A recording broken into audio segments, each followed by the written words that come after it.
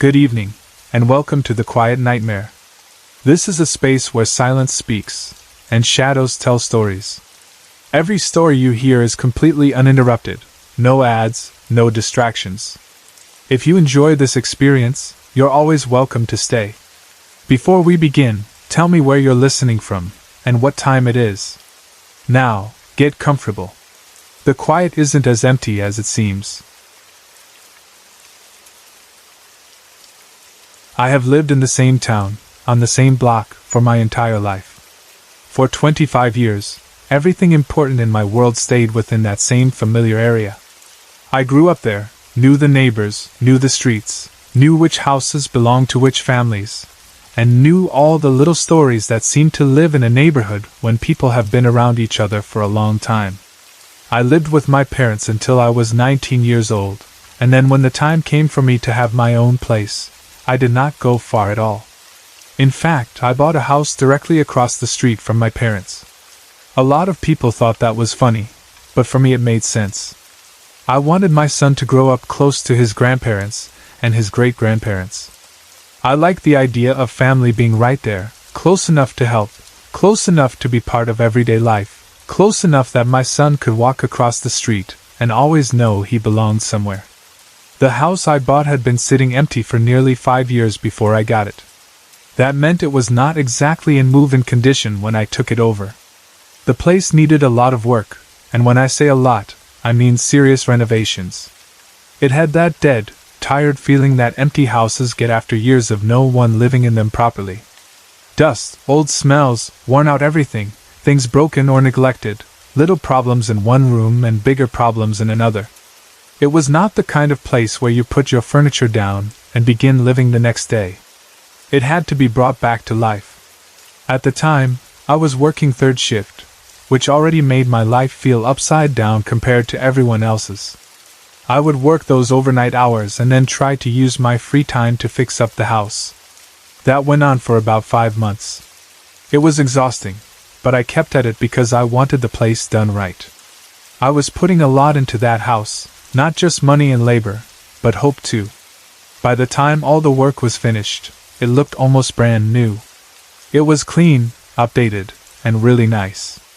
If someone had seen the house at the end without knowing what it looked like before, they probably would have had no idea how rough it had been.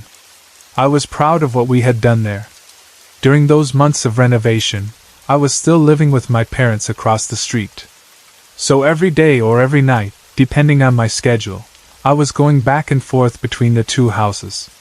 That meant I got very used to looking at the place from across the street, walking over there, going inside, staying for hours to work, then going back again. It became part of my routine. Because of that, I got to know the house in a strange way before I ever officially lived in it. I knew how it looked from the outside at different times of day. I knew which lights were usually on. I knew how quiet it felt before the furniture came in, when it was still just bare rooms and tools and dust and construction. One night, while I was still in the middle of all those renovations, something happened that stayed with me in a way I could not explain for a long time. It was a Saturday night. I remember that clearly because Saturdays and Sundays were the only days I had off, so those were the days I usually tried to get a lot done around the house. I had been over at my parents' place, and at some point that night I was walking across the street to the house to do some work. It was not unusual at all. I had made that walk so many times by then that I probably did not think much about it when I first stepped outside. As I was crossing the street, I noticed that there was a light on in the house. That was not unusual either. My father would sometimes leave a light on there for security reasons, just so the place did not look completely empty and dark at night. So when I saw the light, I did not react like anything was wrong. It was normal enough.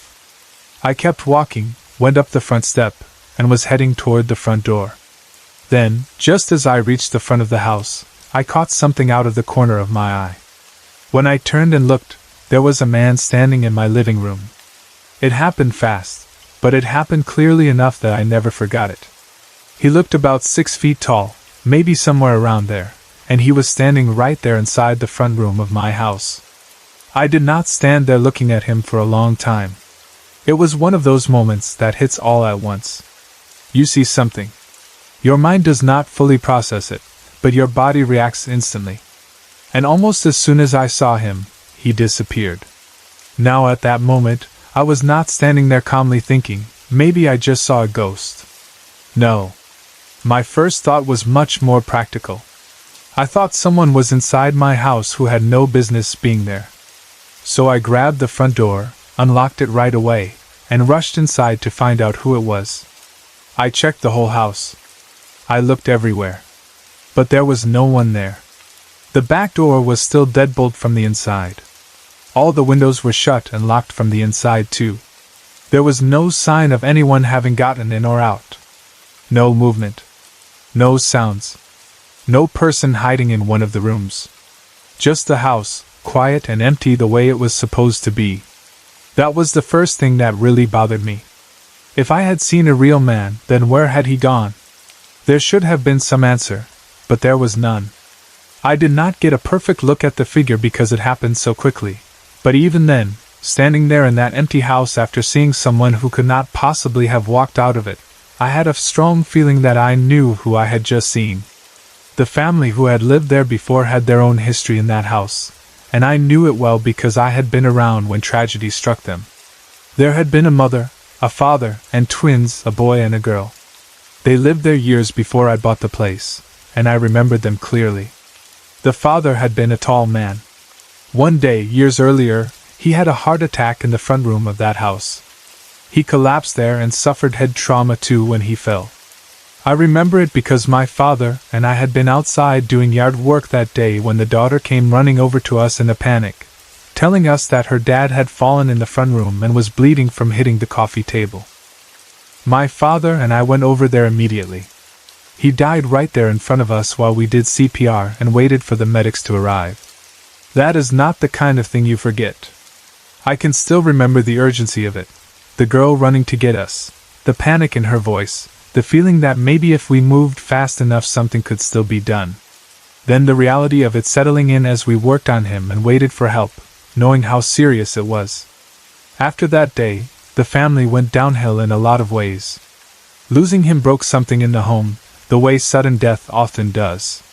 Their lives changed after that, and several years later they ended up losing the house to foreclosure and moving out. So when I saw that figure standing in the front room years later, I believed I had seen him. At that time, though, I still did not really believe in ghosts. Even after seeing that man in the living room, I was not ready to fully say, yes, I just saw a ghost in my house. I was shaken, yes. Confused, absolutely. But belief takes different amounts of proof for different people, and I was still fighting the idea. I wanted another answer. I wanted something easier, more practical, more grounded. A while after that, I had a few friends over who claimed to be mediums. I had not told them anything specific about the house. I did not sit them down and tell them the story of the man in the living room or the father who died there years earlier. I only invited them over because I wanted to see if they picked up on anything without being fed information first. Even then, I was skeptical. I thought maybe they would say vague things or get nothing at all, and that would be the end of it.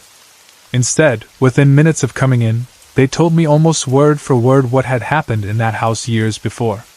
My jaw dropped. There is no better way to say it than that. I was stunned. They described the event, the family, the death in the front room, all of it so closely that I could not explain it away anymore. That was the moment when skepticism finally cracked for me. I became a believer after that. Not because I wanted to, not because I thought it was exciting, but because I had run out of ways to deny what was sitting right in front of me. Ever since that reading, I have noticed more things than I used to. Maybe the ability was always there and I just ignored it, pushed it aside, called it coincidence, and moved on. But after that point, I started realizing that I picked up on things more often than other people around me seemed to. I began to think that maybe I had certain sensitivities or abilities that I had simply refused to acknowledge before. I do not say that lightly. I know people can convince themselves of a lot when they start looking for patterns.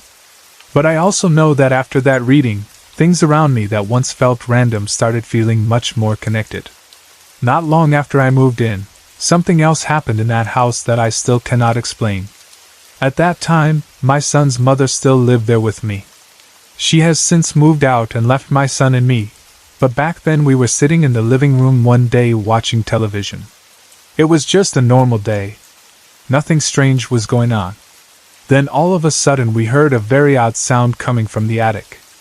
It sounded like someone had rolled something from the front of the house all the way to the back bedroom.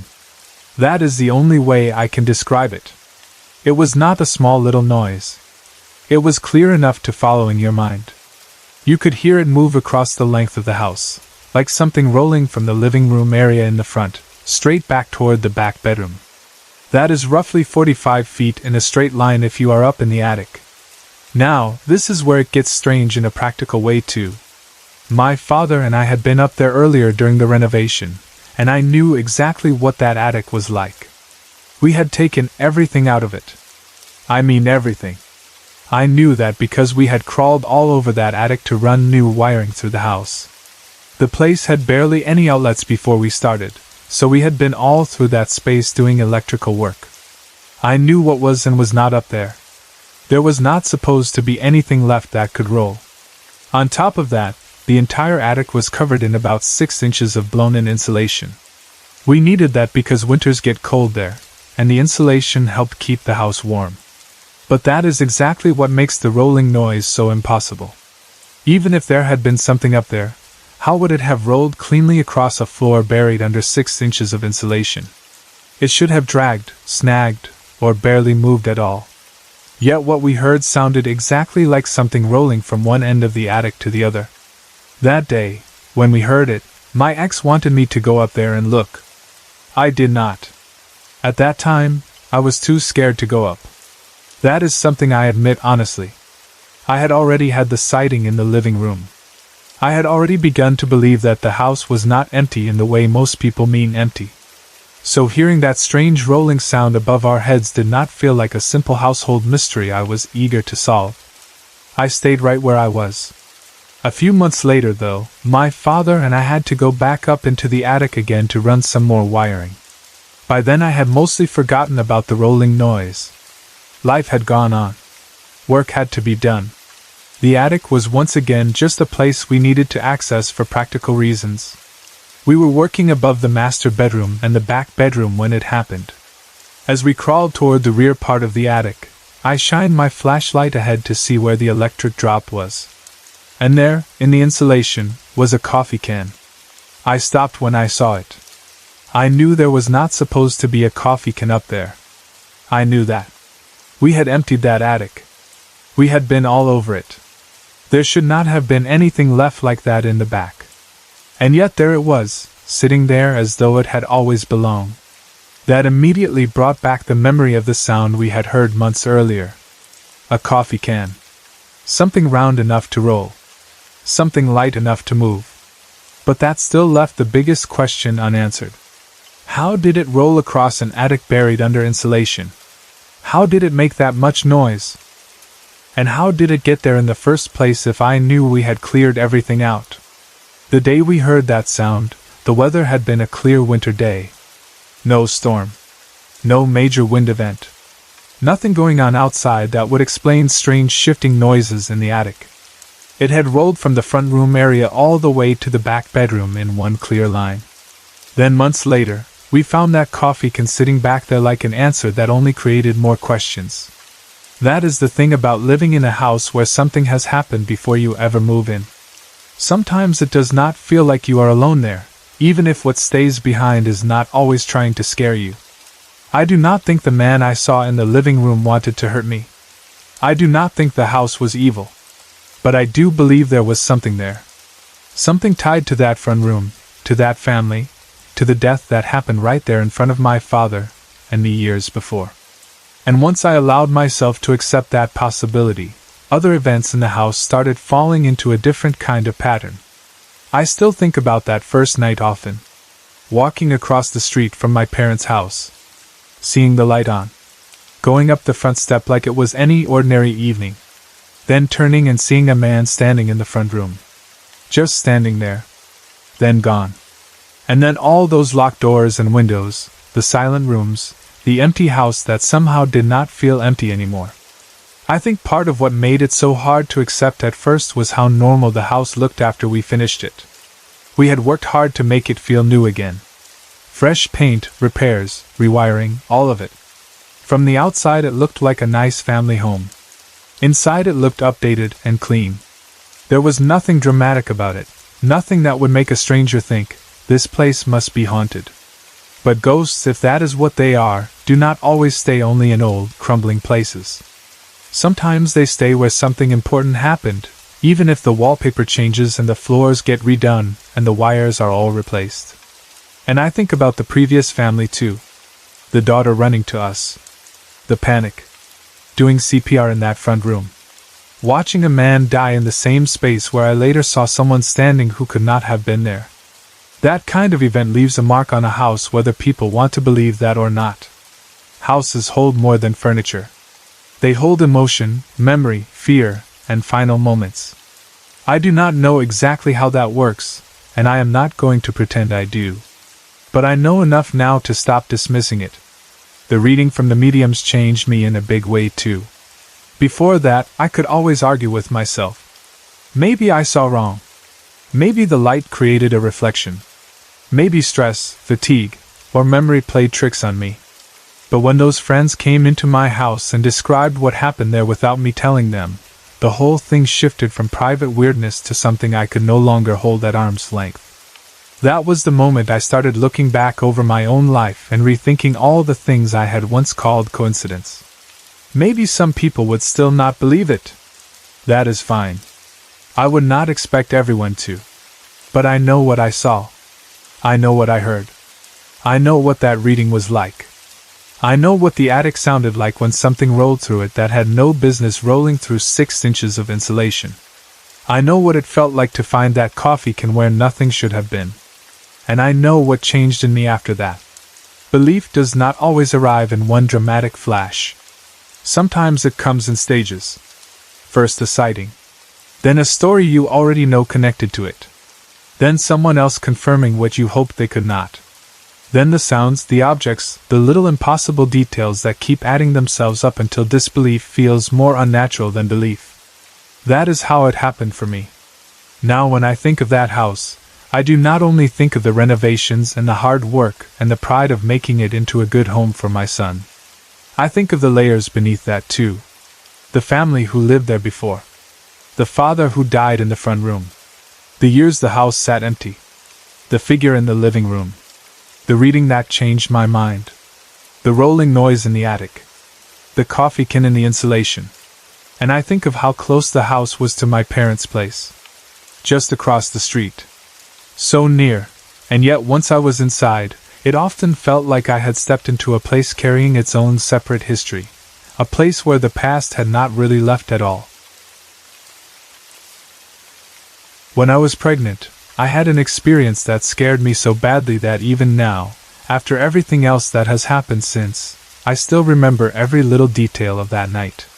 It was one of those moments that begins in complete, ordinary silence, and then suddenly shifts into something you cannot explain, something that your mind keeps trying to solve long after it is over.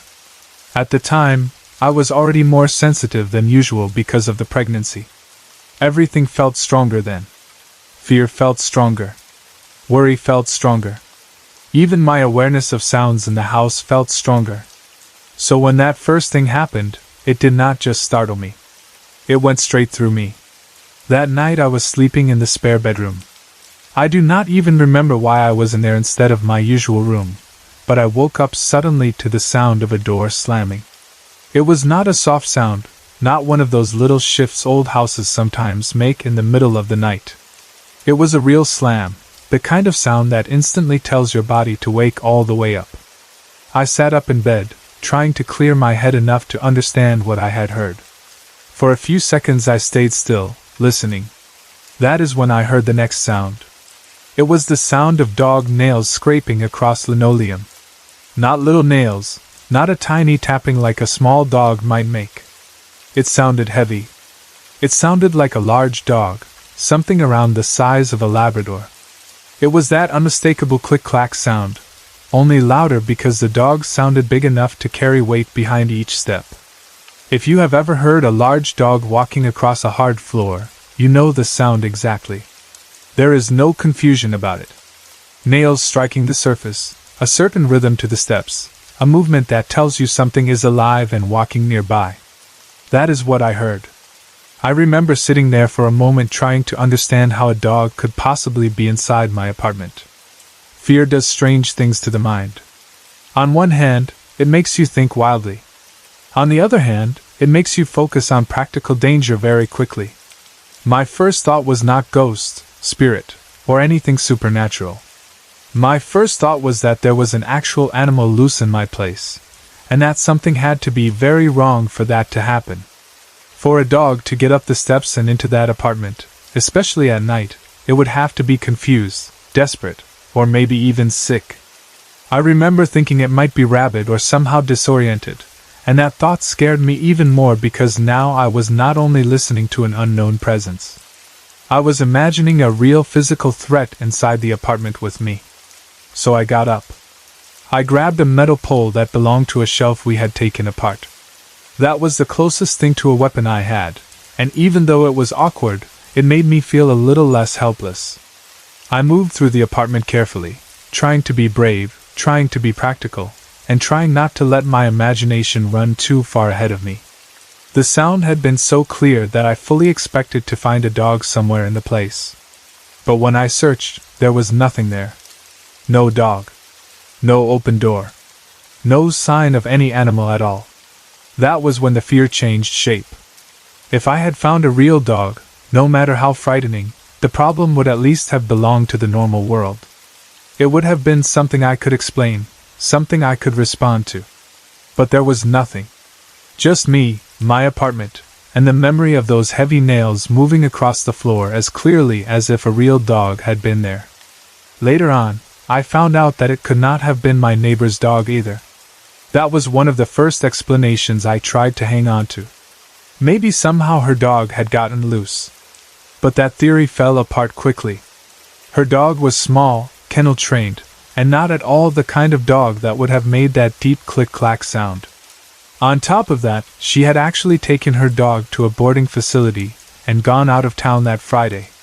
So there was no dog near me that could have caused what I heard. Eventually, I tried to dismiss the whole thing. That is what people do when they cannot explain something and do not want to be frightened by it forever. I told myself maybe I had half-dreamed it. Maybe the sound came from somewhere else, and my sleepy mind translated it into dog nails on the floor. Maybe the door slam had startled me awake, and the rest had just folded into the moment somehow. Time passed, and even though I never really solved it, I managed to stop thinking about it every day. Little by little, I almost forgot. Then, around 2 weeks ago, something happened that brought the whole memory roaring back. At that point, we had been having one storm after another. They were not slow, gentle, passing storms either. They were those fast-moving, hard-hitting storm systems that come with high winds, tornado warnings, and all the pressure in the air that makes the world feel unstable even before the rain really starts. Our house is old and not in the greatest shape. It is not one of those sturdy homes that makes you feel protected when the weather turns bad. It has some wear on it, some disrepair, and the landlord is very old, so things do not always get fixed or maintained the way they should. When the storms started getting more serious, I did not want to stay there alone with the baby. So I called my mom and asked her to come get us. By the time she arrived, I was still packing the diaper bag and making sure I had everything we needed. It was one of those tense moments where the weather already has you on edge, and every little task feels more urgent than normal. You are not only packing. You are trying to get yourself and your child out of a place that suddenly feels less safe. My mom was there, and I remember feeling a little relieved already because just having another person in the house makes things feel more manageable. Then we heard the back door slam. Hard. It was not a soft little bump from shifting air or a lazy swing on a loose hinge. It slammed. That alone would have been enough to make me stop what I was doing, but what made it even stranger was the way that back door worked. The floor at the back of the house is sinking with the house itself. It has a slope to it. If you set a ball down in the kitchen, it rolls toward the back of the room. Because of that, when I open the back door to let air move through the house, it wedges into the floor once it is open wide enough. That day, I had opened it as far as I possibly could, and it was wedged in there tight. It took effort to move that door once it was set like that. There is just no way ordinary wind could have slammed it shut from that position. That was the first thing that made the sound impossible. Then, as my mom and I moved toward the back of the house to check it, we heard it. The dog's steps. That same sound. That same heavy click-clack of dog nails on a hard surface. The second I heard it, I knew. I had heard that exact sound before. Not something close to it. Not something similar. The exact same thing. It felt like the earlier experience had returned, only this time I was not alone, and that somehow made it both better and worse. Better, because at least now someone else might hear it too. Worse, because if my mother heard it too, then I would know once and for all that it had never only been in my imagination. By the time we reached the dining room, my mother was deeply uncomfortable. While I was checking the door, she was already reacting to something in the atmosphere around us. She did not stand there calmly questioning what the sound might have been. She wanted to leave. She insisted we go. She said she felt like something did not want us there. The way she said it stayed with me, because it was not theatrical or dramatic. It was instinctive. It was the kind of statement people make when their body is already reacting to something before their mind catches up.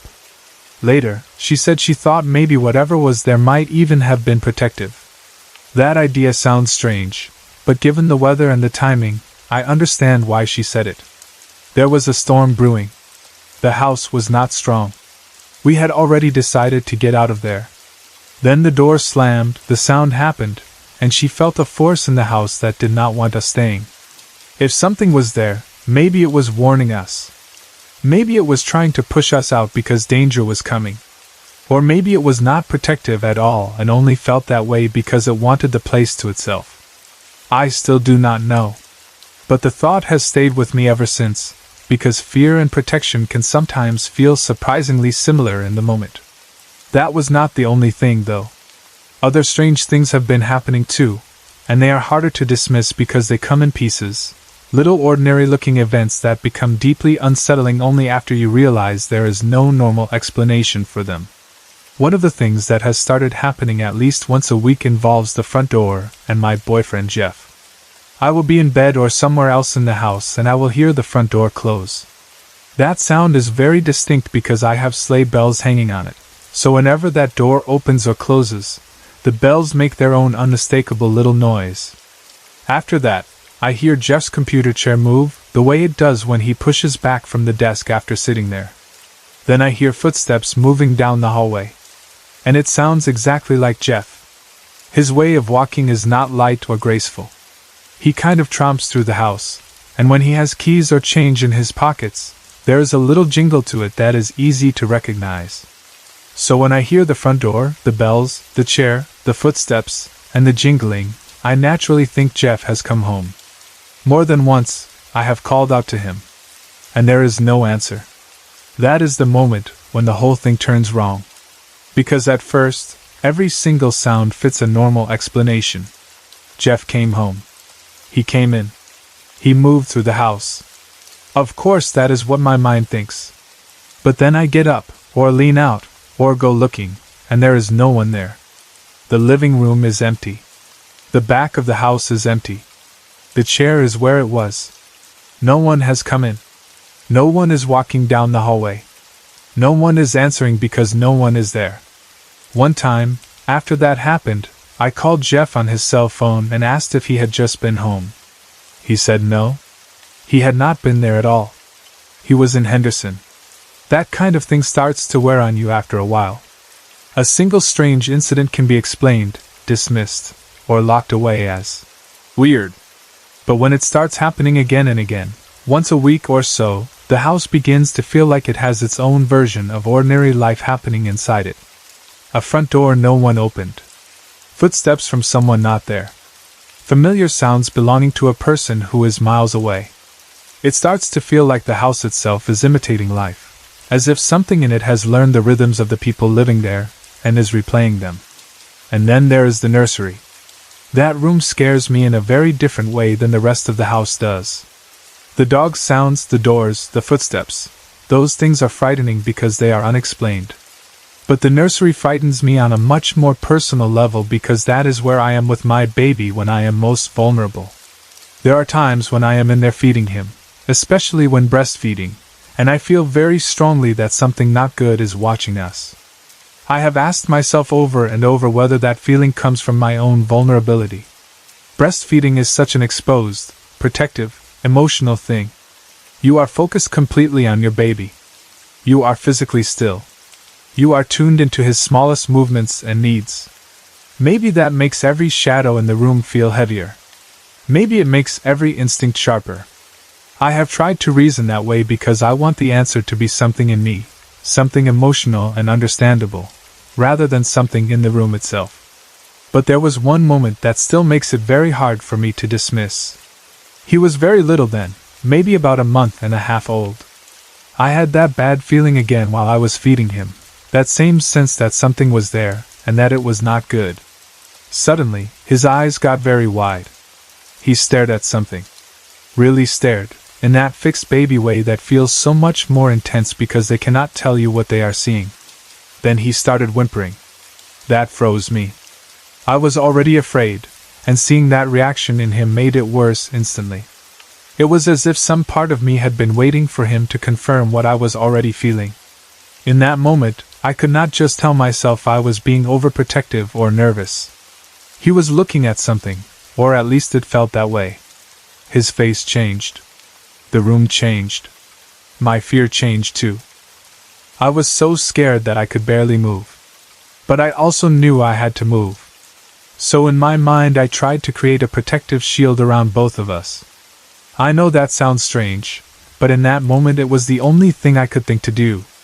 I pictured protection around me and my son, as if willing safety into the room might somehow make it real. Then I got up slowly and carried him into my own bed, acting outwardly as normal as I could because fear gets worse when you feed it with sudden frantic movements. Even now, I do not know exactly what happened in there. These days he tracks things with his eyes in that room too, but babies do that. Babies stare at lights, corners, movement, shadows, tiny things adults never notice, even little floaters in their own eyes or shifting contrasts we do not think about. I know all that. I tell myself all that. But once you have had one moment in a room that truly frightened you, it becomes very hard to experience later ordinary things there without that fear shadowing them. And now we are at the point where he is supposed to start sleeping in his own room. That should feel like a sweet step forward, something natural in a growing child's life. Instead, I feel dread. I am scared to put him in there at night. Scared to step away. Scared that the room I should be turning into his safe space does not feel safe to me at all. That may be the hardest part of everything. If it were just me hearing footsteps, or a phantom dog, or a door slamming, I could still separate myself from it in some way. I could tell myself I am an adult. I can handle being uncomfortable. I can tolerate not knowing. But when it starts touching the spaces where my baby is, everything changes. Fear becomes sharper. Protective instincts become stronger. Ordinary, unexplained things no longer feel merely creepy. They feel threatening, even when I cannot prove they are. I have thought many times about whether all of these things are connected. The dog nails I heard when pregnant. The same sound my mother and I heard again by the back door during the storms. The sense that something did not want us in the house that day. The front door sounds and hallway footsteps that mimic Jeff. The nursery and the awful feeling in there. Maybe it is all one presence. Maybe it is a few separate strange things gathered under one roof. Maybe some of it is explainable, and some of it is not. Maybe the dog's sound is one thing, and the house sounds are another. Maybe the nursery feeling is only my own fear. I really do not know. What I do know is that too many things have happened for me to dismiss them all comfortably anymore. The dog's sound especially stays with me because of how specific it is. It does not sound vague. It does not sound like settling pipes or loose boards or a little animal moving in the walls. It sounds exactly like a large dog's nails on linoleum. It is such a precise sound that when I heard it again with my mother there, part of me almost felt relieved, even while I was frightened, because at least I knew I had not invented it the first time. Someone else had heard it too. That matters more than I can explain. My mother's reaction matters too. She is not someone who gets worked up easily, and yet in that moment she wanted us out of there. She felt something strongly enough to insist on leaving. And because she described it as maybe protective, that gives the whole thing a strange layer. What if the presence in the house is not as simple as good or bad? What if some parts of what happens are warnings, while other parts feel more invasive or unsettling? What if something there is trying to keep us from harm, while something else is only replaying sounds and movements from another time? I know that sounds complicated, but old houses and strange experiences rarely arrange themselves neatly. And the thing with Jeff's footsteps is deeply unsettling in its own separate way. That feels almost intelligent. Not just noise. Not just atmosphere. It feels imitative.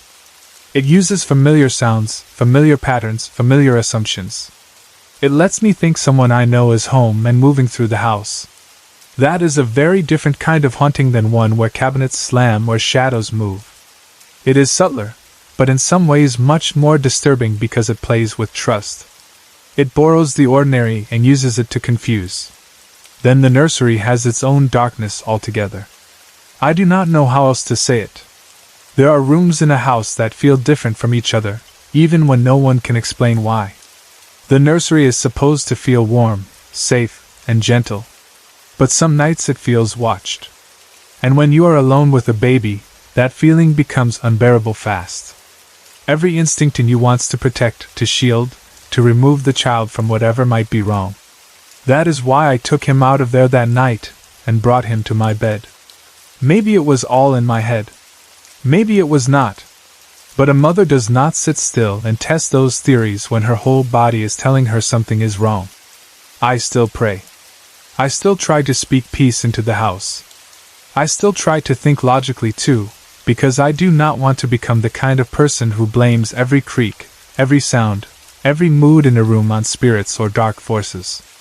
Houses make noises. Wind does strange things. Old homes settle and shift. Pregnant women and new mothers are exhausted, emotional, and naturally alert to danger. I understand all of that. But I also know that there are moments when explanation does not fit. Moments when a sound is too clear, a reaction is too strong, a timing is too exact. That is where I am now. Caught between reason and fear. Between wanting answers and knowing I may never get them. Between trying to protect my baby and trying not to let my own fear become something he grows up breathing in. I wish I knew what was in this house. I wish I knew whether that feeling in the nursery is really something outside me or just the shape my own fear takes when I am tired and alone. I wish I knew what walked with those heavy dog nails. I wish I knew who comes through the front door that no one opens and walks down the hallway sounding like Jeff. But I do not know. All I know is that this house has a life in it I cannot fully understand, and the more I try to ignore it, the more it reminds me that it is there. I was 6 years old the first time I ever saw what I truly believe was a ghost or spirit, and even now, after all the years that have passed since then, I can still remember that day with a kind of sharpness that surprises me. A lot of childhood memories fade around the edges. You remember the outline of what happened, but not the way the room smelled, not the shape of the light, not the exact feeling that rushed through you when everything changed. This memory is not like that. It stayed.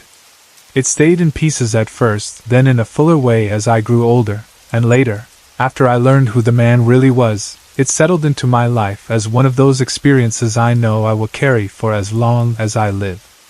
At the time, we were living in a house my father had built in 1961. It was not some ancient, spooky house with a long, strange history. It was our home. It was familiar, lived in, comfortable, and full of the sort of ordinary safety children usually take for granted. I was an only child, and because of that I had learned very early how to keep myself occupied. I was used to being alone in parts of the house. I was used to making up my own games, wandering from room to room, and finding adventure in whatever space was around me. That is important to understand, because I was not the kind of child who frightened easily. Even at 6 years old, I was not timid. I was comfortable being by myself. I was not the type to run screaming from every little noise or shadow. I liked to roam. I liked to explore. And because I spent so much time alone, I grew used to my own company and to the feel of the house around me. One of the places I liked to play was the basement. Our basement was not some dark, crumbling cellar that adults had to force me into. It was part of the house, and to me it was another place to invent games and use my imagination. There was enough room for me to ride my bike around down there, and that was exactly what I had been doing on the day this happened. I remember riding around and around, making loops across the basement floor, enjoying the sound of the bike beneath me and the freedom of having all that space to myself. It felt normal. It felt fun. It felt like any other day in childhood when you are completely absorbed in whatever simple activity is making you happy in the moment. In the middle of the basement, my father had built a stone and brick seating area. It was square and solid, the kind of structure that looked permanent, like it had always belonged there. I must have passed it several times while riding my bike that day. I do not remember noticing anything strange about it at first. Why would I? It was just part of the basement, part of the scenery of my childhood, one more thing to ride around as I made my loops. I had probably gone back and forth there many times without thinking much at all. Then, on what I remember as my last pass around the basement, I looked up. And there, sitting on that stone and brick seating area, was a man. What I always find difficult to explain is that my first reaction was not fear. It was shock. It was confusion. It was the kind of stunned feeling that happens when something appears where it absolutely should not be, and for a few seconds your mind has not yet decided what emotion to attach to it. He was just there, solid and real-looking in a way that made my mind accept him before it had time to question how impossible his being there actually was. He was sitting in a hunched-over position with his elbows resting on his knees. I can still see that pose in my mind clearly. It was not casual in a cheerful or relaxed way. It was heavy, tired maybe, or brooding. There was something weighted about it. His clothes stood out to me right away too. He was wearing old bib overalls and a red and black checked flannel shirt. He had on old work boots, worn-looking boots, the kind a man would wear if he had spent a great deal of his life doing hard physical work. Even at 6 years old, I knew he did not look like anyone I knew. He did not look modern, not in the way people around me did. There was something old about him, not only in his clothing but in his whole presence. He did not belong in our basement. He did not belong in my time. But the thing that struck me most, and the thing that disturbed me even before fear fully took over, was his face. His head and face looked scarred, badly scarred, as though he had been burned. It was not a neat little mark, or one small injury. It was enough that even as a child I noticed it immediately, and knew something was terribly wrong about the way he looked. I sat there on my bike, staring at him, and for a few moments he did not even seem to know I was there. That is another detail I have never forgotten. It was almost as if I had come upon him unexpectedly, as if he had been sitting there by himself and my presence had not registered right away. So I stayed still and looked at him. Then finally he lifted his head and looked straight at me. The moment his eyes met mine, everything in the room changed. It was like whatever strange suspension I had been in broke all at once. I remember feeling as though he had only just then realized I was there. He stared directly at me, and the expression on his face changed. What came over him was not confusion, not curiosity, not surprise. It was anger. A sudden, hard, unmistakable anger. It was the kind of look that a child may not have the words to describe fully, but absolutely knows when she sees it. He became frightening in that moment because he wanted me to know he saw me, and he did not like it. Then he spoke. He said, "Come here, little girl." That was the moment when fear finally hit me in full. Everything before that had been shock, bewilderment, and the strange hesitation that comes from seeing something impossible. But the second he spoke to me, the whole experience became personal and threatening. He was not just some figure in the basement anymore. He had noticed me. He had spoken to me. He wanted me to come toward him. And something in me knew with complete certainty that I should not go anywhere near him. I became hysterical. That is the only honest way to describe it. I covered my eyes. I started screaming for my father. I do not remember deciding to do that. It just happened, the way panic happens when your body acts before your thoughts can. I screamed, and for a few seconds I was too afraid to look again. Then, because terror often forces you to check whether the thing is still there even when you do not want to, I finally got the courage to look. He was gone. Completely gone. That made everything even stranger because it meant there had been no normal explanation. It was not an intruder who stood up and ran off. It was not someone hiding in a corner. He had been there, and then he simply was not. The whole thing had happened in a basement I knew well, in broad familiarity, in the middle of a normal day of childhood play. I ran. I raced through the house to the other end where my father was, screaming that there was a man in the house. I was not speaking in some metaphorical or dramatic way. To me, that was exactly what had happened. There had been a man in the basement, a strange scarred man in old clothes, and I needed my father to deal with him. My father responded the way any father probably would. He searched. He checked windows and doors. He looked around the house carefully. But everything was exactly as it should have been. The windows were closed. The doors were secure. There was no sign of anyone getting in or out. When nothing was found, both my father and my mother chalked it up to imagination. That hurt me more than I could have explained at the time. Children know when adults stop believing them. Even if the adults try to be gentle about it, children know. And I knew. To my parents, it was easier to believe I had imagined the whole thing than to accept that something truly strange had happened in our basement. I understand that better now than I did then. Adults want reasons. They want the world to stay arranged in safe categories. A child being imaginative is easier to live with than a child seeing a burned and angry man where no man should be. But at 6 years old, their disbelief did not comfort me. It left me alone with what I knew I had seen. The one person who listened to me differently was my grandmother. She was my mother's mother, and I adored her. She had a seriousness to her that made things feel real when she spoke. When I told her about the man, she listened intently. She did not laugh. She did not dismiss me. She did not pat me on the head and suggest I had dreamed it. She listened. Then she looked at me very sternly and said, "If you ever see him again, run. He is a bad man." Those words stayed with me. I did not question her. I did not ask how she knew or why she believed me when others did not. I simply accepted it because my grandmother's word was law in my world. If she said he was bad, then he was bad. If she said run, then I would run. Her seriousness did something my parents' doubt never could. It confirmed that what I had seen mattered, and that I had been right to be afraid. For years after that, the memory stayed with me in a strange way. I did not see him again. At least not then. Life moved on, as it does. Childhood kept unfolding. But the image of that man never left me. The overalls, the flannel shirt, the worn boots, the hunched posture, the scarred face, the sudden anger when he saw me, and those words, "Come here, little girl." All of it stayed in me even when daily life looked normal again. There are some memories you do not revisit all the time, but they still sit inside you waiting, ready to become vivid again the moment something touches them.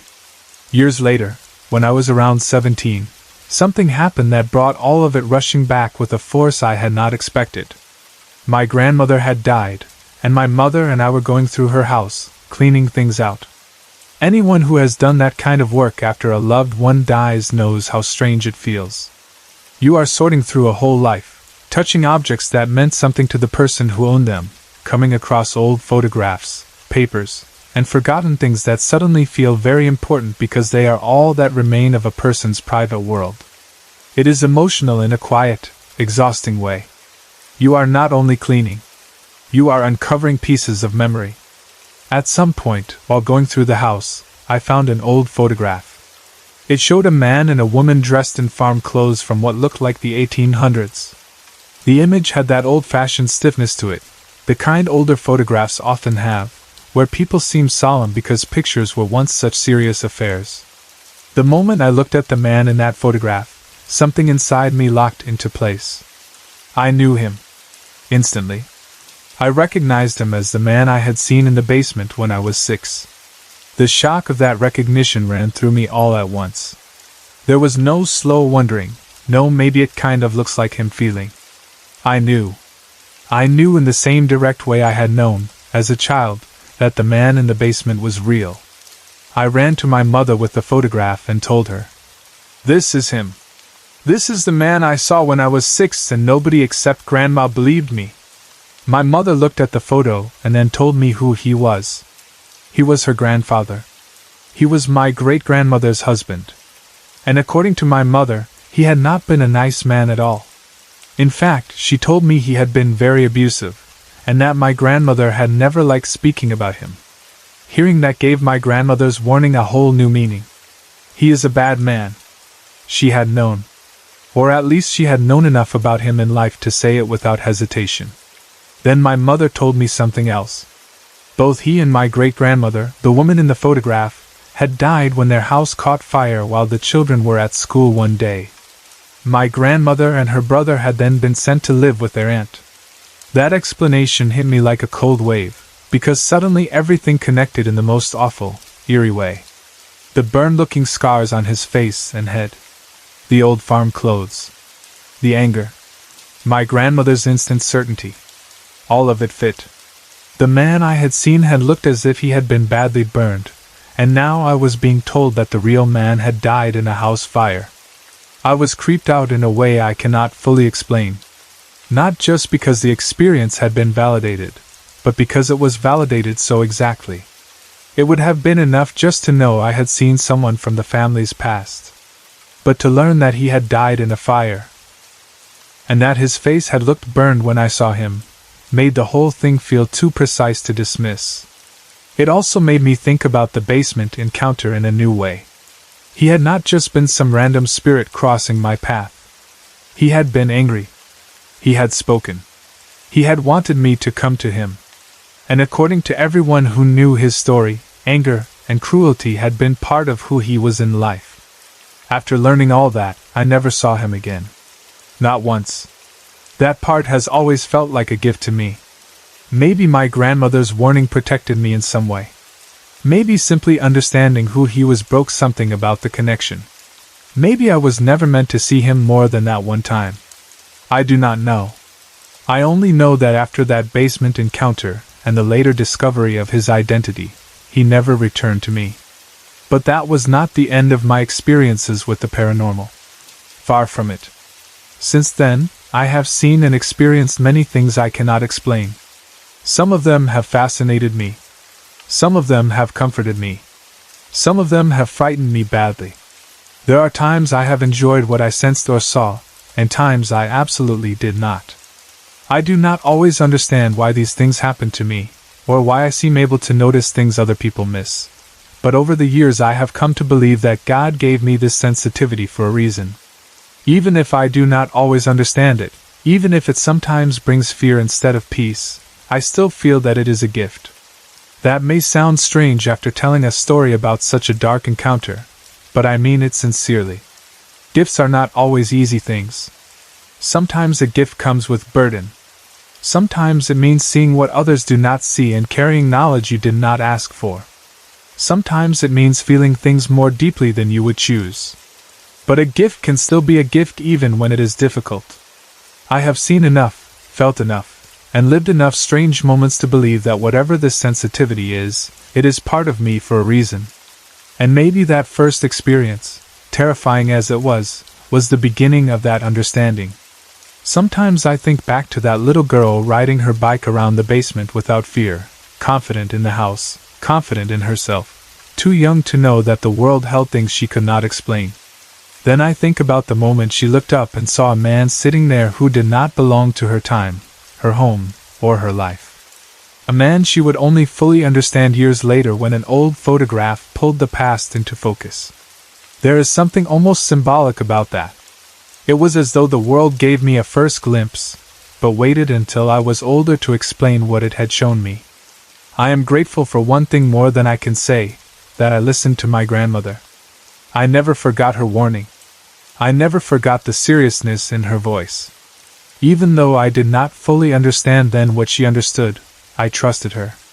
And trust matters in stories like this. Children often know more than adults give them credit for, and old women often know more than they say. My parents chose doubt. My grandmother chose recognition. Because of that, I always carried her words alongside the memory, and maybe those words helped protect me in ways I will never be able to measure. There are still times when I wonder why he appeared to me at all. Why me? Why then? Why in that basement, in the house my father built, in the middle of an ordinary childhood afternoon? Was it random? Was it because children are more open? Was it because he was drawn to someone who could see him? Was it because of family ties, blood ties, old pains still circling through generations? I do not know. But I have come to accept that not every question gets a full answer in this life. Sometimes all you get is the experience itself, and the meaning you build from it later. What I know for certain is this: I saw him. He was real to me in that moment. He looked burned. He was angry. He spoke to me. And years later, when I found his photograph, the world shifted just enough to tell me I had not imagined it after all. That knowledge changed me. It made me take my own experiences seriously in a way I might not have otherwise. It made me understand that there are some things in this world and beyond it that do not fit neatly into the safe explanations people prefer. It made me believe that some dead do not lose the shape of who they were in life. And it made me realize that being able to sense or see such things is not always pleasant, but it is real all the same. I do not pretend to understand everything I have experienced since then. I do not always know whether what I feel or see is meant as a warning, a message, a comfort, or simply an encounter. I do not always enjoy it. But I no longer doubt that it is there. And even after the fear, the confusion, and the years of trying to make sense of it, I still feel blessed. Blessed not because every experience has been easy, but because I believe there is purpose in it. Blessed because I was believed when it mattered most. Blessed because I learned early that the unseen world is real. Blessed because, difficult as it can be, I would rather know than live numb to it all. So yes, the first spirit I ever saw was a bad man. Yes, it frightened me. Yes, it marked me. But it also opened my life to a deeper understanding of things most people never have to face directly. And for whatever reason God chose, that path became part of who I am. I live in San Francisco, California, in an older part of the city, though the condo itself is not especially ancient. It was built in 1989, so it is not the kind of place most people would immediately point to and say it must be haunted. It is not some Victorian mansion, not some crumbling apartment from another century, not one of those buildings where you expect the past to press in from every wall. It is a relatively modern condo in an old section of town, and for a while I thought of it as exactly that. A home. Ordinary enough. Comfortable enough. Nothing in the structure itself ever struck me as particularly threatening. If anything, what happened there taught me that a place does not have to be old to become troubled. Everything began around Christmas of 1995. My husband brought home a charm. That was the beginning, at least as far as I can trace it. He had a friend who was experimenting with dark arts, and this friend made the charm and gave it to him. At the time, I do not think either of us fully understood what kind of thing we were allowing into our space, or maybe we did not take it seriously enough. Some people treat charms, ritual objects, and things connected to occult practices almost like curiosities, like unusual decorations with a strange story behind them.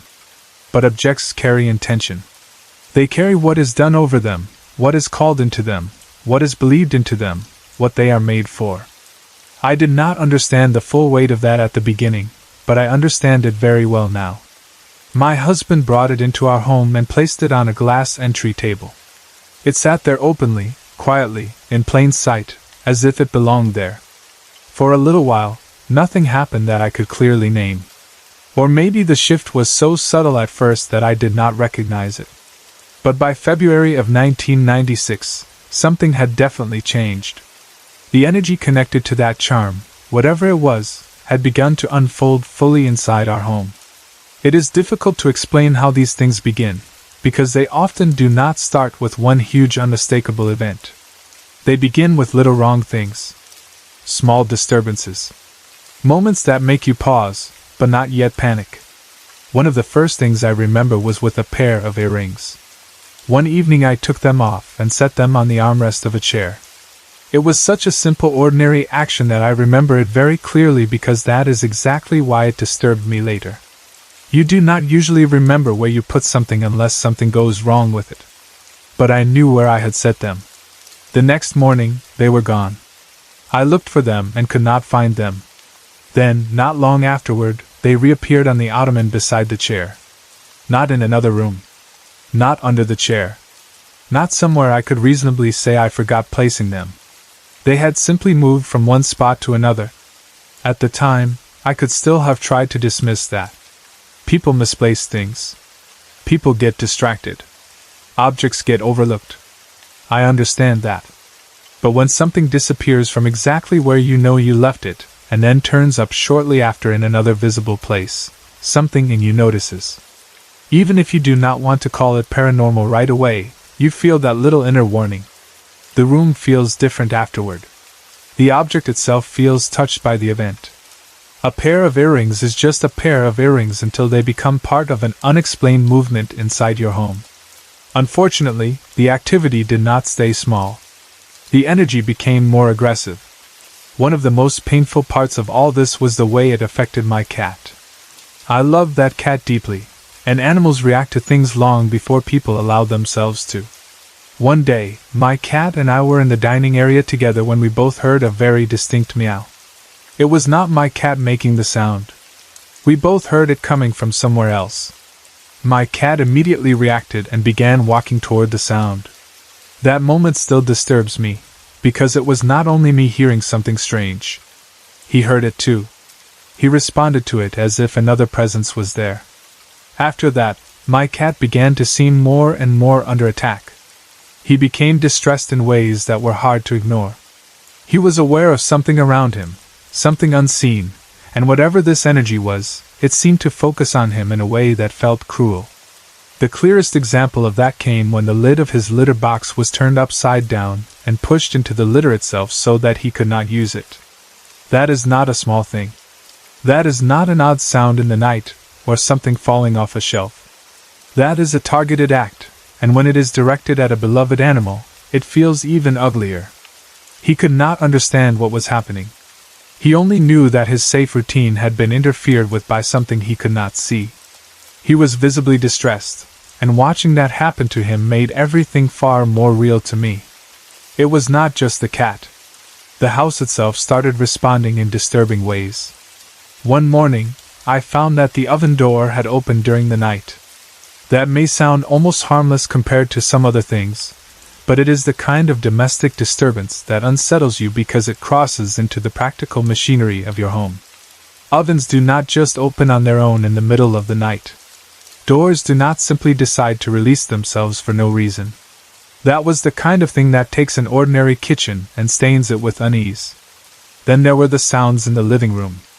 At around 4 in the morning, I would hear what I can only describe as raging around noises. Not one small tap or creak. Not a single object settling. Real activity. Motion. Force. One of the clearest examples was the back of the entertainment unit being pulled away. I could hear it happening. I knew what it sounded like. There is a very specific sound when something fixed or held in place is being dragged loose. That was what I heard. Not imagined, not guessed, but heard. And then there was something even stranger. For a split second, I saw what looked like a red warrior-like metal entity with a shield marching toward the charm on the entry table. That image stayed with me because it was so bizarre and yet so sharp.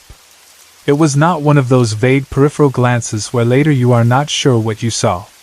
I saw it for a split second, but I saw enough to remember it. Red. Warrior-like. Metallic somehow. Carrying or associated with a shield. Marching with intention toward the charm. It was as if the charm had become a focal point, a magnet, a doorway, or a target. Whatever it was, that sight made me understand more clearly that this was not only random household disturbance. There was intelligence, or at least directed force, moving through what was happening. Other little incidents kept adding themselves to the atmosphere of the place. I would hear knocking sounds above my head while I was showering or getting dressed in the morning. Those moments were especially unsettling because bathrooms and bedrooms are already vulnerable spaces. To be half-dressed, alone, and hearing knocking above you when no one should be there creates a very specific kind of unease. It feels invasive. It makes the routine of your own body feel exposed to something watching or nearby. By April of 1996, I had had enough. At that point I reached out to a spiritual source for help. I needed guidance, because I no longer felt as if this was a simple haunting in the everyday story sense. It felt tied to that charm, and I wanted to know what to do with it. I was told to take the charm away during the new moon and place it at a crossroads. In practice, that ended up being in a trash can near a metro stop, which may not sound poetic, but when you are trying to remove something spiritually dangerous from your home, you do not always get grand symbolic gestures. Sometimes the ritual works through ordinary modern objects like trains, bins, intersections, and timing. So I did it. I took the charm away. After that, I cleansed the house with white sage. For a little while, some of the harassment eased. I do not want to claim that everything vanished, because it did not. But something changed. Removing the charm made a difference. The house felt somewhat lighter in certain ways, less openly activated than before. That in itself confirmed for me that the charm had indeed mattered. It had not been harmless. It had not simply sat there as decoration while unrelated disturbances happened around it. It had been connected. Still, the energy did not fully leave. That is what has made this experience so exhausting over time. It was never simply one event with a clean ending. The charm may have opened or anchored something, but taking it away did not fully send that something away. Some of the activity remained. My husband and I both began hearing a wind-like sound, almost a hissing sound, coming from the closet area. That sound came enough times, and with enough strange quality, that I began to feel the entity, or energy, spend most of its time there. It became one of those locations in the home that felt different from the rest, as if a piece of the house had become occupied in a more concentrated way. Closets are already strange spaces in the emotional life of a house. They are closed off, dark, enclosed, and often ignored. When a place like that begins carrying a sound associated with a presence, the room around it changes too. You do not look at that corner of the house the same way afterward. At some point, the energy also began interacting with me physically in ways that frightened me much more deeply than the earlier disturbances. There was a time when I was lying down, and I felt the energy trying to enter me. That is the best way I can describe it. I know those words can sound dramatic, but they match the feeling. It did not feel like a simple cold spot or a vague sense of pressure. It felt invasive. It was accompanied by an intensified experience of color and forms, as if my perception itself was being altered by whatever was happening. Then I heard a bang. The entity caused a sound from the metal bed frame, and then moved the covers. The movement of bed covers is one of those details that is almost impossible to shrug off emotionally, because a bed is such a personal place. It is where you are most physically vulnerable, most unguarded, most at rest. When something touches that space, it feels violating in a different way than a noise in the kitchen or a missing object in the living room. At one point during one of these experiences, I felt what I can only describe as a chopping or blade-like sensation in my midsection. Again, I do not say that lightly. I am not saying I was physically cut in a normal visible way. I am saying that is how it felt. A force. A sharpness. Something hostile and directed. Whether spiritual, energetic, psychological, or some combination I do not understand. It felt like an attack. The house continued to produce clicks and bangs afterward. Those sounds became almost part of the background of life there, except that they were never normal enough to fully blend in. You hear a click in a house, and that can be nothing. You hear a bang, and maybe it is a pipe, a frame, a settling board. But when you are already living inside a pattern of activity, each click and bang becomes part of a larger body of evidence rather than an isolated household sound. There was another event that stayed with me because of how immediate it felt. Recently, the entity marched toward me close up. I did not only sense it from a distance. I felt it coming. And as it did, the floor vibrated. That detail matters so much to me because vibration is not abstract. It is not a vague emotion. It is something your body registers through the space itself. The floor beneath me felt the force of its movement. That experience made it impossible to reduce what was happening to little harmless pranks or strange coincidences. It felt intentional, close, and aggressive. And then there are the ways it behaves almost mockingly. One of its favorite ploys seems to be activating the computer from sleep mode into ready mode. That may sound small compared to all the rest, but that is often how these things work. Alongside the more frightening or intrusive experiences, there are also these taunting little manipulations of ordinary objects. Electronics waking up on their own. Systems responding when no one touched them. Things just subtle enough that someone outside the experience could dismiss them, but frequent enough that the person living with them knows better. That is what has made this all so difficult over the years. It has not been one single overwhelming event that I can point to, solve, and move on from. It has been a long pattern. A decade and more of disturbances, sounds, movements, manifestations, pressure, atmosphere, and fear. And because it has lasted so long, it has shaped the emotional life of my home. That is one of the saddest parts. A home should be a place where you settle. A place where your spirit can unclench. A place where you put your body down and feel ordinary. When a bad energy settles into a home for 10 years or more, it warps that. It teaches you to listen too hard, to notice too much, to keep part of yourself braced for the next sound or movement, or shift in the room. What troubles me too is that this did not begin in a visibly haunted place. This was not some ruined mansion or house with a local ghost story attached to it. It was a condo in San Francisco built in 1989. Fairly modern. In a city full of old and new layered together.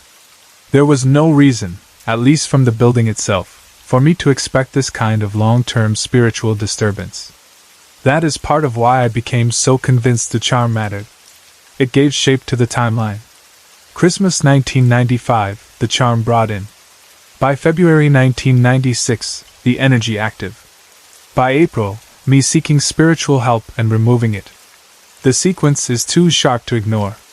And yet, even after removing the object and cleansing the home, the residue remained. That has forced me to ask myself many things over the years. Did the charm simply attract something already nearby? Did it create a path? Did it anchor something that then stayed after the object was gone? Did my cleansing interrupt the direct connection but not fully close whatever had been opened? Or did the energy, once invited or awakened, become attached to the people in the house rather than the object itself? I do not know. And that is one of the hardest things. Long-term haunting or oppression is not only frightening because of the activity. It is exhausting because of the uncertainty. Every event becomes both an experience and a question. The earrings moving. The cat hearing a phantom meow. The litter box being interfered with. The oven door opening. The entertainment unit being pulled. The red warrior-like figure marching toward the charm. The knocking above my head while I dressed. The hissing from the closet. The bed frame noises. The movement of covers. The blade-like sensation. The floor vibrations. The computer waking on its own. Each one becomes part of the pattern, and yet the pattern never resolves into something simple enough to fully understand or fully fight. Over time, I have come to trust one thing above all: the energy is not good. That is something I know in the same way people know danger before they can fully explain it. There is a quality to certain presences that does not need a theological essay or a technical analysis. Your body knows. Your peace knows. Your cat knows. Your marriage feels it. Your home changes shape around it. Good presences, or benign ones, do not leave behind this kind of sustained harassment, aggression, and invasive behavior. Whatever has remained here all these years is not harmless. And that is what makes the whole experience so painful. Because I do not want my home to be a battleground.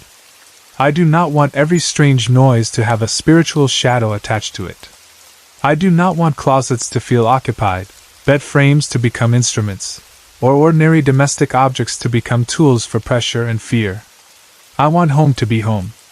I want a house where a pair of earrings stays where I leave them, where my cat is calm, where doors do not open by themselves, where the air does not hiss from the closet, where my bed is a place of rest, where the floor does not vibrate under an advancing presence, where my computer sleeps unless I wake it. After more than 10 years of this, the hardest part may be how normal abnormality starts to become. You begin telling stories about these events in a strangely composed voice because if you gave every single incident the emotional response it deserved, you would never rest at all. You adapt just enough to survive. But adaptation is not the same as healing. The energy remains. The memory of what it has done remains. The house carries all of it. And still, I keep looking for a way to rid the home of it fully. That has become the central question of all these years. How do you remove an energy that no longer seems tied to the object that brought it in? How do you cleanse a place that has already been cleansed once and yet remains touched? How do you reclaim the rooms, the closets, the bed, the floor, the air itself, after something bad has spent more than a decade insisting on its right to remain? I do not have a final answer. But I know the problem is real. And I know the energy is not good. In October of 2005, just 2 days after my wedding, my husband and I had the chance to stay at a place that already felt like it belonged to another world. We had only just begun our life together, and instead of taking a quiet honeymoon in some ordinary hotel, we chose something far more unusual and unforgettable. We went to stay at Thornwood Castle. Even before stepping through its doors, the place had a presence that was impossible to ignore. Built in 1908 by Chester A. Thorne, this 27,000-square-foot manor stood unlike anything else on the West Coast. It was designed in the Gothic Tudor style, and it carried the kind of beauty that makes a person stop and stare even before they know its history. Chester Thorne, who helped found the port of Tacoma and later became the first president of the National Bank of Tacoma, built the home for his wife. Over the years, many well-known guests had stayed within those brick walls. Both President Theodore Roosevelt and President William Howard Taft were among the names connected to the house. That alone would have been enough to make the place feel grand and important, but Thornwood Castle had much more than social history wrapped into it. Pieces of the castle went back far beyond the year it was built. The staircase, stained glass, and other details carried history stretching back hundreds of years. Construction itself lasted 3 years, from 1908 to 1911, and many of the materials used in the home came from a castle in Europe. The brick, the oak paneling, the massive staircase, and even the medieval stained glass had all traveled from another world into this one. Mr. Thorne had spent a great deal of money and time collecting that glass, some of it dating from the 15th to the 17th centuries. The artifacts had once belonged to a duke who spent 40 years gathering them. When you looked at the castle, you were not simply looking at a beautiful old building. You were looking at layers of history, imported and arranged with intention, and that gave the place a very distinct feeling. It felt old in a deeper way than most American buildings ever could. My husband and I stayed there on Monday, October 24th, 2005, only 2 days after we were married. Around that same time, we had just started our own paranormal group. We were not yet some large and polished organization. We had only 2 cameras, 2 small dictation recorders, and a lot of excitement. We had already been investigating with different groups in our state for about 2 years, but we had only just become official ourselves that same month. We decided to keep things simple with our anniversary too. Since our wedding date was October 22nd, 2005, we made that same date the anniversary of our group as well. For about a year we remained what you might call a mom and pop paranormal team, just the two of us with our basic equipment, our curiosity, and our need to understand the strange things we were drawn toward. Later, we expanded and grew, bringing in a few close members who became part of the team. But at that time, in October of 2005, it was still mostly just the two of us, newly married, newly official as investigators, and standing on the edge of one of the most unusual stays of our lives. Thornwood Castle's owner at that time, Mrs. Deanna Robinson, was hosting a candlelight mystery tour on the evening of October 24th. Honestly, it felt like the perfect honeymoon for us. Spirits, candles, stories, history, and a castle. It was exactly the kind of thing that fit who we were. We joined a small group for what was essentially a guided tour with an investigative feeling to it. It led us from the basement all the way to the upper floors, including the old servants' quarters at the top of the house, and even outside to the secret garden and the surrounding grounds. The evening began with a wonderful dinner at 7 o'clock in the formal dining room. That alone was an experience. There is something about eating in a room like that, surrounded by rich wood, old architecture, and the awareness of all the people who had dined there long before you, that makes the whole meal feel suspended outside ordinary time. My husband David and I took note of the other guests who were there that evening. There were 2 ladies from Canada, a single woman who had come simply to fulfill her dream of staying in the castle, and a reporter from Tacoma Home and Garden magazine. Over the meal we all talked about why we had come. The food itself was unforgettable, full of rich aromas and textures that made the entire room feel warm and elegant. While we ate, we were also told some of the castle's history. We learned about the former and current owners and even heard the story of Stephen King's Rose Red connection to the property. The mix of a beautiful dinner and haunted history felt surreal in the best possible way. After dinner, once the plates had been cleared away and dessert had settled pleasantly in our stomachs, we gathered our equipment and began the tour. We started in the basement, where we learned more of the land's history before the castle even stood there. Local Native American tribes had once used that land as an annual gathering place. They came together there to trade, to meet, and to share with one another. One of the strangest and most memorable stories we heard involved little wishbone-shaped good luck charms. According to what we were told, during some of the construction work in the 1910s, Native Americans working on the castle were believed to have left small totems in the shape of wishbones throughout the basement for good luck. Even at the time we were there, those wishbones could still be found here and there, intentionally placed as though the old custom had not fully left. From the basement, we moved to the main entrance level of the castle, and that was where we heard of the first spirit reportedly seen walking among the living. Beneath the grand staircase was a small restroom so cleverly blended into the architecture that it was nearly invisible if you were not looking for it. The woodwork around it was so rich and detailed that the bathroom door almost disappeared into the wall. It was in connection with that area that the story of Cadwallader Colden Course began. Cadwallader had been married to Chester Thorne's daughter, Anna, and the two of them lived in the castle shortly after Mr. Thorne's death. One evening, people in the neighborhood saw 2 ambulances taking Cadwallader away from the house. According to the story, he had been shot in the head by a rifle and survived. No one has ever been entirely sure what really happened. The most common belief is that it may have been an attempted suicide. Today, the spirit attributed to him is said to move from that bathroom area into the grand fireplace room nearby.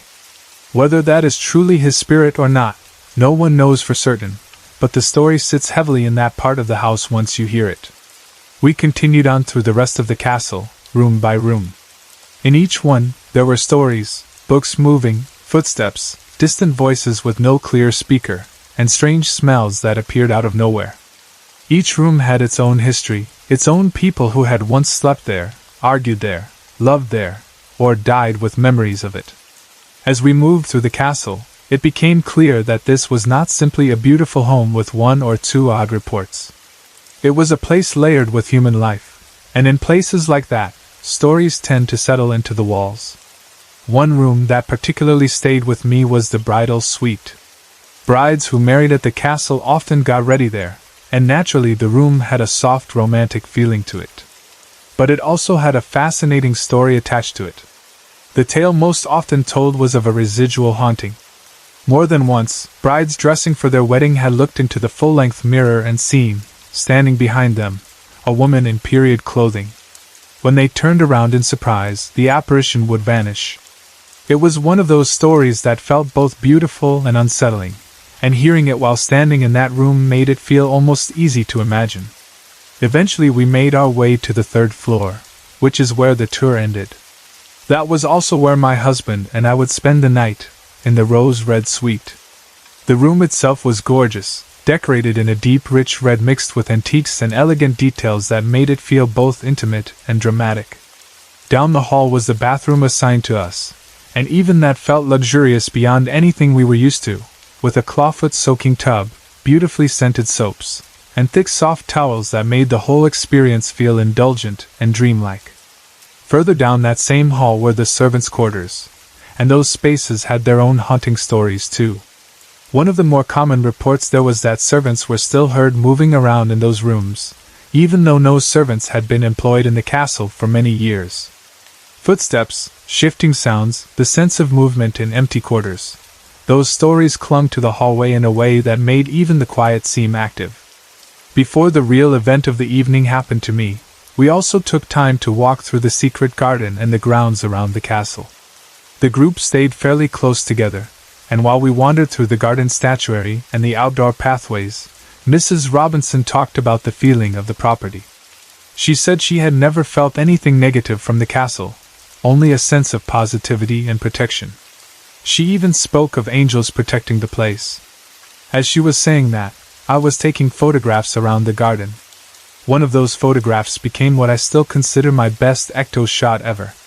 In the image, there appeared what looked to me, and to Diana as well, like an angel. The figure seemed to have widespread wings, a bowed head, and arms folded in front. It was a breathtaking image, and in the mood of the evening, surrounded by stories of the castle's gentle spiritual side, it felt like a gift. Once we finished in the garden, we all went back toward the guest rooms. My husband and I were the only guests staying on the 3rd floor, and our room was 2 doors down from the servants' quarters. The other guests were on lower floors, and the castle was so large that there was no way we would hear them in ordinary circumstances. That mattered later, because in a building that size, voices and movement from distant rooms would not travel up to us in any meaningful way. Even if another guest screamed or dropped something, the chance of us hearing it from that far away was extremely low. After getting back to our room, we put away our equipment and settled in for the night. My husband, being the endlessly enthusiastic and adventurous person he is, fell asleep almost the second his head hit the pillow. He had no trouble surrendering to sleep. I, on the other hand, stayed awake. That was not unusual for me. I lay there taking in the room, the air, the silence, and mentally going back through the events of the evening. I thought about the stories we had heard, the rooms we had walked through, the basement wishbones, the bathroom beneath the staircase, the bridal suite, the servants' quarters, the garden, the photograph. I was not frightened at that point, but I was alert, open, and full of that heightened awareness that comes when you are somewhere extraordinary and deeply tuned in. Then it happened. I felt the air change first. There was a definite chill, and for a moment I told myself it must be the crisp autumn air of Washington somehow leaking into the room. But then I remembered the windows were closed. It was not normal outside air drifting through. The room itself had shifted. Then, to the left of me, I saw movement. The closet in the room was covered by a sheer, gauzy curtain rather than a solid door, and I watched as that curtain billowed outward as if someone had just stepped through it from inside the closet. It did not stir lightly. It moved with purpose, with the unmistakable shape of displacement, as though a body had passed through it. Then I saw him. A man, no older than his early 30s, stepped out and walked around the foot of the bed. He was dressed in slacks and a white shirt. The sleeves were unbuttoned and hanging slightly loose, though the shirt itself was still tucked into his trousers. Over it he wore a black vest, buttoned neatly. He looked pale, almost as if the autumn moon itself had settled over him and lit him from within. The effect was not cartoonish or exaggerated. It was ethereal. He had a tall, thin build and dark hair that was cut clean and close, with subtle sideburns around his chin and ears. Everything about him looked so finished and real, and yet at the same time unreal in the way only an apparition can. He did not seem to know I was there. That is another detail I remember very clearly. He was not entering the room in order to frighten me, or at least it did not feel that way. He simply walked around the bed, moving as though on some path of his own, still half occupied with his own purpose. He reached my side of the bed and then sat down in the chair beside me. Only then did he turn and look directly at me. When his gaze met mine, he slowly faded away. The only comparison I have ever found for it is that it looked almost like something from an old Scooby-Doo cartoon, where a figure vanishes gradually rather than with some sudden dramatic pop. It was strange and almost surreal, not because it was silly, but because it was so complete and yet so impossible. He was there. He sat. He turned. He looked straight at me. And then he was gone. I lay there afterward, wide awake, completely aware that something extraordinary had just happened. There was no sleeping through that. There was no telling myself I was dreaming, because I had not even come close to sleep. I had been alert, thinking through the evening, feeling the room, sensing the shift in the air before he appeared. It was real as anything I have ever seen in a haunted location. The strangest part was not even the fear, because truthfully I was not overwhelmed with terror in the way some people might expect. I was shocked, yes, and deeply alert, but I also felt awe. I had gone to a castle steeped in beauty and history and story, and there, in the rose-red suite on the 3rd floor, a pale young man had stepped out through the curtain by the closet, walked around our bed, sat beside me, and looked into my eyes before fading away. That was not the sort of thing you forget. As I lay there afterward, I found myself wondering who he might have been. A servant? A guest? Someone tied to that floor, that room, that closet, or perhaps the servants' quarters just down the hall. There had been so many lives moving through that house over the decades, not to mention all the much older history imported into it through the materials themselves. The castle felt almost like a place outside ordinary time, and maybe that made an encounter like mine easier to accept emotionally, even if it was impossible to explain. What stays with me even more than the fear is the atmosphere of the whole night. This was not some cheap scare in a broken-down building. It was not darkness for the sake of darkness. The castle felt full, yes, but not hateful. Mrs. Robinson had said she felt only positive and protective energy there, and in many ways I understood what she meant. Even after seeing the man, I did not feel threatened. Startled, yes. Humbled, yes. But not attacked. It felt as if I had simply crossed paths with someone who still moved through that place in ways the living do not fully understand. When I think back on that visit now, I always think of how perfect it was that our honeymoon took us there. 2 days into our marriage, two people who loved history, mystery, and the paranormal, beginning not just our married life but also the public beginning of our own team, staying in one of the most beautiful haunted places I had ever seen. It felt like the universe had handed us a sign that we were exactly where we were meant to be. Thornwood Castle gave us more than stories that night. It gave us a meal, a tour, a photograph, a chill, a presence, and a moment I still cannot explain away. It gave us a man who walked from a closet curtain in the middle of the night, and sat beside me as if the years between his life and mine had thinned just enough to let him through. And even now, when I remember him, I still see the way the curtain moved first. That small warning, that gentle sign that something unseen had just shifted the air. Then the pale figure, the black vest, the loose cuffs, the careful walk around the bed, the thin build, the dark hair, and finally the turning of his head as he became aware of me before dissolving into nothing. Some experiences stay with you because they frighten you. Others stay because they seem to reach directly into the mystery you have spent your life chasing. That night at Thornwood Castle was the second kind. It did not make me want to run from the paranormal. It made me feel closer to it than ever, as if for one brief moment the castle had chosen to show me one of its many hidden lives. I honestly never thought my house was haunted. Even now, when I think about everything that happened, I still do not feel the kind of things people usually say when they believe a house is haunted. I do not hear unexplained footsteps at night. I do not see ghostly figures moving past doorways. I do not get chills in certain rooms or feel watched when I am alone. I have never walked through the hallway and felt a sudden wave of fear for no reason. Even our basement, which was newly finished and should have been the easiest place to imagine something creepy happening, never bothered me.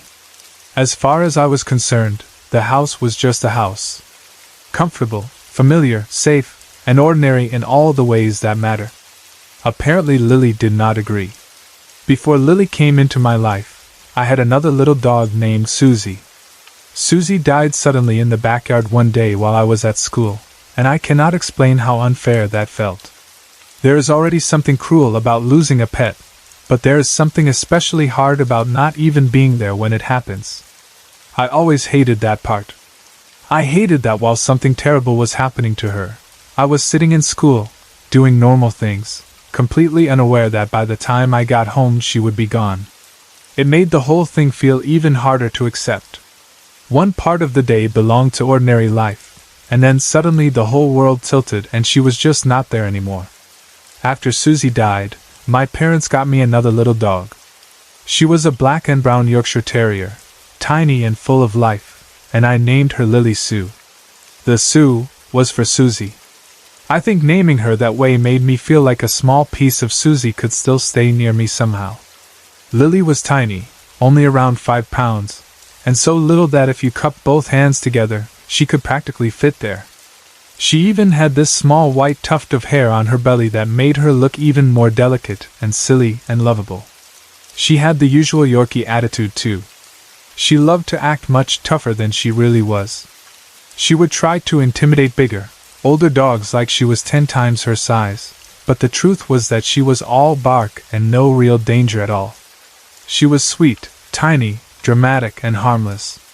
If you looked at her, intimidating would be one of the last words you would ever use. That is partly why what started happening with her felt so strange. At first, it was easy to ignore. Every now and then, Lily would suddenly begin barking at what looked to me like absolutely nothing. Not at the front door when someone was arriving. Not at a squirrel outside the window. Not at one of her toys or some obvious thing that had caught her attention. She would just stare at empty space and bark. Then, after the barking, she would suddenly switch into whimpering and run out of the room like something had scared her badly. The change in her behavior was what bothered me most. If she had only barked, I might have chalked it up to normal little dog drama. But the barking would turn into fear, and then she would flee. At first I still did not think much of it. For one thing, I always believed that if there were truly things lurking around in houses, I would be sensitive to them. I know that sounds strange, but it was just something I felt. I had always thought I would notice if something was wrong in a place. And in my house, I never felt anything. So it was hard for me to take Lily's behavior and jump straight to ghosts or spirits, or anything like that. I thought maybe she was hearing things I could not hear. Dogs do that. Maybe she was seeing reflections, shadows, dust, tiny movements, things too small for me to notice. Maybe she was just being weird. Then one day things became much harder to dismiss. I had just let Lily in from outside. She came in the way she always did, all tiny feet and quick movement, and then instead of bouncing around normally, she stopped at the edge of the landing and just stared down toward the basement. It was such a sudden stop that I noticed it right away. At first I thought maybe she had spotted something exciting and normal, like a sock or a pair of underwear. She loved stealing things like that from the laundry basket and treating them like treasure. But we had literally just done the laundry, and the basket was empty. There was nothing lying around. Nothing that should have been interesting to her at all. Still, Lily was looking at something. At first she only stared. Then she began to growl. That alone felt odd, because it was not the playful growl she sometimes made when she was being bratty over a toy. This sounded serious, focused, deep for such a tiny dog. Then it escalated. She became as vicious as a little Yorkshire Terrier could possibly become. Which maybe sounds funny, because a dog her size can only seem so fearsome. But in that moment she was fully committed to whatever she thought she was confronting. Her whole body was tense. Her eyes were fixed on that direction. She was no longer being silly. She was reacting. I decided the smartest thing to do was just pick her up and go upstairs. That worked, but only for a little while. Maybe 20 minutes later, she was on my bed, chewing one of her toys and starting to drift into one of those little lazy naps dogs take when they feel safe and content. I remember looking at her and thinking she had settled down. Then suddenly she lifted her head and stared straight toward my closet. The barking started all over again. Loud, sharp, determined barking. I tried to be rational. I thought maybe there was a loose string hanging from one of my shirts. Maybe a dust bunny had moved. Maybe there was a tiny bug, a shadow, a trick of light, something so small that Lily could fixate on it while I overlooked it. So I got up and checked my closet carefully. There was nothing there. Nothing hanging oddly. No animal. No movement. Nothing even remotely interesting to a dog. When I finished checking and turned back to look at Lily, she did not seem relieved. She looked uneasy. Scared, almost. There was even something sad in the way she looked at me, like she did not understand why I was not taking this more seriously. She did not bark anymore after that for the rest of the day, but I could tell she had not let it go. She remained unsettled in a way I could feel even if I could not understand it. Then that night, as I was getting ready for bed, it happened again. Lily noticed something in the closet. Again. The barking started, then the growling, then this frantic jumping on the bed as if she needed to get away but did not know where it was safe to go. I checked the closet yet another time. Nothing. I told her to calm down, and eventually she did, but not really. Her body may have stopped exploding into barking, but her eyes stayed fixed on that closet. She would look at it, then at me, then whimper, then paw at the bed as if she were trying to tell me, "I do not want to be here. Please get me out of here." That was the point where I started feeling uneasy too. Not because I suddenly felt a ghost in my closet, but because Lily's fear was beginning to infect the room. When an animal keeps reacting to something you cannot see, especially in the same exact place over and over, it does something to your nerves. Even if you do not fully believe in anything supernatural, you start wondering what exactly your pet is responding to. And once you start wondering that, every room looks a little different. It also made me remember something from years earlier with Susie. One morning before school, I had been straightening my hair in front of my mirror. Susie was on the bed behind me. All of a sudden she sat up and began growling at the wall behind my desk. Not at me, not at the mirror, not at some visible object. At the wall. Then she jumped off the bed but refused to go near that wall. She whimpered at me because all her normal little escape routes felt blocked to her. At the time, that had been weird, but it happened only once. I had no way to follow it up or understand it. Lily, on the other hand, was doing this repeatedly. She had already freaked out more than once, and I had no explanation, no solution, and no idea what to do with it.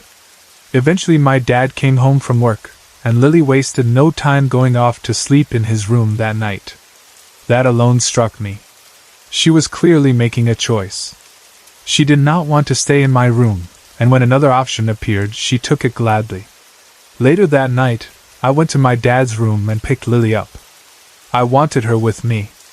I probably also wanted to prove to myself that everything was fine and that she would settle down if I just kept her close enough. The second she realized I was taking her back toward my room, she started squirming. That was another bad sign. It was not subtle. She did not want to go in there. I rubbed her belly and soothed her, and eventually she relaxed enough to fall asleep in my arms. That lasted until 3 in the morning. At exactly the kind of hour when everything already feels wrong. Suddenly she exploded out of my arms in another barking fit at whatever she believed was in my closet. That was it for me. I had reached my limit. I jumped out of bed too, probably yelled something stupid into the darkness, grabbed the dog, and ran out of the room. I went straight to my mother and told her there was something in my closet. I fully intended to climb into bed with her and be done with the whole thing. My mother, being practical in the way mothers often are at the worst possible moment, informed me that Lily was not welcome in her bed. So I put Lily down on the floor. Then my mother got worried the dog might ruin something in the house if left loose and told me to go find her and put her back in my room. I did what she said. I picked Lily up, took her back, and placed her on her own little dog bed. Then I put myself to bed too, because by then I was exhausted and wanted badly for the night to just end. A few minutes later, maybe 5, I heard the soft sound of paws moving across the tile floor. I also heard the little ringing of a dog collar and rabies tag. I assumed it was Lily. It made sense. She had probably gotten up and was wandering around because she still did not want to be in the room. But the sound itself was strange. I only heard a few steps. It was not the normal amount of movement you would expect from a little dog crossing a room. It sounded like the paws came onto the tile and then just stopped at the rug. I told myself she must have just sat down there, and I had missed the last tiny movement. That was a logical enough explanation, and at that point I was desperate for logic, so I accepted it. I tried to go back to sleep. Then my mother sat up and asked me where Lily was. I told her Lily was sleeping on the rug. My mother said Lily was nowhere to be seen. That was when a whole new kind of unease hit me. I got up, annoyed at first because I thought this was becoming ridiculous, and stepped out into the hall. There was Lily. She was not on the rug at all. She was in her bed, in my room, lying there and looking at me with this wary expression, as though she had no intention of coming anywhere near where we were. I picked up her little bed with her still in it, and carried both of them to my mother's room, setting them down on the rug there. Lily took one look at that rug and bolted. She ran right back into the hall and sat there in this almost pitiful little way, as if that patch of rug itself had become unacceptable to her. I did not understand what was happening. At all. All I knew was that she was absolutely determined not to stay on that rug. She was not being playful or bratty. She was making a choice with total seriousness. So I gave up trying to make her settle there and tossed her onto my dad's bed instead. She stayed there for the rest of the night, and eventually I managed to get some sleep. Then the next day, one thought hit me.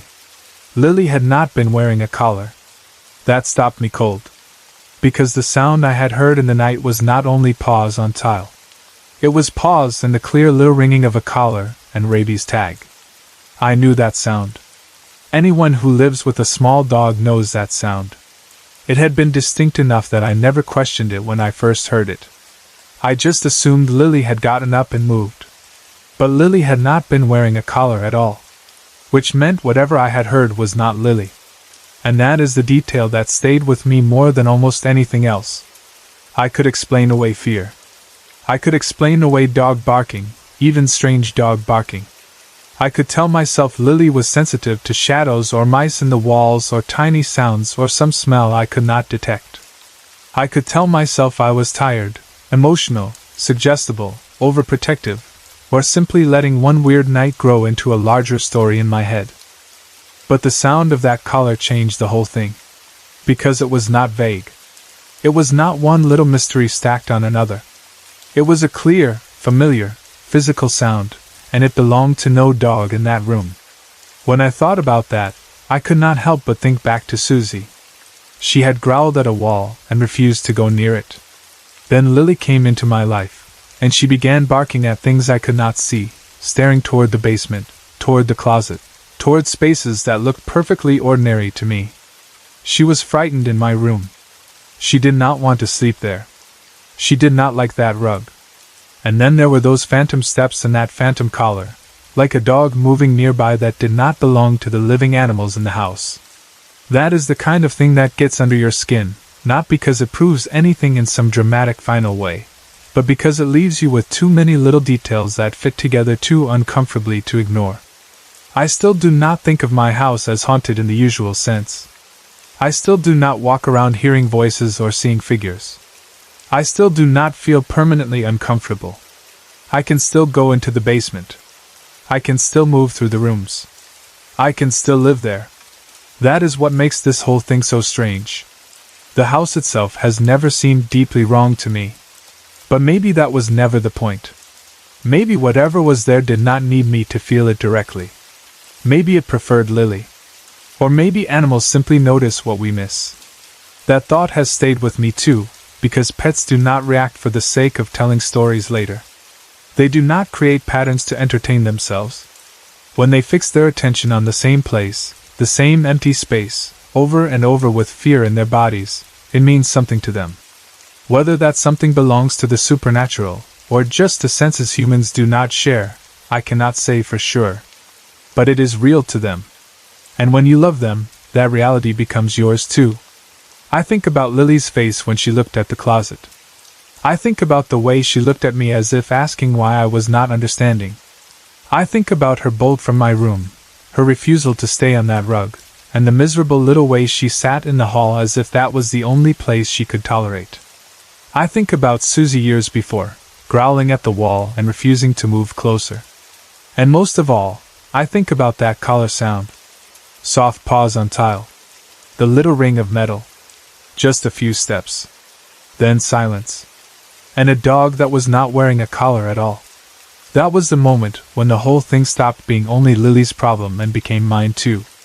Because from then on, no matter how much I told myself the house was fine, there was always that one question in the back of my mind.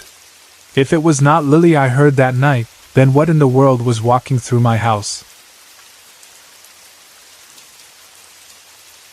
3 years ago, when all this happened, I was still living with my parents in Lake Hills, Texas. I was 18 then, at that age where you feel old enough to go where you want, do what you want, and trust your own judgment, even when maybe you should not. Life still felt open and wide in front of me then. A lot of things felt exciting just because they were new. Meeting new people felt exciting. Driving out of town felt exciting. Even small plans could feel like an adventure because I was still at that point in life where freedom itself felt powerful. Around that time, I had just recently met a guy named Jeremy. He seemed pretty cool, easy to talk to, and fun enough to spend the day with. So when the chance came to drive out and hang around with him, I said yes. He lived out in Kerrville, which was about 40 miles away, so it was not right next door, but it was not some impossible distance either. To me, at 18, that kind of drive felt normal enough if it meant getting out of the house and doing something different for a day. So I got in my car and made the drive out there. The day itself started off normal. Nothing about it hinted at what would happen later. We drove around town for a while, just talking, hanging out, and doing what young people do when they have no real plan except to keep the day going. We were not at a party. We were not drinking. We were not messing with anything dangerous on purpose. It was just a casual day of being out together. Then Jeremy suggested that we should go check out an old dam that was not too far away. He said it would be a cool place to sit, hang out, and talk for a while. It sounded harmless enough at the time, like one of those little hidden local spots people know about and show to someone new. So we drove there. He guided me into this small neighborhood that was surrounded by a wooded area. It was one of those places that already starts to feel isolated even before you fully notice it. Houses give way to more trees, roads feel quieter, and you get that sense that you are moving farther away from the normal flow of people and traffic. Jeremy told me where to park, and I pulled over on the side of the road right in front of some trees. It did not look like an official place to stop. It just looked like a place where people only parked if they already knew there was something hidden nearby. We got out and climbed over a barbed wire fence. That should probably have been my first sign that this was not exactly a normal place to go for a casual hangout. But at 18, things like that do not always register as warnings. Sometimes they just feel like part of the fun. On the other side of the fence, there was a steep trail leading downward toward the dam. It was not some smooth or safe path either. It was rough, worn, and narrow in spots, the kind of trail where you have to watch your footing and lean carefully as you make your way down. We followed it until eventually we came out into a clearing where we could see the creek and the dam. The layout of that place is important, even though it is a little difficult to explain. And I know when people tell stories like this, the details of the setting can start to sound boring. But in this case they matter because the way the place was set up is one of the reasons the whole thing frightened me so badly, and still makes no sense to me now. There was a cement wall that went up the hill on the side where my car was parked. Connected to that was a cement slab. It started around the corner of the dam and near the trail, then stretched out for about 20 feet long and maybe 4 feet wide before it dropped off.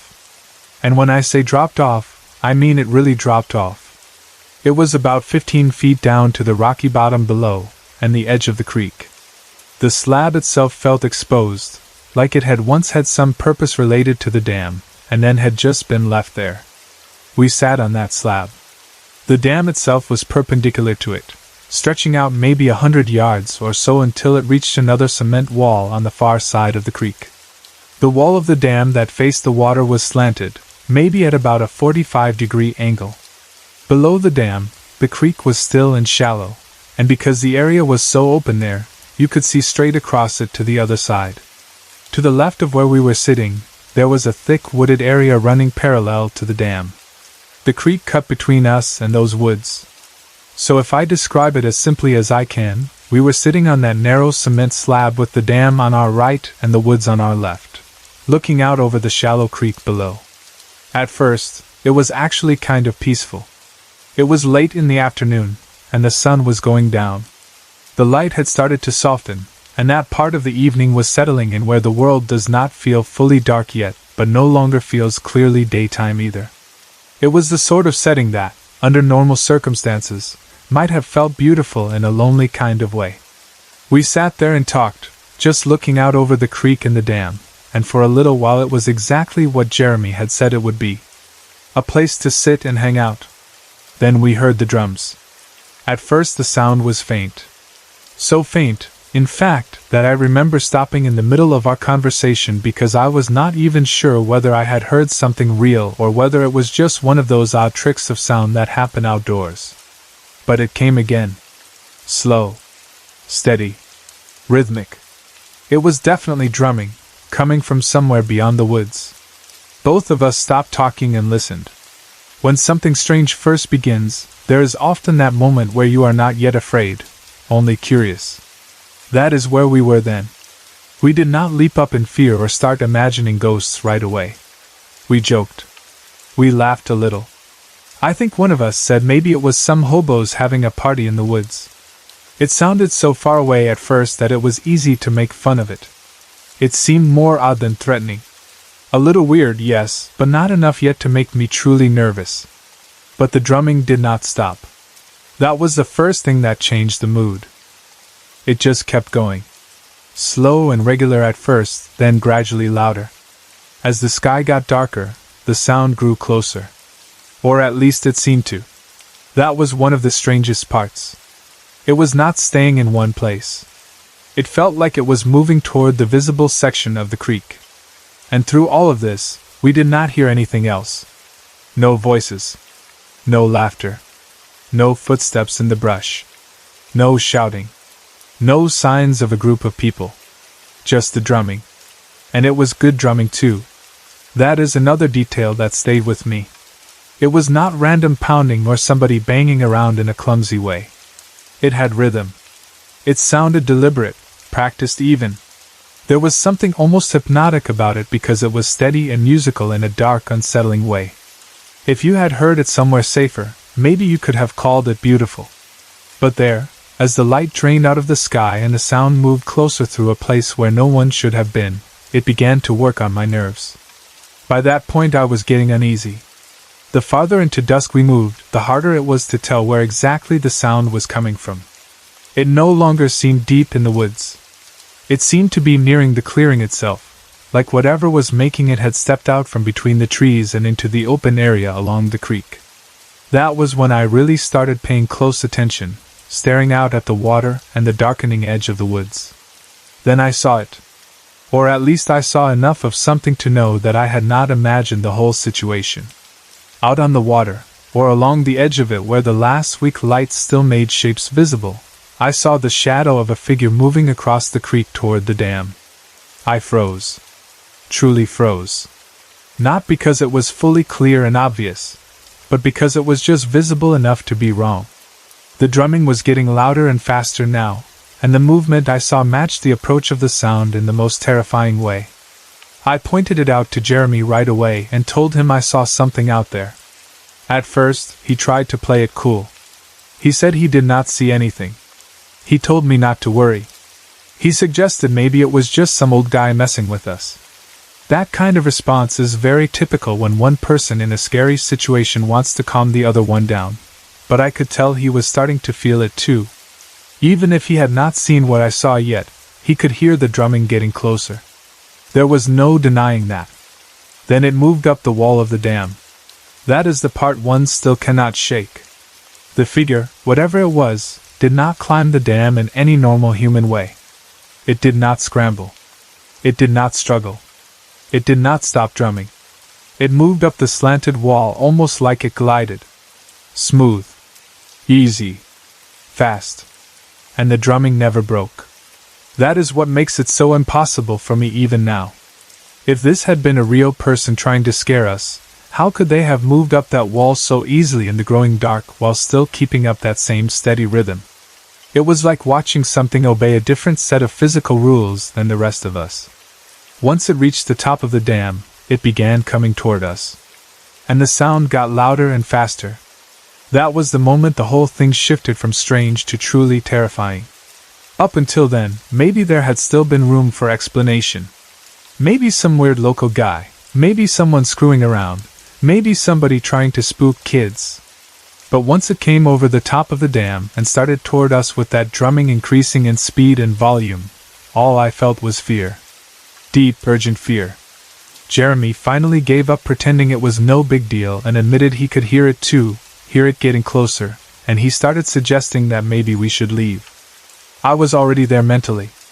I grabbed my stuff immediately and started heading toward the corner of the cement slab, back toward where the trail began. The horrible part was that in order to leave, I had to move closer to whatever was approaching us. The path out was not behind me in some safe direction.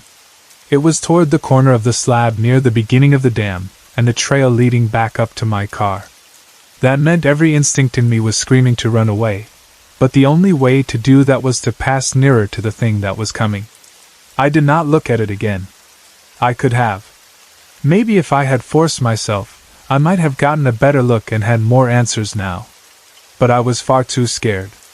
I did not want a better look. I did not want confirmation. I did not want to see a face or a body or whatever else might have been attached to that impossible drumming. I only wanted distance. So I focused on getting to the trail. We started climbing the hill as fast as we could, with Jeremy behind me. Then suddenly the drumming stopped.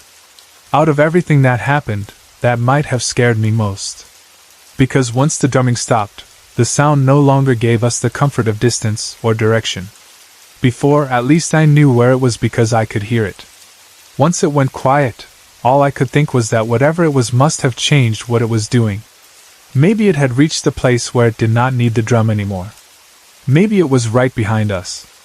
Maybe it was coming up the trail in silence. That sudden silence turned the whole fear sharper and more immediate. We ran. We ran all the way up that trail, climbed back over the fence, got into my car, and got the hell out of there. I do not think I have ever moved from one place to another so desperately in my life. There was no coolness left. No attempt to be logical or brave. We just wanted out. The second I got in the car, all I cared about was leaving that area behind as fast as possible. It was the single most terrifying moment of my life. Even after we got away, the fear stayed with me. It did not just disappear because I was back on the road. I barely said a word to Jeremy during the drive back to his house. I think we were both too shocked to really know what to say. The whole thing had happened too fast and too strangely. There was nothing normal to say after something like that. What conversation can you really have after hearing a drummer come out of the woods, seeing a shadow glide up a dam wall, and fleeing in panic while the sound suddenly cuts off behind you? After I dropped him off, I had to make the long drive back to my own house, and that drive felt endless. I spent the whole time trying to make sense of what had happened. I kept turning over every possible explanation in my head because that is what people do when they are frightened by something that does not fit into ordinary life. You search for the shape of a normal answer because the alternative feels too big. It is possible, I guess, that someone was messing with us. I always try to be fair about that. I am not someone who wants every strange thing to be supernatural by default. Maybe it was a person. Maybe it was a prank. Maybe there was some weird local story behind the place, and somebody liked to scare teenagers who wandered down there. That is possible. But even if I try to accept that explanation, there are things that still do not sit right with me. First, I do not know how anyone would have known we were there. We were not being loud. We were not shouting or carrying on. By the time the drumming got close, the light was so low that seeing us clearly from a distance would have been difficult. We were out on a narrow cement slab in a place that was not exactly a common hangout spot. It was not like we were sitting in the middle of a bright open park where some joker could spot us from far away and decide to have fun. Second, this did not feel like a normal prank. I have been in situations before where people intentionally tried to scare me or my friends. Usually there is a certain sloppy human quality to it. You feel the setup. You hear extra noises. You catch movement that reveals too much. There is some grand scheme behind it, sure, but it still feels like people being people. This felt different. This felt too isolated, too deliberate, too strange. The drumming was too good, too steady, too committed. The movement up the wall of the dam was too smooth. The timing of the silence when we were on the trail was too perfect. It felt less like some guy going out of his way to spook a couple of kids and more like something operating according to a logic we did not understand. And then there is the part one cannot explain no matter how hard I try. The way it moved up that wall while playing the drum. I keep coming back to that. If it had just come out of the woods and walked around the creek, maybe I could force the memory into some human shape. But the way it rose up the slanted face of the dam, still drumming, still in rhythm, without breaking or stumbling, is what keeps the experience from ever settling into a comfortable explanation for me. It did not move the way a person should have moved. And even in the poor light, even in all the panic, that part was unmistakable. The drum itself sounded like a small bongo-style drum, something that could have been strapped around someone's body. That detail made it even stranger because it was not a huge booming drum that could have been hidden somewhere else or mistaken for machinery or thunder or construction.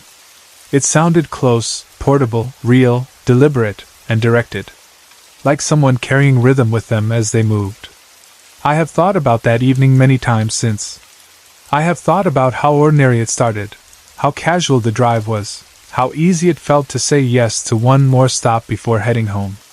I have thought about the neighborhood, the fence, the steep trail, the cement slab, the still water, the woods, the lowering sun. I have replayed the slow, steady drumming in my mind more times than I can count. The way it started faint and far away, then moved closer, then came into the clearing, then rose out of the impossible and toward us. And every time I replay it, I feel the same thing all over again. That freeze when I first saw the shadow. That dread when it moved up the wall. That full terror when it started toward us. That awful sharp panic when the drumming suddenly stopped. If I am honest, I think the stopping may always be the worst part. Sound, even frightening sound, still gives you information. It tells you where danger is. It tells you distance. It lets your brain build a map. But silence takes all of that away. The silence on that trail was like being suddenly blinded after already being afraid in the dark. I do not know what it was. Maybe some old local man with a drum and impossible balance. Maybe someone who had gone far too far trying to scare strangers. Maybe something stranger than that. All I know is that whatever it was, it did not feel normal, and it did not feel human in the ordinary way. It felt old somehow. Intentional. Like it belonged to that place more than we did, and like by staying there after dark, we had stepped into a space where we were not welcome. I have not forgotten it. I do not think I ever will. Some fear fades after the event ends. some fear stays attached to the memory itself, and every time you tell the story, it wakes back up. This is that kind of fear for me. Even now, when I think about a quiet creek at dusk, a slanted dam wall, or the strange sound of distant drumming, I feel my body tighten a little. Because somewhere in my memory, the light is going down again. The woods are darkening. The sound is moving closer. And something I do not understand is climbing the wall and coming toward me.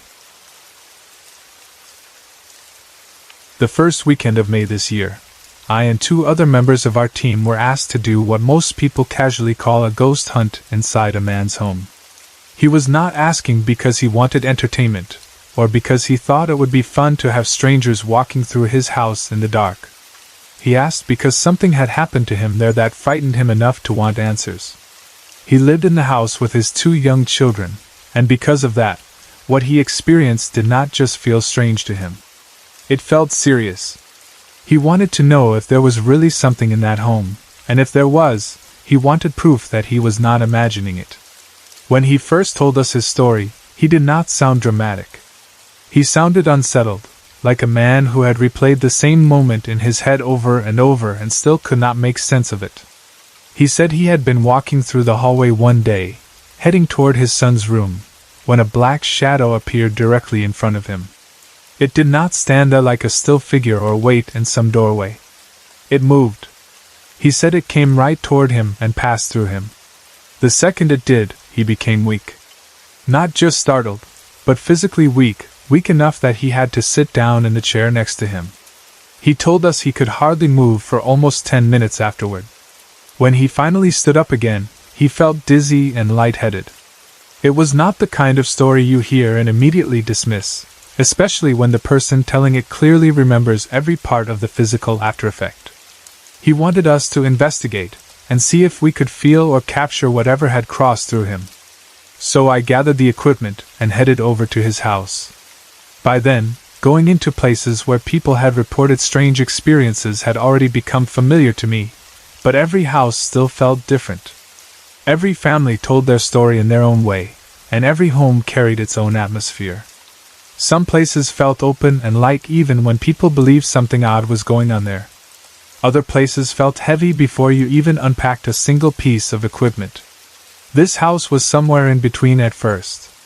It did not hit me immediately with some crushing sense of dread. It just felt watchful, like it was holding something back and waiting to see what we would do. The homeowner had arranged things so that we would have the house to ourselves. He took his children and went camping for the night. That was generous and smart in a way, because it gave us the freedom to move through the rooms, turn off lights, set up equipment, and listen without the normal distractions of a family still living in the house around us. So there were 3 of us there that night. Me, another female team member named April, and a male member named Rob. The first thing we always do in a place like that is not dramatic at all. We do not go in shouting questions into the dark right away. We check the environment. We get a feel for the home. We walk through the rooms and look for practical things that could trick us later. Vents, air conditioning units, mirrors, odd lighting, reflective surfaces, creaky floor sections, appliances, anything that could make a strange sound or create a misleading visual effect. We do this because if you do not rule out the normal first, then you will fool yourself. We never wanted to be the kind of group that jumped at every sound and called it paranormal. So we did what we always did. We walked through every room, checked what needed checking, and tried to understand the normal behavior of the house before we started looking for anything abnormal. Once that was done, we turned the lights off. Darkness changes the personality of a house. A hallway that seems ordinary in the daytime can feel completely different when it is lit only by spillover from a camcorder screen or a tiny indicator light from a recorder. The hallway where the homeowner had seen the shadow was the main focus for us at first, so I placed the camcorder facing that area. I wanted the camera to keep watch there even if we were somewhere else in the house. I also placed one voice recorder in the daughter's bedroom and another in the kitchen. That way, if something moved through the house or responded in one of those spaces while we were elsewhere, we might still catch it. Once everything was set, April and I began with questions. I asked things like, "Is there a presence in here that would like to show yourself?" and we want to communicate with you, so you can speak freely into these recorders. I also told whatever might have been there that if it would let us take a picture of it, that would be great proof that it was still there. After saying things like that, I would snap a photo. We continued like that for a while, asking more questions, moving slowly from room to room, taking more pictures, trying to create opportunities for something to respond if it wanted to. At some point I picked up the camcorder and began moving with it through the house rather than leaving it in one fixed place. I wanted to check angles, watch doorways, and be able to respond quickly if anything shifted. As we stood in the dining area, something happened that changed the tone of the night. Rob, who had been with us the whole time up until then, suddenly became sick to his stomach. It hit him hard enough that he said he needed fresh air. He went outside and stayed out there for the rest of the investigation. That left April and me alone inside the house. There is a big difference between investigating with 3 people and investigating with only 2, especially when one of them leaves because of a sudden physical reaction. That changes the feeling immediately. The house becomes quieter. The spaces feel larger. Every sound carries farther. You become more aware of each other and more aware of what is not visible. I was still holding the camcorder, and the night vision was on.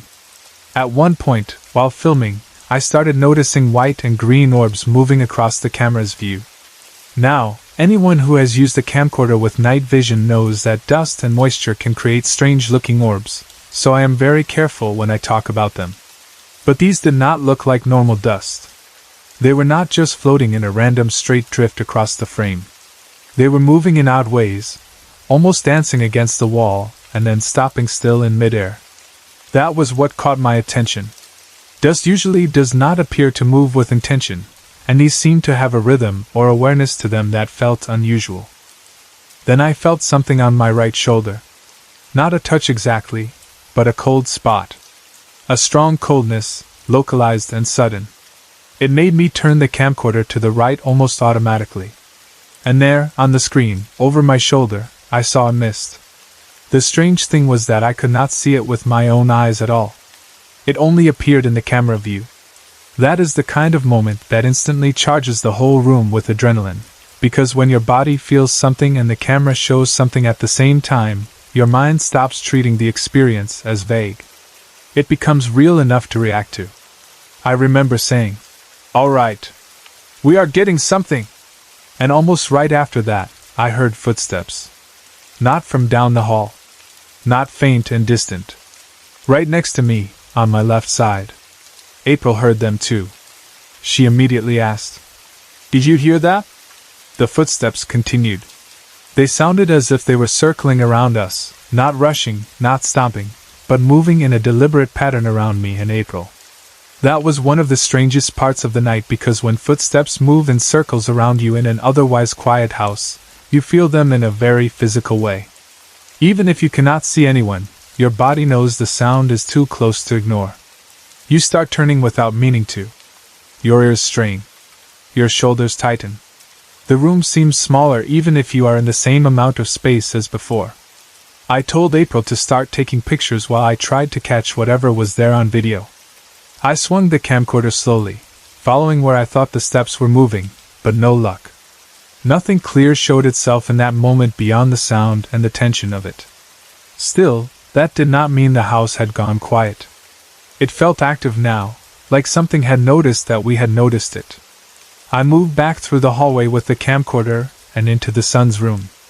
I do not remember feeling especially afraid in that moment. More alert than afraid, maybe. Focused. That is one thing paranormal investigations teach you. Sometimes fear comes later, after the event, when you replay it. In the middle of it, you often go into a strange functional mode where you are just trying to capture what is happening before it changes again. As I was leaving the son's room and stepping toward a spare bedroom, something flashed on the camcorder screen. It happened quickly. At first it looked like a small white light. Just a quick pop of brightness, so quick that I could easily have shrugged it off if I had not already been in such an active environment. I remember saying something like, "That's cool, hope it comes out in the review," mostly to myself as I moved into the spare room. Inside the spare room, I used the camcorder to look around carefully. I checked the closet, moved the camera over the bed, and scanned corners and open areas. Nothing obvious happened right then. Eventually I set the video recorder in the kitchen so it would be angled to capture the hallway, and April and I moved into the daughter's room to do some EVP work with the voice recorder. That room carried a feeling that is hard to explain unless you have been in a place that suddenly feels occupied by attention. It was not loud. It was not dramatic. It was just that the air in there felt like someone was watching us. That sensation is different from fear, though fear often grows out of it. It is more like the room no longer feels empty in the normal way. Even if you see no one, even if every corner looks ordinary, your instincts stop behaving as if you are alone. We continued asking questions. We took more photos. We did more EVP work, listening carefully between questions, waiting to see if anything would respond in a way we could not hear in real time. Eventually that heavy watched feeling subsided enough that we decided to end the investigation and leave. The real shock came later. A couple of days afterward, I sat down at my house and started reviewing the evidence. That is always a tense process because most of the time you are prepared to find very little. You replay recordings, go through pictures, listen to hours of ordinary silence, and maybe catch one or two little oddities if you are lucky. But this review was not ordinary. When I got to the footage from the spare bedroom, the little white light I had brushed off in the moment turned out to be something much more. On video, it clearly appeared as a face. It popped out of the closet. Not vaguely. Not like a stain or a trick of light I had to force into a face by imagination. It was there. A face looking directly into the camcorder, then pulling back into the closet as if startled that it had been seen. That was exactly how it looked. It reminded me of someone peeking out, being caught, and immediately retreating. The clarity of it was what amazed me most. There were two wide eyes. A shiny, almost oversized nose. A sad-looking mouth. And around the face there seemed to be a dark aura, almost black around the edges. It was one of the clearest captures I had ever seen. Even now, remembering it, what stands out is the expression. It did not look monstrous in a cartoon way. It looked aware. It looked caught. That is what made it so remarkable. It was not just a shape. It felt like a presence with reaction. Then there were the voice recordings. On the audio we captured phrases that sounded like a little girl speaking. Mostly whispers, but clear enough. We heard, "April, it's April." And then, "Come on." There were also breaths captured, breaths that did not belong to either of us because they happened during moments when no one else was in the room. The little girl's voice, if that is what it was, seemed to be focused on April specifically, which added another eerie layer to it.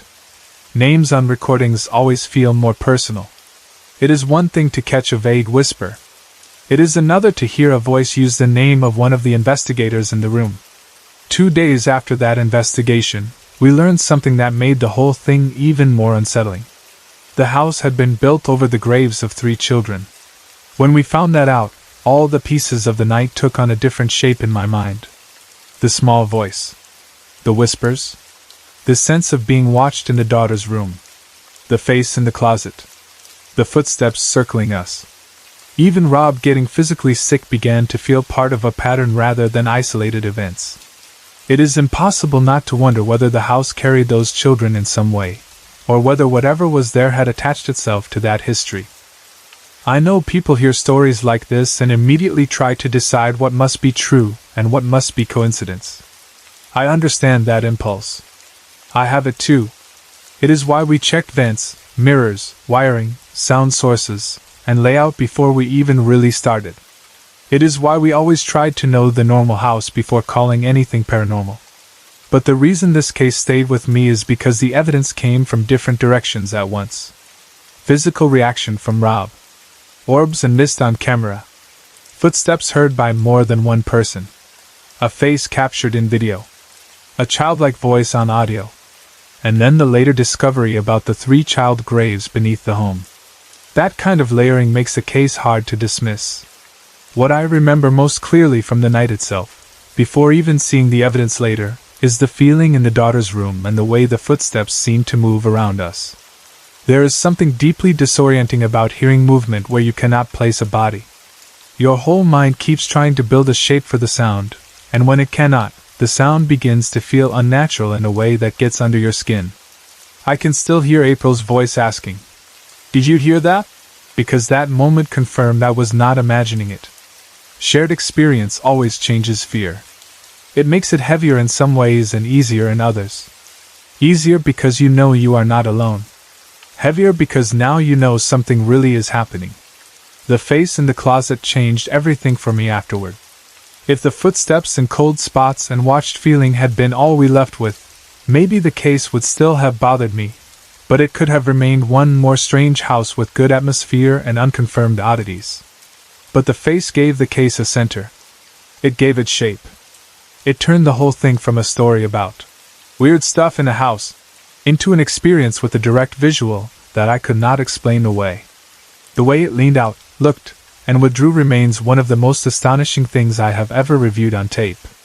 And the child's voice saying, "April," still sends a chill through me when I think about it. Names are intimate. A whisper is unsettling enough, but hearing a little voice say someone's name makes it feel like the barrier between the living and whatever else might be there has thinned too much. It is no longer some energy in the background. It is aware of you. It knows who is there. It can address you. Learning about the 3 child graves made all of that even more emotionally complicated. On one hand, it made the childlike voice feel more understandable in a terrible way. On the other hand, it made the whole house feel unbearably sad. If children were buried beneath that home, then whatever was active there did not feel like some random haunting in an empty structure. It felt bound to grief, to history, to innocence interrupted. I have often wondered what the homeowner felt after hearing what we found. He had already seen a black shadow pass through him and leave him weak and dizzy. That alone would be enough to frighten most people. But to then know that his home may also have held the voices or presence of children buried beneath it must have changed the way he thought about every room in that place. That investigation remains one of the most unforgettable cases I have ever been part of. Not only because of the evidence, though the evidence was remarkable, but because of how the entire night unfolded. It was not chaotic. It was not one huge dramatic event. It was a series of careful steps into a house that slowly began to answer us. First with unease, then with physical reactions, then with sounds, then with visual anomalies, then with captured evidence, and finally with a piece of history that made the whole thing feel heartbreakingly real. Even now, when I think back on it, I can see the dark hallway where the camcorder sat facing, waiting for the shadow the homeowner had described. I can see April standing in the daughter's room holding the recorder. I can remember Rob stepping outside because his stomach turned. I can remember the cold on my shoulder, the mist on the screen, and the circling footsteps. And later, in the quiet of my own home, I can remember staring at the review footage and realizing that the little flash in the spare bedroom was not a light at all. It was a face peeking out from the closet. That is the kind of thing you never really forget. It has always seemed to me that strange things have followed me through life. Or maybe it is more accurate to say that strange things have found me when I was most alone and least able to explain them. For as long as I can remember, there have been moments that felt wrong in a way normal fear never does. My parents always explained it away as an overactive imagination. That was their answer almost every time.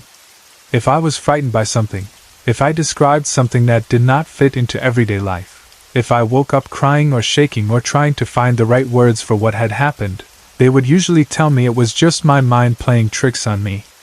And maybe part of them believed they were comforting me by saying that. Maybe they thought they were helping by turning the unexplainable into something smaller and more ordinary. But even when I was younger, even when I still struggled to fully understand my own feelings, some part of me believed it was more than imagination.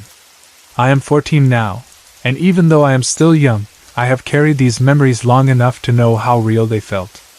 I want to tell them as clearly as I can, because even if no one can explain them, they happened to me. The first experience I remember clearly happened a few years ago. I cannot say exactly whether I was 7 or 8. The age is a little blurry, the way childhood years sometimes run together when you try to count backward. But the feeling of that night is not blurry at all. That part stayed sharp. I was sleeping in my bed, and one side of that bed was pushed right up against the wall. It was the sort of arrangement that should have felt safe to a child, boxed in on one side, familiar, enclosed, predictable. I had fallen asleep like any other night, not expecting anything unusual, not having some dramatic sense that something bad was coming. Then I woke suddenly. I did not wake the way people sometimes do from a dream, slowly or half-aware or confused about where they are. I woke all at once, as if something had snapped me into consciousness. The very first thing I felt was terror.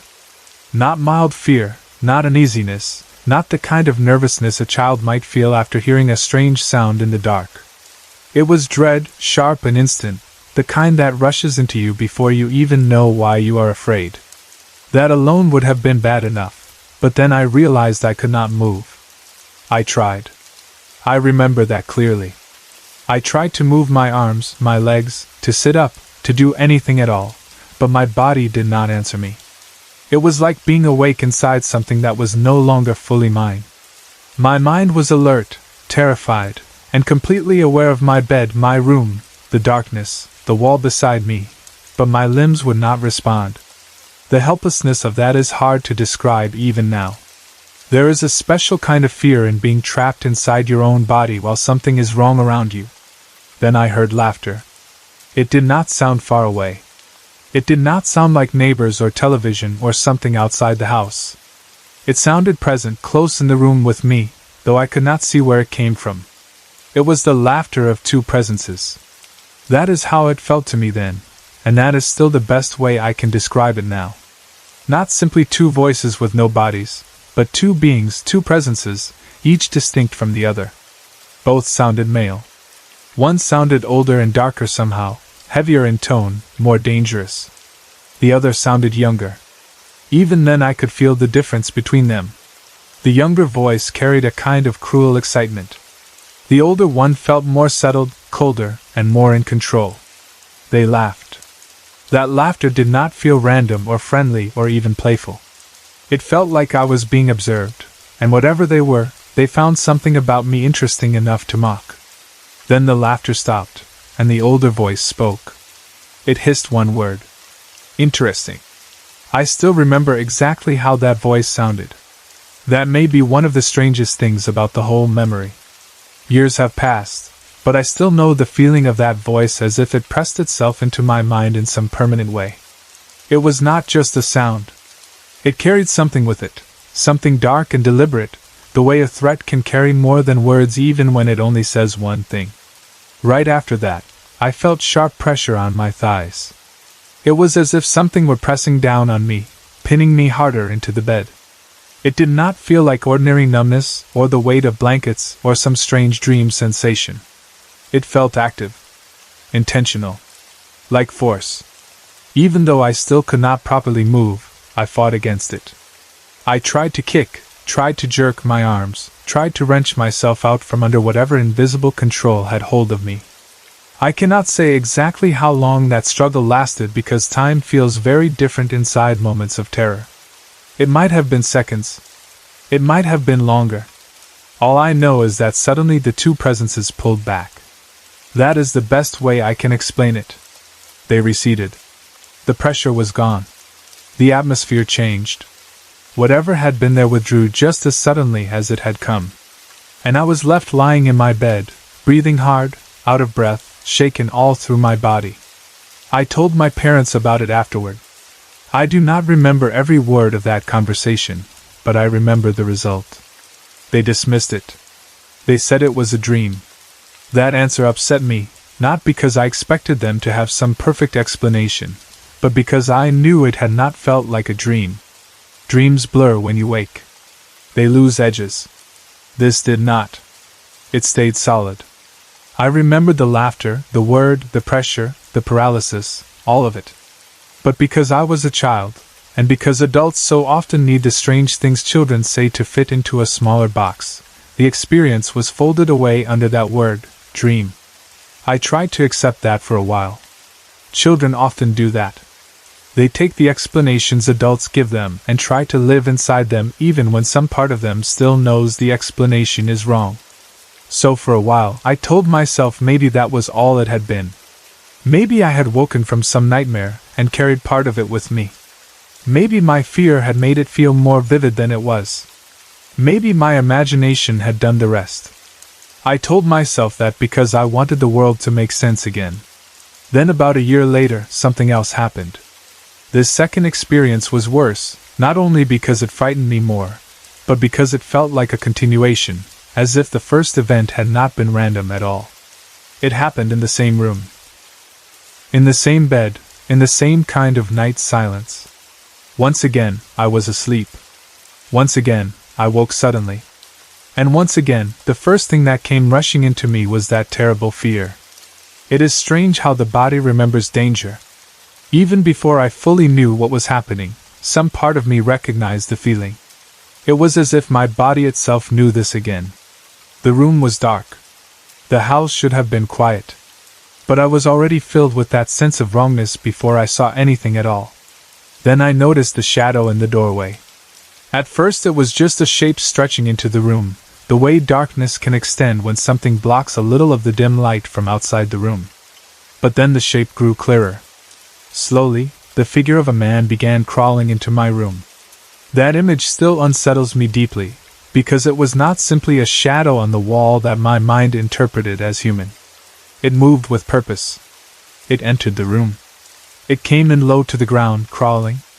I could not make out exact features because it was too dark for that, but I could see enough to know something was terribly wrong with the way it moved and the way it held itself. Its head was tilted at an unnatural angle. The best comparison I can make is that it looked as though its neck was broken. There was something bent and wrong about it, something that made it look not merely frightening but damaged in a way that should have made movement impossible.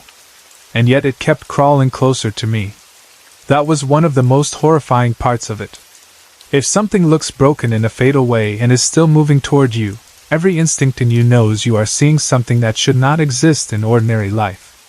As it moved, I heard the two voices again. That is what convinced me, even then, that the first night and this night were connected. It was not just another random paralysis event, or another bad dream shaped differently. The same two presences were there. I knew them immediately. The older one and the younger one. Their tones were unmistakable. This time I could not understand what they were saying. Their words were not clear to me the way that single hissed, "Interesting," had been before. But I could hear the emotional difference between them. The older voice sounded quieter now, almost tired somehow, though not weak. Just settled, cold, low. The younger one sounded excited and loud, as if it were eager for what was happening. That difference made them feel even more real to me, as though they had their own personalities, their own roles inside whatever this was. Meanwhile the crawling man kept coming closer. I fought again. I remember trying with everything I had to move. I wanted to sit up, roll away, scream, anything at all. I did not want that thing getting close to my bed. There is a kind of terror that goes beyond screaming. It reaches a point where all of your energy becomes one single desperate need: move. Just move. That was where I was. I fought, and at some point something changed. I felt a rush of energy suddenly flood into me, like my body had been released all at once. I tumbled out of bed and hit the floor. The instant that happened, the apparition was gone. That was one of the few mercies in the whole experience. The second I broke free enough to fall off the bed, whatever had been there disappeared. I was so overwhelmed, so drained, that I did not even run. I did not go to my parents. I did not turn on a light. I simply stayed on the floor and, from exhaustion or shock or some mixture of both, I fell asleep there. That in itself feels strange when I think about it now. How could someone go through something so frightening and then sleep? But fear can burn through the body so completely that afterward there is nothing left. Sometimes you do not feel brave or smart or alert. You just feel emptied out. After that second experience, nothing else quite that dramatic happened for a while. Not in the same room, at least. And because of those 2 nights, I eventually moved out of that bedroom and into my brother's old room after he had moved out. I do not think I even fully explained it to myself at the time as a move based on fear, but that was part of it. Even if I did not say it aloud, some part of me no longer trusted that room. It had become the place where those two events had happened. Once a room holds that kind of memory, it changes. The walls are the same, the bed is the same, the doorway is the same, but your body no longer experiences any of it as neutral. You expect fear there, or at least the possibility of it. The strange thing is that, as far as I know, there is no real history attached to the house. It is not some ancient house full of local legends. It is only a few years old. That is one of the details that makes all of this harder for me to place anywhere ordinary. If the house were old, maybe people would immediately reach for those familiar ghost story explanations. If someone had died there, maybe there would at least be a story to hook the fear onto. But there is nothing like that as far as I know. It is just a relatively new house, and still those things happen there. That has left me in a strange position. Because when people hear a story like mine, they often rush to explain it one of two ways. Either it was all supernatural, or it was all in the mind. But living through it does not feel that simple. I know there are things like sleep paralysis. I know people can wake unable to move and hallucinate frightening presences. I know that. But knowing those explanations exist does not erase how specific the experiences felt, how connected they were to each other, or how vividly the voices and the figure stayed with me. Even now, years later, the sounds of those voices still feel distinct in memory. The look of the crawling man's head, bent wrong in the doorway, still comes back to me sometimes with terrible clarity. And what troubles me most is not only the image of the crawling figure. It is the feeling of intelligence behind it all. The laughter the first time. The older voice calling me interesting. The sense that I was not just having a random nightmare, but was being observed and reacted to. That is what has always made it harder for me to dismiss. If it had only been one incident, maybe by now I would have convinced myself that it was a dream so vivid that my body still remembers it. But there were two. And the second one carried echoes of the first so precisely that it felt like a return rather than a coincidence. The same bed. The same paralysis. The same terror. The same two presences. That pattern means something to me, even if I still cannot fully name what. I also think about the fact that in both events, the fear came before the clear visual. That matters to me. It was not that I saw something scary, and then became frightened. I woke already filled with dread. It was as though the room itself, or my awareness of what was in the room, arrived before the image fully formed. That makes the experiences feel less like ordinary dreams, because dreams usually create the scene first, and the emotion follows. Here it felt reversed. The dread was immediate, total, and already present before I knew what I was facing. Sometimes I wonder whether being younger made me more open to whatever it was. People say children see things adults do not.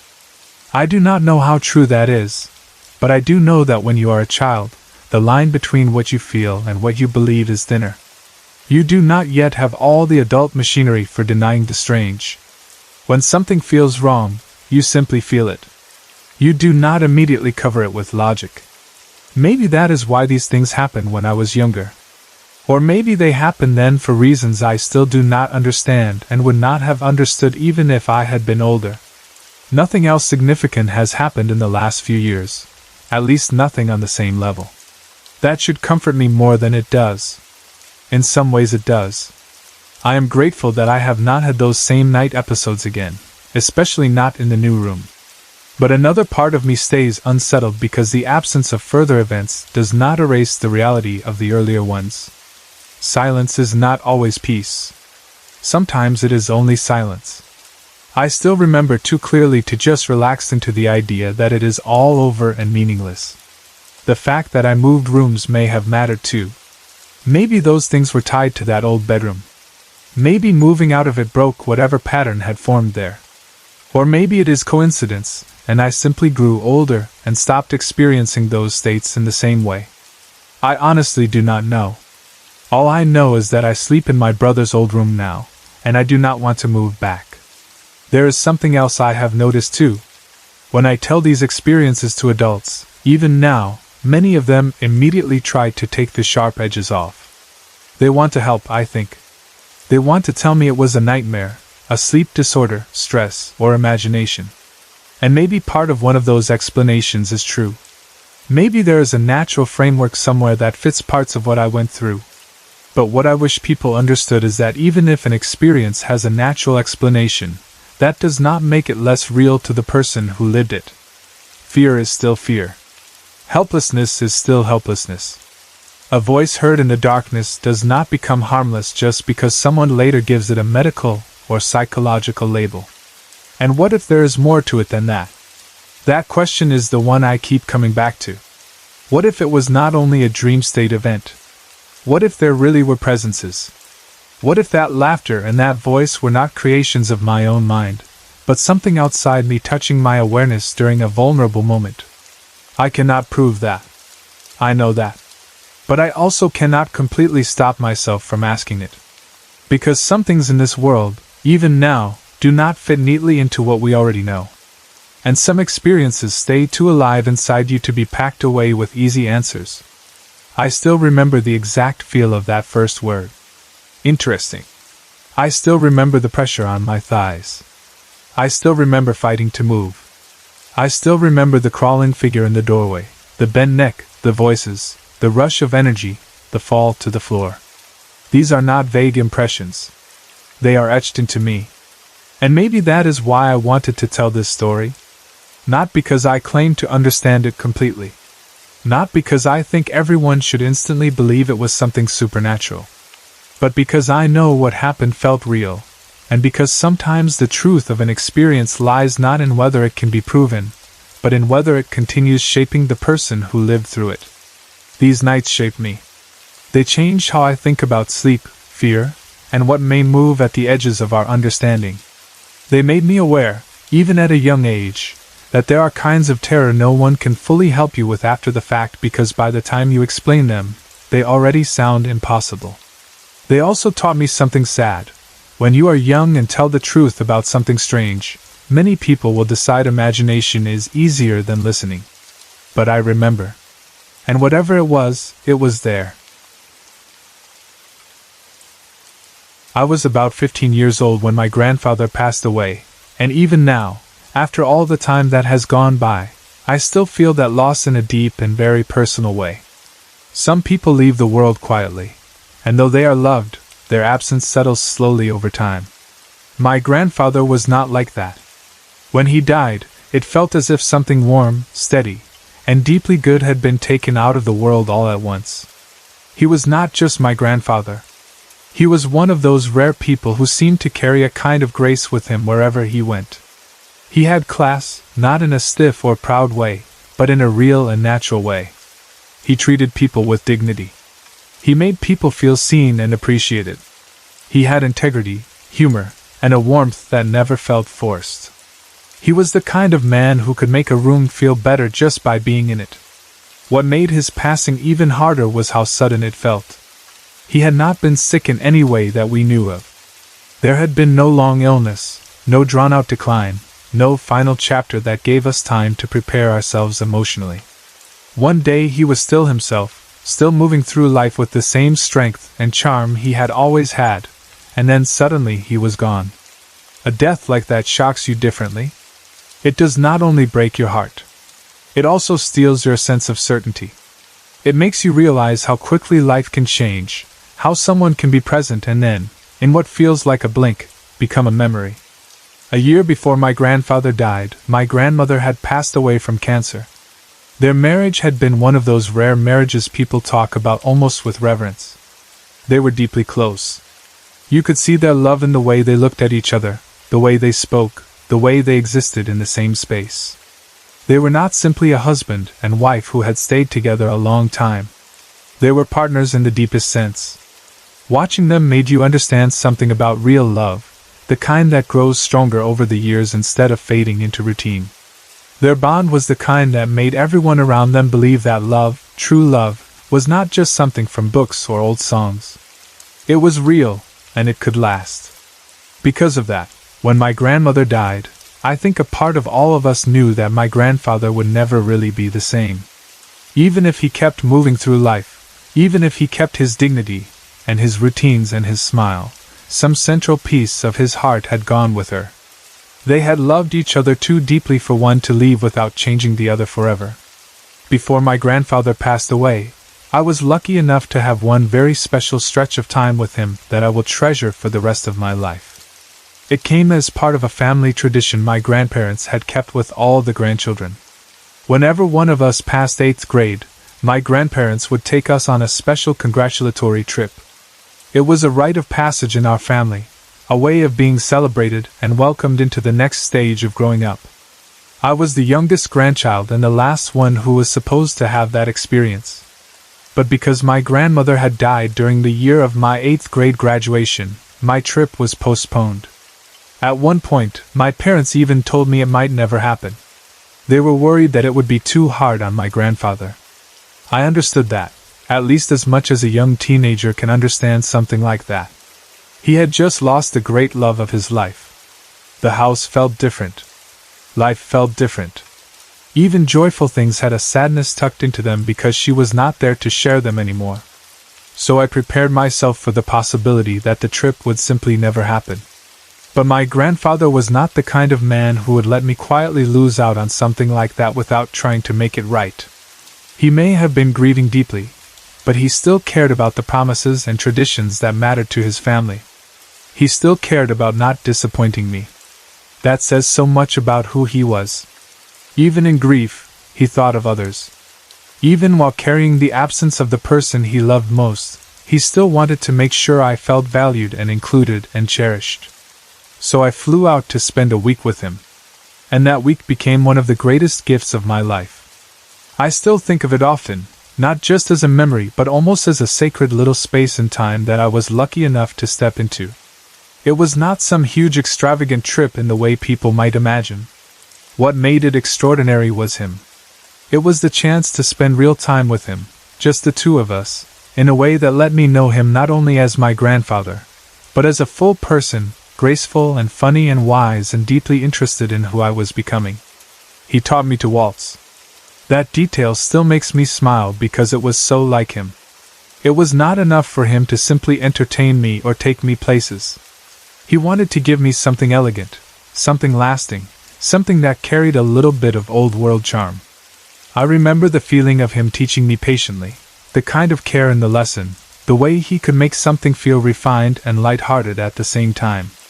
It was not just about dancing. It was about the way he moved through life, with style, patience, and delight in sharing something beautiful. We had long talks. Real talks. Not the kind adults sometimes have with children where they fill silence with polite questions and half attention. He truly listened to me. He asked me about myself, about what I thought, about who I was. He treated me like someone worth knowing. That was one of his greatest gifts, I think. He knew how to make people feel important without making a show of it. He did not flatter in a shallow way. He simply gave genuine attention, and in doing that, he made you feel seen. We also listened to old Broadway records together. I can still picture that so clearly. There was something about sitting with him, hearing those songs, letting his world and mine overlap in that gentle way, that made the whole trip feel richer. It was not a week full of dramatic events. It was a week full of shared moments, stories, laughter, and a deep kind of closeness. We laughed for hours. Truly laughed. He had that kind of humor that could make you feel comfortable and delighted at once. And because we were spending that time together after my grandmother's passing, I now look back on it with even more tenderness. He was grieving. I know he was. But he still gave me joy. He still let me have that week with the full warmth of who he was. At the end of that trip, when it was time for me to leave, something happened that I did not understand fully then but have never forgotten. I was getting on the plane, saying goodbye to him, probably already sad that the week had come to an end. And he looked at me and said, "This is the last time I will see you, kiddo." I remember answering him quickly, the way young people do when they think love and optimism can deny loss outright. I said, "No, it's not, Grandpa. I'll be back." And then he said, "You will, but I will be gone." He knew. That is what chills me even now. He knew. Not in some vague poetic way. Not in a dramatic, "you never know what life will do" kind of way. He said it with the calm certainty of someone who had already made peace with something he did not need to explain. At the time, I probably pushed those words away in my mind because I did not want them to be true.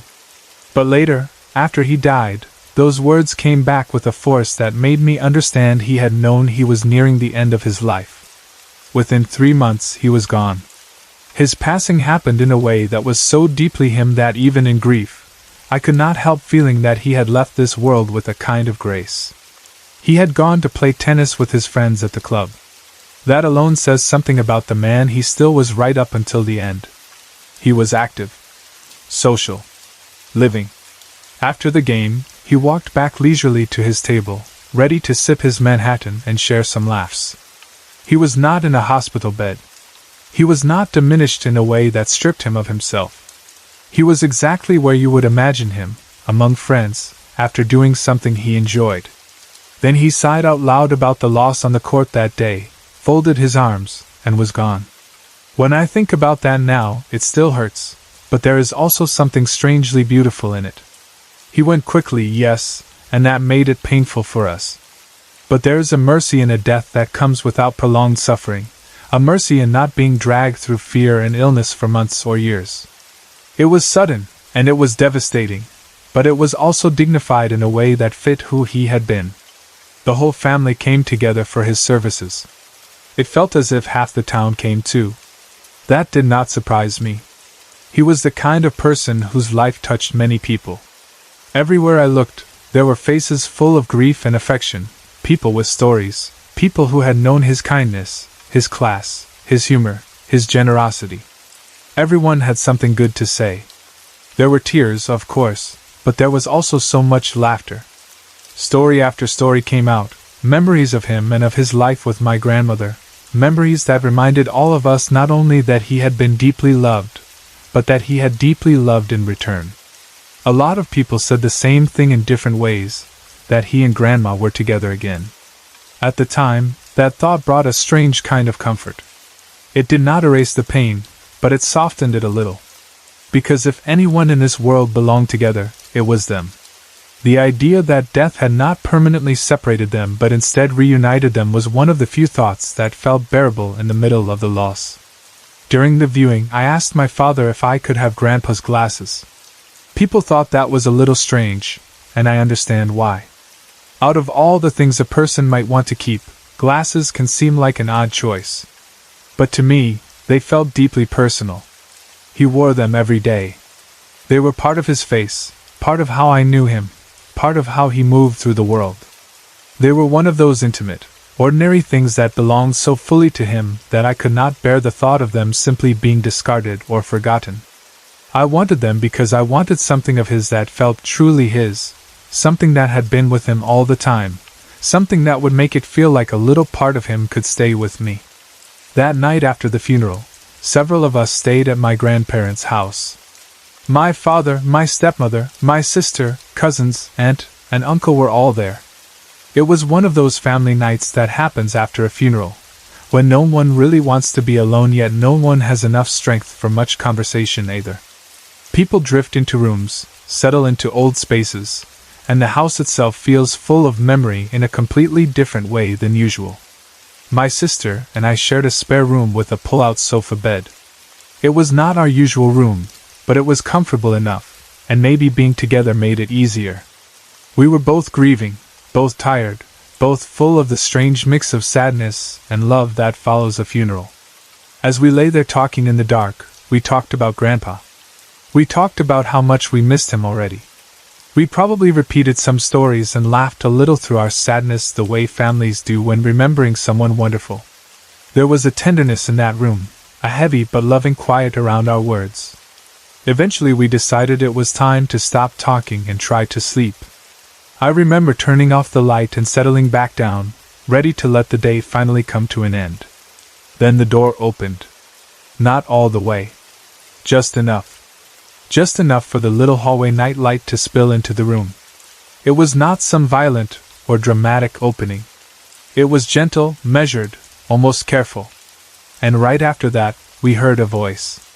Soft. Calm. Familiar. "Good night, girls." Without even thinking, my sister and I answered, "Good night." The response came naturally, automatically, almost as though some part of us recognized the voice before our conscious minds had fully caught up. Then the door closed. And almost immediately, my sister and I said the same thing. That was Grandpa. There was no hesitation in it. No doubt. No fear.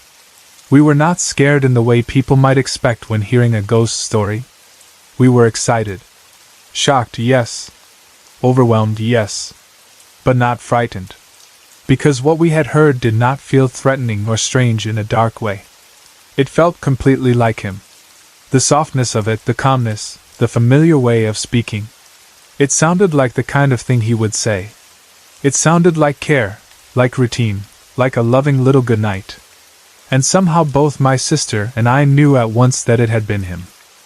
Still, because we were who we were and because life trains you to question even the things you feel most deeply, we told ourselves we should ask the family in the morning. Maybe someone had been up. Maybe someone had checked on us. Maybe one of the adults had come to the door and spoken softly to us, and we had simply taken comfort in the moment. It did not feel that way, but we wanted to know. The next day, we asked. Not one person had been up. Not one person had opened our door. Not one person had come to say goodnight. The house had been quiet. The family had gone to sleep. No one had walked down the hallway and spoken to us in the dark. Which meant what my sister and I knew in our hearts the moment it happened remained the truth. Grandpa had said goodnight to us. To this day, either of us doubts it even a little. There are moments in life that settle in you with a certainty that no one else can argue away. This is one of those moments for me. I know what I heard. My sister knows what she heard. We both answered him naturally, and we both recognized him the instant the door closed. There was no shadow of fear in it because there was no darkness in what happened. It was sweet. It was gentle. It was him. I have thought about that night so many times over the years, and every time I come back to the same feeling. It was his way of telling us that he was all right. That is what it felt like. Not some random haunting. Not some leftover energy trapped in the house. Not some unexplained sound that happened to resemble his voice. It felt intentional, loving, and deeply personal. A good night. A soft reassurance. A way of saying, I'm okay, and you can be okay too. That matters so much to me because grief is such a brutal thing in the beginning. It can feel as though the person has been torn away completely, as though all that remains is memory and ache. But then moments like that come, moments that feel like a hand reaching back through the dark just long enough to touch you again. They do not erase grief, but they transform it. They make room for comfort inside the pain. I also think that the setting of that night matters. We were not in some random hotel or some strange, unfamiliar place. We were in my grandparents' house, the house where so much of our family life had happened, the house still carrying the freshness of loss after the funeral. We were lying there talking about him, holding him close in memory, and then the door opened and we heard his voice. It was as if the world had thinned for a moment because love and grief had made us open enough to hear him. I do not know how else to say it. Some people might call it spiritual, some might call it supernatural, some might say it was simply what happens when love refuses to be silent. Whatever the language, the experience itself remains the same. He came. He said goodnight. And he let us know he was still near enough to care. There is another part of this story that stays with me too, and that is the simplicity of his message. He did not say anything grand. He did not appear in some blazing light. He did not deliver some complicated revelation about heaven or life after death or fate. He said goodnight. Just goodnight. Something so ordinary and tender that it fit him perfectly. That is what makes it feel even more real to me. If the dead could speak in the language of love they used in life, then of course someone like my grandfather would come, not with drama, but with gentleness. He would check on us. He would speak softly. He would let us feel him without frightening us. That was who he was. And I think that is why I believe this so deeply. Because it sounded like him, yes. But more than that, it felt like him. That is harder to prove to anyone else, but easier to trust for yourself. The spirit of a person is not only in their voice. It is in the emotional shape of how they move toward you. His good night carried him in it. His sweetness. His care. His calm. My sister and I still know that night was real. We know it without a shadow of doubt. And that certainty has become one of the most precious things I carry from that period of my life. Losing him hurt terribly. It still hurts in certain ways, especially when I think about that final trip with him, the waltzing, the records, the long talks, the way he looked at me and already knew he was nearing the end. But the goodnight gave me something else too. It gave me a memory after death, not just before it. It gave me one last tenderness from him that did not belong only to the years when he was alive. It gave me a reason to believe that love reaches farther than we think it can. I often think about the way my grandparents loved each other, and how everyone at the funeral kept saying they were together again. At the time, it sounded comforting in an abstract way. But after that night, it became more than abstraction to me. Because if he could come to us and say goodnight, then maybe the distance between worlds is not as cold and absolute as we fear. Maybe love really does keep moving. Maybe the people we lose do not vanish as completely as we think. Maybe they still find ways, small gentle ways, to let us know they are all right. I have held on to his glasses all these years too. And whenever I think of why I wanted them, I come back to the same answer I had then. Because I wanted him near me. That little physical object meant something because it had touched his life daily. But the truth is, after that night, I did not need the glasses in quite the same way. I still treasured them, but I no longer felt like they were the only thing I had left of him. He had already come and given me something far greater than an object. He had given me peace. Not complete peace all at once, because grief does not work that way. But enough. Enough to make me breathe more easily. Enough to let me believe he was truly okay. Enough to let me believe that one day, perhaps, love calls goodnight from just beyond what we can see, and if we are lucky, we hear it clearly enough to answer back. So when I remember my grandfather now, I remember all of it. I remember the class and integrity that shaped the way he moved through the world. I remember the trip he refused to let me miss, even in the middle of his own grief. I remember learning to waltz, listening to Broadway records, and laughing together. I remember him standing at the airport telling me he would be gone the next time I came back. I remember the suddenness of his death after tennis and a Manhattan. I remember the funeral full of love and laughter and stories. I remember asking for his glasses because I could not bear to let that daily piece of him disappear. And I remember that night in the spare room, the soft opening of the door, the glow from the hallway, and that gentle voice saying, "Good night, girls." And I know, with all my heart, that it was him. It was his sweet way of telling us he was okay. And maybe, even more than that, it was his way of reminding us that we would be okay too. My parents have lived in the same house for almost my whole life. By now, they have been there for 39 years, and that house holds so much history for our family that it almost feels like another family member sometimes. It has seen all of us grow up, fight, laugh, cry, move out, move back, have children, lose people, and carry on. When I think about that house, I do not think of one simple memory. I think of layers and layers of life stacked on top of each other. Some of it was good, some of it was hard, and some of it still makes me uncomfortable to think about. I was the baby of the family. There are 4 of us altogether, 1 brother and 2 sisters, and then me, the youngest by a pretty big gap. I came along 8 years after my parents had their 3rd child, so by the time I was old enough to really understand the family around me, my siblings already felt older and louder and tougher than me. They were the kind of older siblings who could be loving one minute and evil the next, especially if they found something that scared me. And trust me, they found it. Growing up in our house was not exactly a sweet, picture-perfect childhood. There was a lot of yelling, a lot of tension, a lot of arguing. We were not one of those families that looked peaceful all the time. We were loud.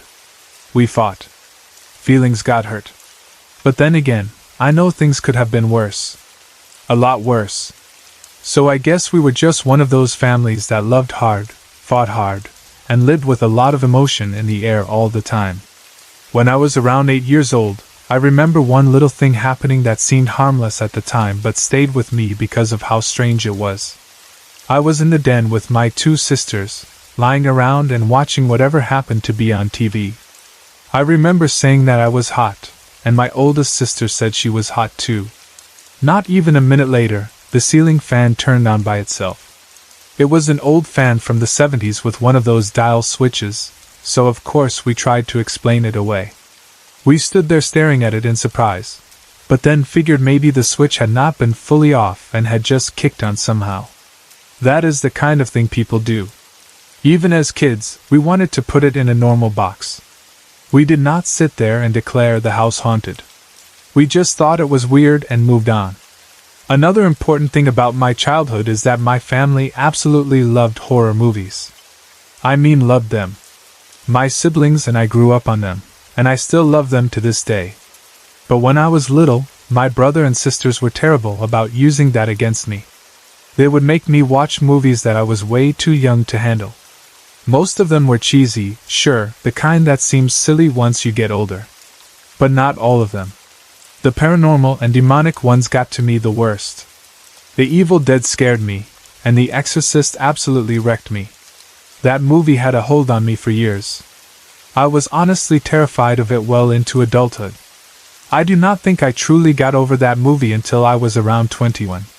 Now I can watch it without blinking, but back then it got under my skin in a way I could not shake. My sisters, and sometimes their friends too, found endless entertainment in scaring me. One of the things they loved to do was mess around with my mom's Ouija board. My mother had gotten it as a gift when she was only 12 years old, which already sounds strange when I think about it now. To them, it was mostly a toy. They would sit around asking it stupid questions and then laughing and making things up. Normal foolish kid stuff, I guess. But because I was already scared of anything paranormal, it got to me way more than it did to them. I remember one guy using the board asked when I was going to die. I got so upset I could barely stand it, and they all just laughed and laughed like it was the funniest thing in the world. Looking back now, I can laugh at how dramatic I probably seemed, but at the time I was genuinely upset. That stuff got inside my head. As I got older and moved into my teen years, the weird things in the house did not stop. Some of them were small enough to ignore, and some of them were so strange that even now I do not know where to put them. One memory that always stands out happened when my oldest sister and I were sitting in the den watching TV one night. There was only one lamp on in the room and a little light from the kitchen window, besides the light from the TV itself. The room was dim, but not dark enough that you could mistake something easily. At one point, both of us saw this huge shadow spread across the back door in the den area. It was big enough that we both immediately assumed it was our dad, because he was a big man and it looked like someone solid moving there. We both turned to look, expecting to see him. No one was there. I remember my sister and I looking at each other with that exact same expression people get when they both know they saw something but neither wants to say out loud how strange it was. I laughed it off and went to my parents' room and asked my dad if he had just walked through there. He said no. My parents both looked at me like I was being ridiculous. That was usually how those moments ended. We would see something or hear something, then the adults would make us feel silly enough that we would let it drop. There were more weird things during my teen years, but most of them were the kind of things that were hard to label. They were strange coincidences, odd feelings, moments that did not make sense, but nothing I could point to and say this was definitely paranormal. At least not then. So I usually tucked those things away and tried not to make too much out of them. That was easier than letting my mind run wild. Then my sister, the third child in the family, got married and moved into a house down the street from us. I spent a lot of time there. A lot.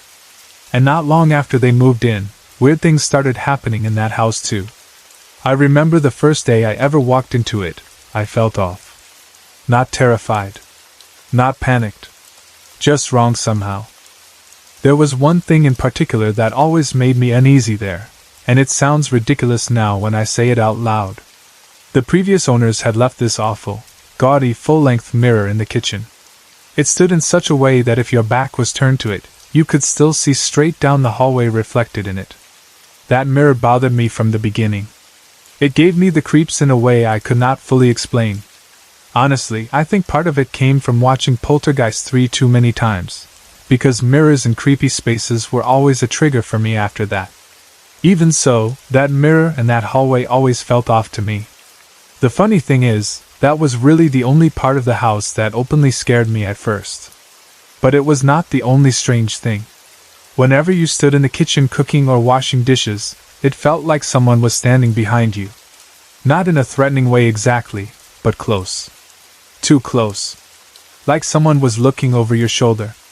The kitchen window looked out into a converted den area that the previous owners had built, so the whole layout already had this odd feeling of open space and reflection and blind spots.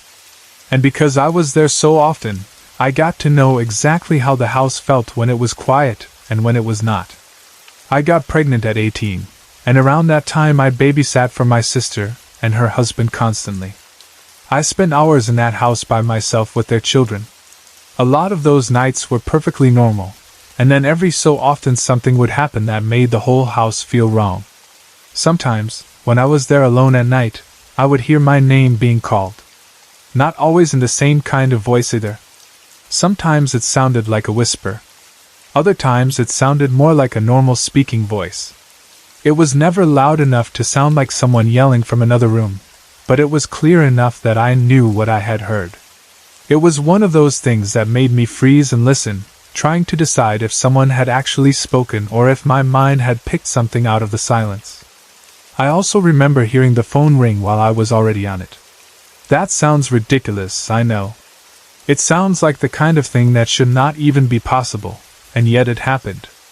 I would be talking on the phone and then hear the phone ring as though another call was coming through, except it did not make sense in the normal way. The whole thing felt like reality slipping a little sideways for a second. A lot of my time in that house was spent in the front room where the computer was. And very often, from there, I would hear little feet running down the hallway. It sounded exactly like my 2-year-old niece getting out of her crib and running down the hall. The sound was small, quick, and unmistakable. Every time I heard it, I would stop whatever I was doing and go look for her, expecting to find her standing there or running into the room. She was never there. I would go all the way down the hall, check on her, and find her asleep in her crib. A lot of times the bedroom light would be on too, and I would turn it off. Then, a little later, I would hear the little feet again and go check again. And once again the bedroom light would be on. This happened a lot. At first I investigated every time, because that is what you do when you are babysitting somebody else's child. But eventually it got to the point where I gave up trying to make sense of it. The repeated little footsteps and the light turning on became one of those things I stopped confronting because I did not know what else to do. One night in particular stands out more than the others. My sister had gone out with some friends and ended up staying out all night. Her husband worked the graveyard shift, so once again I was there babysitting. I was sitting out in the den when I heard a clacking sound coming from the kitchen. It immediately made me think of my sister, because she had a certain pair of shoes that made exactly that sound when she walked across the floor. Then I heard her call my name, loudly, like she was in the kitchen looking for me. I answered right away. I said, "What?" No answer. So I got up and walked into the kitchen, expecting to see her there. No one. I checked her bedroom too, thinking maybe she had stumbled and drunk and just gone straight to bed. No one. The front door was still locked. There was no sign she had come in at all. At the time, I did not even react the way you might expect. I was so used to weird things in that house by then that I just kind of absorbed it and moved on. Later, when she finally came home, I asked her what she had wanted when she called my name. She looked at me like I was crazy. I said, "When you came home, you called my name in the kitchen. What did you want?" She told me she had never come home at all before then. That spooked me. It spooked her too. But even then, we still laughed it off more than anything. That is something my family has always done with weird things. We laugh because the alternative is to sit there and really think about what it means. My sister had her own experiences in that house too.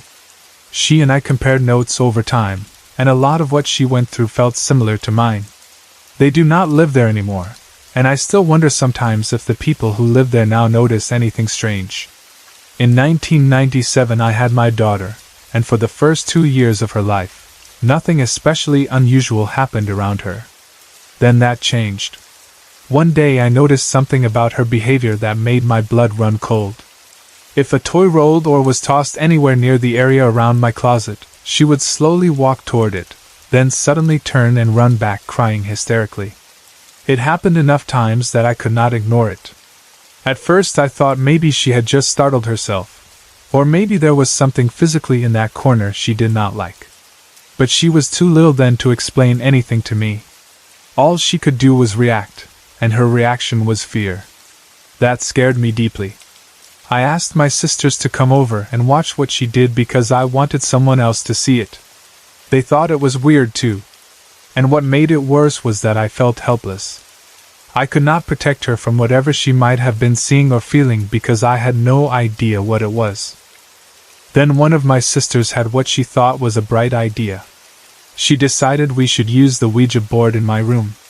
I was completely against it. I did not want that thing in my room. I did not want anyone inviting anything in there. But of course they did it anyway. They sat with it, closed their eyes, and started concentrating. I do not even remember exactly what they asked, but I do remember what happened next. Both of them seemed to stop breathing for what felt like at least a full minute, and when they came back to themselves, they both had tears in their eyes. That was enough for me.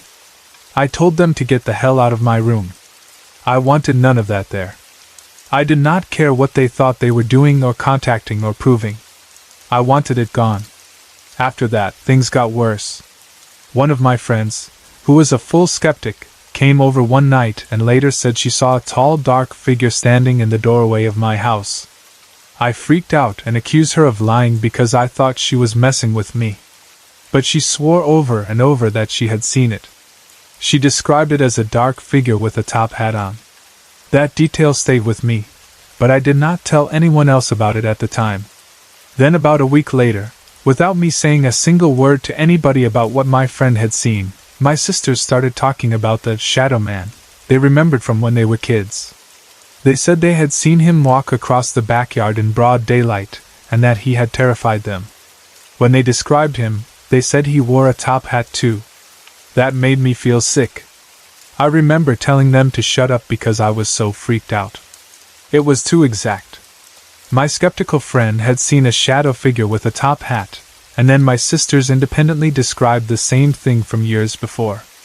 That was one of the first times I felt truly cornered by the possibility that something had been around us for a long time.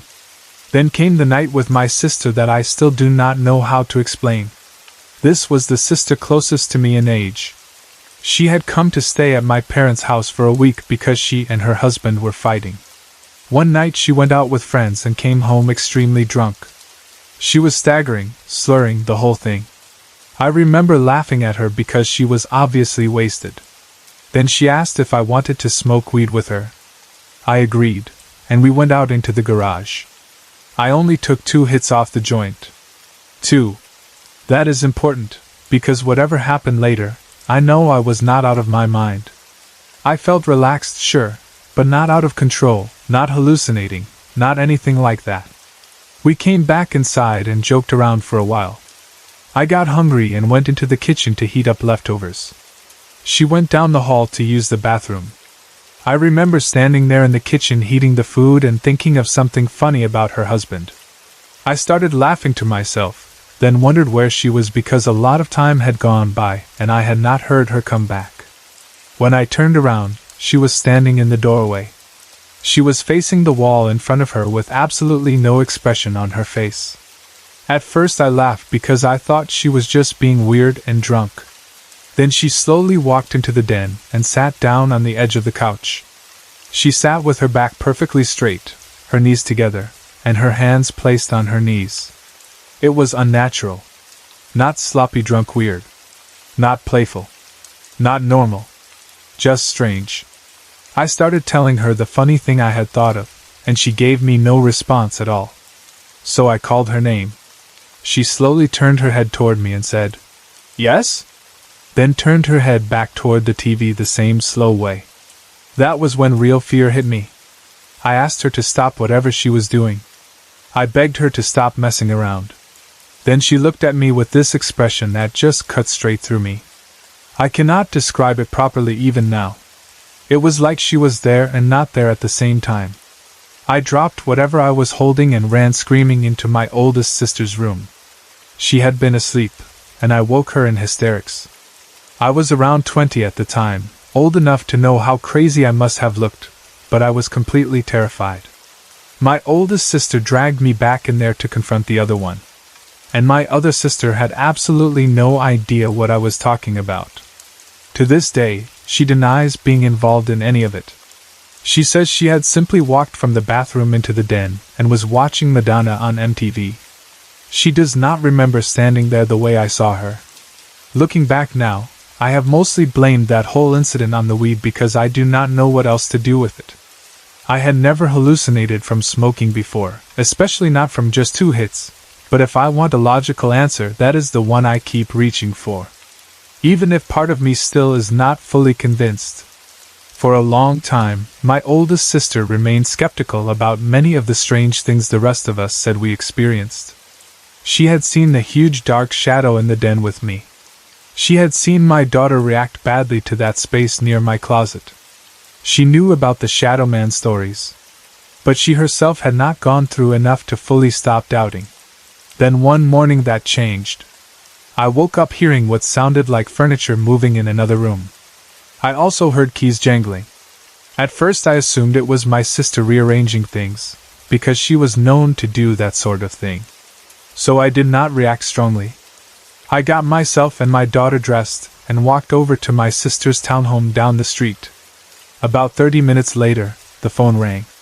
It was my oldest sister calling my other sister in a panic, saying she was hearing things moving in the house. I told her I had heard the same thing but assumed it was her. Then there was a scream, a loud crash, and the call cut off. We tried calling her back over and over, and finally when we got her, she was frantic. She said the vacuum cleaner had fallen over by itself, and other things had fallen too. She was on her way over immediately. And honestly, my sister and I laughed at her a little, because after all the time she had doubted, she was finally getting her own undeniable taste of it. That same year, another strange incident happened involving my daughter. I was driving with her in the back seat at night. We had been over at a friend's house, and were just heading to 7-Eleven or somewhere simple like that. It was summer in Texas, so even though it was nighttime, it was still hot.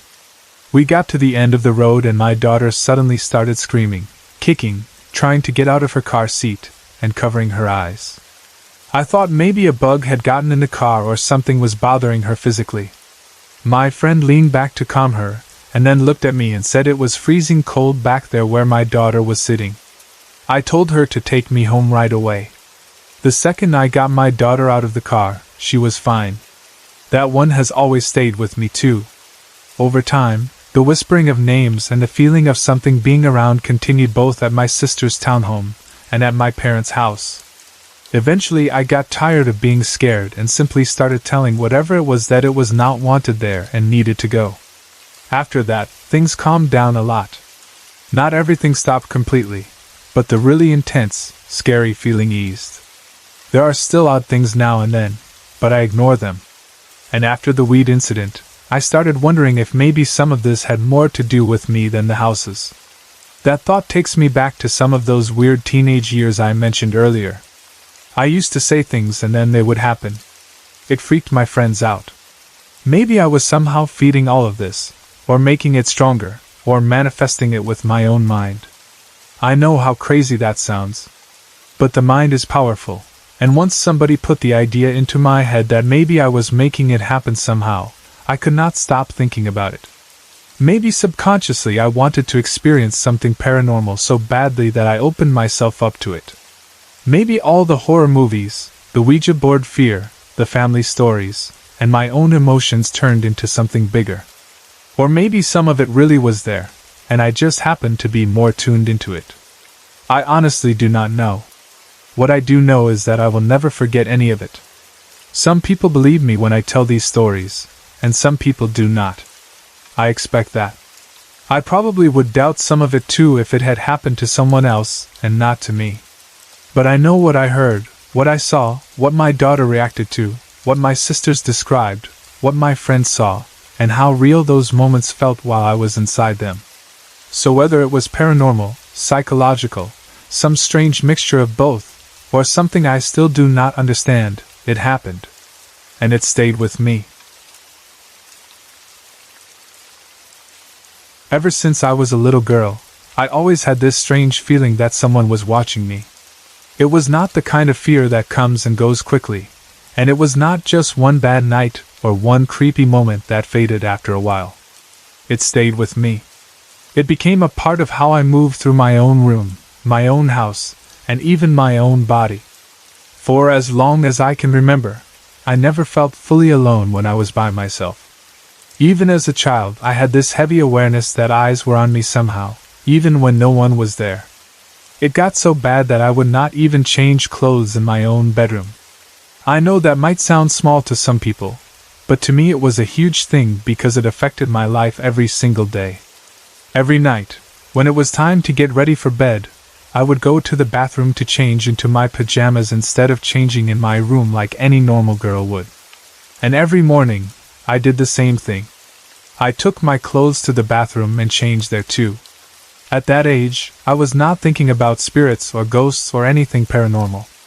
I was still trying to explain it in normal ways, in ways that made sense to a kid who was scared but did not know what fear really was yet. Back then, I thought maybe someone had hidden cameras in my room. Or maybe someone was watching me through my window. Maybe the neighbors could somehow see inside. Or maybe some creep was spying on me without me knowing. Those were the kinds of thoughts I had because those were the only explanations I could come up with. I just knew I felt exposed. I felt like if I took my clothes off in that room, someone would be seeing me. I did not know who. I did not know how. I only knew the feeling was strong enough to make me avoid changing in there completely. After a while, I tried to ignore it. What else was I supposed to do? I was young, and I knew if I told people the full extent of how watched I felt, they would probably think I was just being paranoid or dramatic. So I learned to act normal as much as I could. I still changed in the bathroom. I still kept the lights on longer than I probably needed to. I still rushed when I was alone in my room. But outwardly, I tried to behave like everything was fine. Even when I was getting out of the shower, that same feeling would come over me. I would step out, wet and cold and vulnerable, and I would feel like someone was standing right there in front of me, looking at my body, studying me in a way that made my skin crawl. It was not always a strong visual fear, like I could actually see a person standing there. It was more like a sensation, a certainty in my body that I was not alone, and that something was paying very close attention to me. It made me want to cover myself as fast as possible. It made me want to rush through the room and get dressed before whatever it was could keep looking. Still, I forced myself to keep going. I ignored it as best as I could. I got older, and a part of me started to think maybe I had simply been a fearful child. Maybe I had imagined too much. Maybe it was just one of those phases kids go through and then grow out of. I never fully stopped feeling watched, but for a while I did get more used to it. I learned how to live around it. I learned how to keep the fear in the background and go on with normal life anyway. Then everything changed the summer I turned 15. That was the summer my family was moving. My parents had never owned a house before, and for a while they had wanted to buy the house we were living in. But our landlords were refusing to put it up for sale, so instead of finally being able to stay there as owners, We had to move to a different house in the same town. It was one of those stressful family periods where everyone is busy, everyone is tired, and everything feels half-packed and unsettled. During that time, my siblings and I stayed at my grandmother's house while my parents got the furniture and everything else moved into the new place. At first, staying there was not supposed to be anything strange. It was just temporary. Just a family arrangement, while the adults handled the hard work. But one night while I was there, I experienced something that scared me in a completely different way from anything before. I was lying down, trying to sleep, when I suddenly felt this odd sensation all over my body. At first, I did not know how to understand it. It was not pain exactly. It was not numbness. It was not just nerves either. It was a tingling feeling, but not the kind you get when your arm falls asleep or when your skin gets cold. It felt deliberate somehow. It was spread over me in a way that reminded me of touch. Not one touch. Many touches. Almost like a lot of hands all over my body at once. That is the best way I can explain it. It felt like hands. Not visible hands. Not something I could see reaching for me. But the tingling was shaped like touch. It was in places where hands would be. Across me. On me. Pressing into my awareness in a way that made it impossible to ignore. I got scared almost immediately. I sat up, got out of bed, and went to get a glass of water. I tried walking around for a little while, thinking maybe it was just my body acting weird. Maybe I had been lying wrong. Maybe I was anxious. Maybe I was overtired. And for a short time, getting up did help. But the second I lay back down again, the feeling returned. This time it was stronger. And this time it was clearer.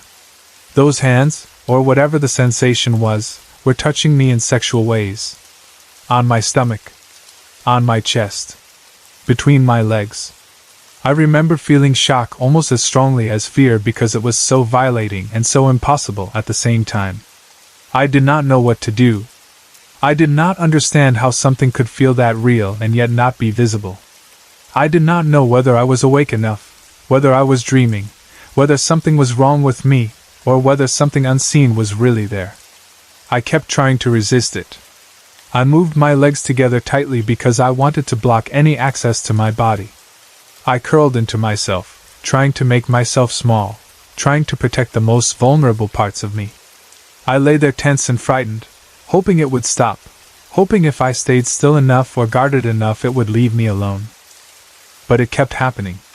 The sensation continued, moving over my body like hands that did not belong to anyone I could see. After a while, I stopped fighting so hard, but not because I felt safe. I stopped because I did not know what else to do. I was tired, confused, and overwhelmed. I lay there and tried to ignore it. That may sound impossible, but sometimes when something frightening keeps happening, and you do not have any clear way to stop it, your mind starts trying to survive it by going numb. That was what I was doing. I did not accept it. I did not want it. I just did not know how to escape it. This did not happen only once. That is another thing that made it harder to dismiss later. If it had happened one night and never again, maybe I could have convinced myself it was some kind of half-sleep experience, some weird dream state moment that felt more real than it was. But it happened again. And again. Over time, it became something that would return, especially at night, especially when I was lying down and trying to sleep. For a while, the more I let it happen, the less intense it seemed to become. I know that probably sounds strange, but that is how it felt. It was as if struggling made it worse and staying still made it calm down faster. I hated that. I hated the feeling of learning how to live with something I did not understand and did not want. But that was what happened. I adapted in little ways because I had to. Even now, I still sometimes feel a similar sensation, though it has become much calmer than it was then. Now it usually feels like one person, or one set of hands, instead of many. That is one of the strangest changes. Back then, it felt like my whole body was being touched from all over, almost as if many invisible hands were on me at once. Now, when it happens, it feels more focused. More like one presence. one pair of hands. One attention moving over me rather than many. There have been 1 or 2 times when I woke up feeling aroused, as though whatever this is had been touching me while I was asleep. I want to be clear about something though. It has never felt like anything was inserted into me. Even when I do feel something in the lower part of my body, it only feels like touching. That distinction matters to me because I have tried very hard over time to be honest with myself about what I feel and not exaggerate it into something else. The sensations have always felt like touching, stroking, pressing, and sometimes lingering, but never like actual physical penetration. That has not happened recently though. Lately, if it happens, it feels much gentler. Sometimes it feels like fingers moving underneath my hair, almost like someone is combing their hand through it in a soft way. Other times it feels like someone is cupping my cheek. On rare occasions I have even felt it around my lips. That is one of the moments that confuses me most because the sensation does not always feel cruel or violent. Sometimes it feels almost tender, and that makes it even harder to understand. If it were always terrifying, always rough, always frightening in the same way, maybe I could categorize it more easily. But it changes. It can feel invasive one time and gentle another, and that shifting nature has made the whole experience harder to explain to myself. It mostly happens at night when I am trying to fall asleep, but not only then. There are times in the day when I feel it too. Not as strongly, usually, but enough that I notice it. Sometimes it seems to begin at my feet and slowly work its way upward, lingering in certain areas as it moves. That too feels like a deliberate kind of touch, not just some random tingling in the nerves of my body.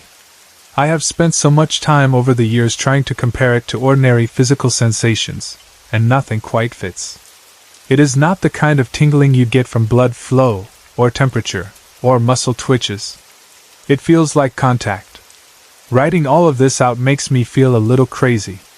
I really mean that.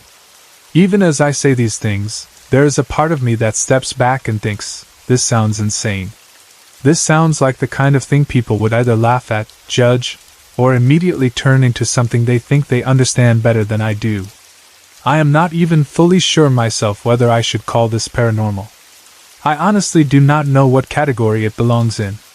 I only know it is real to me, and I cannot explain it in any normal way. For a long time, I thought maybe I was making it all up somehow. Maybe I was lonely. Maybe I wanted a boyfriend so badly that my mind was creating some imaginary stand-in for affection and attention. That thought did cross my mind many times.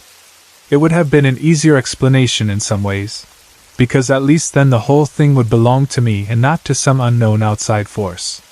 But the problem with that idea was this: when I actually wanted to feel it, when I was trying to call it up on purpose or hoping it would happen, I could never make it come. I could not summon it just because I wanted comfort or because I was craving affection. It came when it came, and usually not when I was asking for it. That made me doubt the idea that I was fully inventing it. Because if it were simply some fantasy my mind was creating, then why did it not show up on command? Why did it come at times when I was not longing for it, not inviting it, not even thinking about it? Why did it often happen when I was trying to sleep or when I was tired or when I wanted nothing more than to be left alone? These questions made me wonder if maybe I was not crazy after all. Or maybe I was, but in some way I could not control. That is the hardest part. Not knowing whether what is happening to you belongs to the outer world or the inner one. If it were clearly external, maybe I could fear it properly and fight it. If it were clearly internal, maybe I could seek help in a different way and try to understand my own mind. But being trapped in between, in that place where the experience feels real and yet invisible, where it seems outside me and yet happens only to me, is its own kind of suffering. And then there is the history of that watched feeling from when I was a child. That makes it harder for me to believe all of this began only with teenage loneliness or imagination. I felt watched long before I was old enough to think in sexual ways about touch or desire. I felt exposed in my room long before I was old enough to understand what it would mean to long for affection from someone. The feeling of being observed was there first. Then years later, after the move and the strange night at my grandmother's house, the touching began. That makes it feel like part of one long story rather than separate little explanations. Sometimes I ask myself if whatever watched me as a child is the same thing that later began touching me. I do not know. But the thought is there. And when I let myself think that, there is something deeply unsettling about it. Because then the whole thing feels less like random episodes and more like a presence that has followed me or stayed near me for years. That idea frightens me, but it also makes more sense of the pattern than pretending each part stands alone. There are nights when I lie there and try to feel whether it is going to happen. That might sound foolish, but once you have lived with something like this for long enough, your body becomes alert to it even before it starts. Sometimes I can almost sense when that strange energy is near, the way the air feels different, the way my body becomes more aware of itself, the way the room somehow feels less empty. Other nights, nothing happens, and I fall asleep like anyone else. Those are the nights I love most, the ordinary nights. They remind me how much I miss feeling completely alone in peace. The gentle moments confuse me more than the frightening ones. That may sound backwards, but it is true. If I feel what seems like fingers in my hair or a hand cupping my cheek, it makes me question everything in a way that fear does not. Fear at least gives you a clear emotional position. Fear says this is wrong, stay away from it, protect yourself. But when the touch feels soft, almost caring, then I start to wonder whether I am misunderstanding it. Whether it is malicious at all. Whether it is even one thing. Whether something that frightened me at one age could become something else later. But then I remember how it began. I remember curling up tightly, trying to protect my body while something touched me in ways I did not want. I remember how helpless that felt. And that memory keeps me from romanticizing any of it. Whatever tenderness I sometimes seem to feel now does not erase the fact that the earlier experiences felt violating and unwanted. There is also the simple fact that I never asked for any of this. That matters to me. Even when I was young and trying to explain the watched feeling through ideas like hidden cameras or spying neighbors, I did not want it. Even later, when I wondered whether it came from wanting closeness or affection, the answer still comes back the same way. I never wanted it like this. I never wanted to be touched by something invisible. I never wanted to lie in bed wondering whether what I was feeling belonged to my nerves, my imagination, my loneliness, or some unknown presence. And yet it kept happening. So now I live in this strange place of uncertainty. Part of me still fears that maybe I am slipping somehow, that maybe this is all part of my own mind and that the fact it feels so real does not make it any less internal. Another part of me, though, believes more and more that there really is something there. Something I cannot see. Something that watches. Something that touches. Something that has stayed with me from childhood into my teenage years and changed its way of interacting with me over time. I do not know which part of me is right. Maybe that is why writing this feels so difficult. Because once you say it out loud, once you put it into words, it stops being only your private secret and becomes something others can react to. And people always react. Some will say it is definitely paranormal. Some will say it is definitely psychological. Some will say I am lonely or suggestible or disturbed. Some will say spirits can attach to people. Some will say I need help. Some will say I am making it all up. I cannot stop any of that. All I can do is tell the truth as best as I know it. The truth is that I have felt watched for as long as I can remember. The truth is that when I was 15, while staying at my grandmother's house during our move, I felt what seemed like many hands touching me all over my body. The truth is that it felt sexual, and I hated it. The truth is that it did not end there.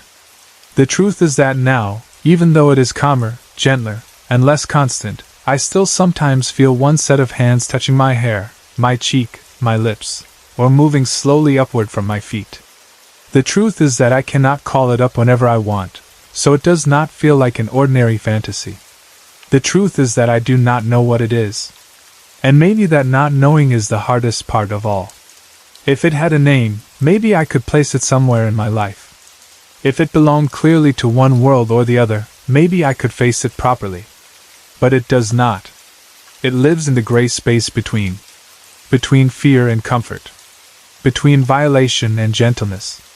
between the mind and whatever may exist beyond it, between longing and dread, between wanting to believe myself and being afraid that believing myself makes me sound crazy. But even with all that doubt, one thing has become more and more true over time. I am starting to believe that this is real. 8 years ago, when all of this happened, I was 17 years old and deep in that part of life where you feel grown enough to make your own choices, but not wise enough yet to understand what some of those choices might lead to. I was in the middle of my rebellious teenage years, and at that time I was going down paths I should never have been on. Looking back now, I can say that clearly.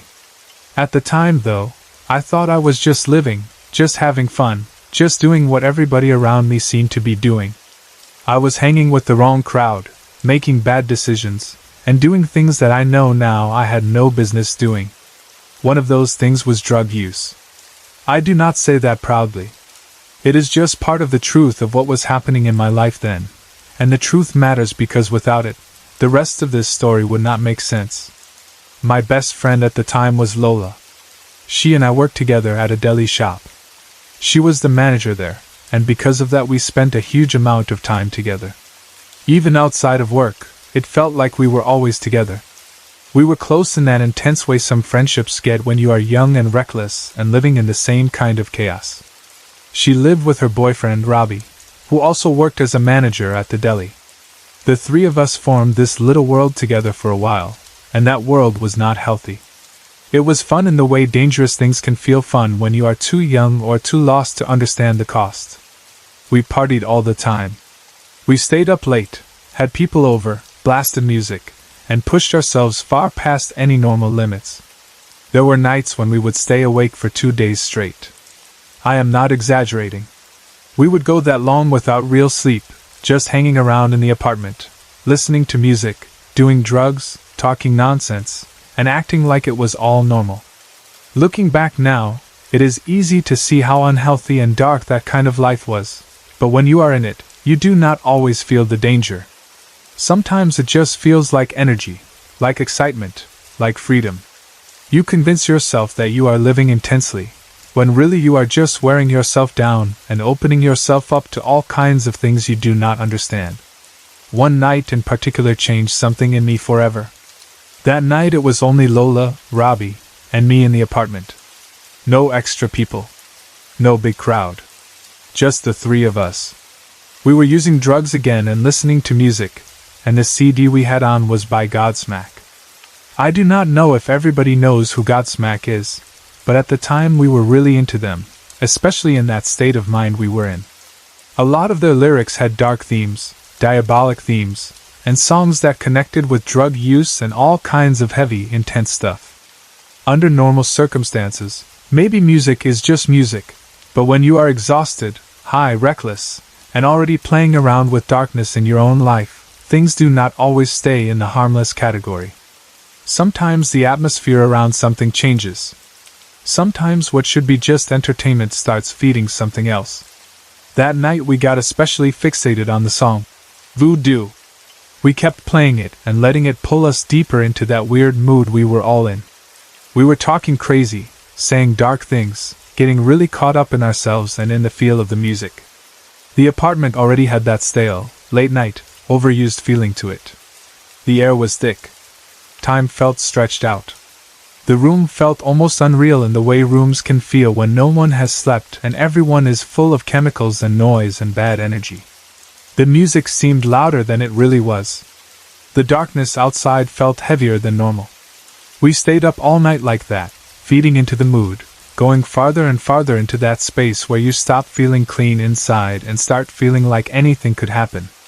Eventually, at some point the next night, I went home. By then I was completely exhausted. I do not even remember the drive or how I got from being there to being in my room. I only remember getting home and falling asleep almost instantly. It was the kind of sleep that comes over you like a blackout. 1 second you are there, and the next second you are gone because your body is too tired to do anything else. I was out almost the moment I hit the bed. Then I woke up. It was around 3 in the morning. And the moment I woke, something was wrong. I could not move. Now, that had happened to me before. I had experienced that horrible frozen feeling in bed on other occasions, and my mother had always told me the same thing when it happened: pray to God and it will go away. Most of the time, that seemed to work. I do not know how or why, but when it happened before, I could usually calm myself enough to pray, and after a little while it would lift. So even though I was scared, part of me thought at first that this was just the same thing again. Terrifying, yes, but survivable. Something I knew the pattern of. But this time was not the same. From the very first moment, it felt different. Heavier. Darker. More deliberate somehow. I was lying on my side, and from that position I could see my stereo. I had gone to sleep with it turned off, or at least I was sure I had. But when I looked at it, it was on. The lights were moving across it, and the time on it said 3 a.m. That alone would have been enough to make me uneasy, but at first I still tried to talk myself down. Maybe I had accidentally left it on. Maybe I had been more tired than I realized and forgot. That would have made sense. But then I looked more closely and saw something that hit me with a whole new level of fear. It was disconnected. I could see that it was not even plugged in properly. I stared at it, and I remember my mind almost refusing to accept what my eyes were showing me. The stereo was acting like it was powered on, the lights were moving, the display was working, and yet it was disconnected. That was the moment when the fear became pure panic. Because if I could no longer trust even the basic physical reality of what was around me, then what exactly was happening in that room? I tried to scream for my mother and father. I remember trying with everything I had. I wanted them. I wanted another human being there. I wanted someone bigger than me, older than me, someone who could turn on a light and make the whole thing become ordinary again. But when I tried to call out, barely more than a whisper came out. It was like my voice was trapped too. That is one of the worst parts of those moments, when your body does not belong to you and even your own voice betrays you. You are wide awake, terrified, and reaching out for help, but almost nothing comes. At some point, I must have snapped out of the paralysis enough to move. The next thing I remember clearly is getting up and trying to get out of my room. I went for the door, desperate to reach the hallway, desperate to get to my parents, desperate just to not be in that room anymore. But when I grabbed the door, it would not open. It would not move. I was locked in. That is when true terror hit me in a way I do not think I had ever felt before. I was awake. The stereo was on without power. My voice would not work. The door would not open. And then, before I could even process all of that fully, I felt something push me. Not a stumble. Not a loss of balance. A push. It threw me back onto the bed. That feeling is something I still cannot explain away. People can tell me fear makes you imagine things, or tiredness can make your body feel strange, but I know what it feels like to fall, and I know what it feels like to be pushed. This felt like force. Direct force. Something that did not want me leaving that room. After that, I do not remember fighting much. I think I was too overwhelmed. Too frightened. Too drained. All I remember is lying there, waiting for morning, just wanting the night to end. I must have fallen asleep again at some point, maybe from exhaustion, maybe from fear, maybe from both. When I finally woke up, it was light outside. Morning should have made everything feel normal again, but it did not. I remember lying there in the daylight trying to understand what had happened, trying to decide if I had dreamed it, if I had imagined parts of it, if the whole thing had just been some intense episode of whatever my mother called it when I woke up unable to move. But no matter how I tried to shape it, the feeling stayed wrong. The room felt wrong. The memory felt too sharp. The disconnected stereo would not leave my mind. Later that day I went to work and told Lola what had happened. I needed to say it out loud to someone. Maybe part of me hoped that once I spoke it, it would shrink down and sound ridiculous and I could laugh it off. Maybe part of me wanted someone to tell me I was exhausted and high and imagining things. But when I finished telling her, she looked at me in a way I will never forget. She made this face that told me before she even spoke that something was very wrong. Then she told me that the same exact thing had happened to her and Robbie that night, around the same time. That was the moment everything inside me dropped. Because if it had only happened to me, I might have spent the rest of my life trying to file it away under sleep paralysis or drugs or exhaustion or fear. But hearing that it had happened to them too, that same night, around the same time, destroyed all the easy explanations. Suddenly it was not only my strange experience in my bedroom. It was something bigger. Something connected. Something that seemed to reach across places and people at once. I do not remember every word she said about what happened to them, but I remember enough to know it was close enough to mine that I could not ignore it. They had experienced that same unnatural darkness, that same impossible feeling, that same sort of attack. And I knew then that whatever happened in that apartment the night before while we were high and obsessed with that music and talking crazy was not over when I left. It had followed. Or maybe we had carried it with us. That experience changed me. After that, I stopped partying. I quit that whole lifestyle. I did not ease out of it slowly. I did not say maybe I will cut back. I stopped. Something about that night shook me so deeply that I could not go back to pretending we were just harmlessly messing around. Up until then, all the drugs and the staying up and the dark music and the weird talk had been part of some reckless teenage image of freedom and rebellion. After that night, it all felt poisoned. It all felt connected to something I wanted no part of. To this day, I have never been able to shake the feeling that listening to that Godsmack CD, especially that song, Voodoo, had something to do with what happened. I know people may say that sounds silly. Music is music. Songs do not summon demons. And maybe under ordinary conditions that is true. But I do not think it was only the music. I think it was everything together. The drugs, the lack of sleep, the dark mood, the way we focused on it, the energy we built in that apartment, the openness we created by messing around with things we did not understand and had no respect for. The music feels tied to it in my memory because it was part of the atmosphere, part of what we fed ourselves that night. That is why, even now, I do not believe sleep paralysis is just some harmless medical condition in every case. I know there are people who will explain it that way, and maybe sometimes that explanation fits. Maybe sometimes it is just the body waking before it can move. But I cannot believe that is all it is, not after what happened to me, and not after Lola told me what happened to her and Robbie that same night. There was too much of a connection. Too much darkness. Too much force. Too much of a shared experience to make me feel comfortable reducing it to nerves and science and brain states. To me, it felt paranormal. More than that, it felt demonic. That word is heavy, and I do not use it casually. But that is honestly the closest word I have for what it felt like. Not ghostly in the simple sense. Not sad. Not restless. Not curious. It felt malevolent. It felt like something dark had gotten too close. Something that enjoyed fear, helplessness, and confusion. Something that came into the room with power and intended to make itself known. The part with the stereo has always stayed with me maybe more than anything else. A disconnected stereo should not light up and move. It should not be possible. If I had only been paralyzed and afraid, I know people would say that I hallucinated the rest. But the stereo gave the whole thing a physical detail that I still cannot explain. It made the experience feel anchored in the real room around me, not only in my own mind.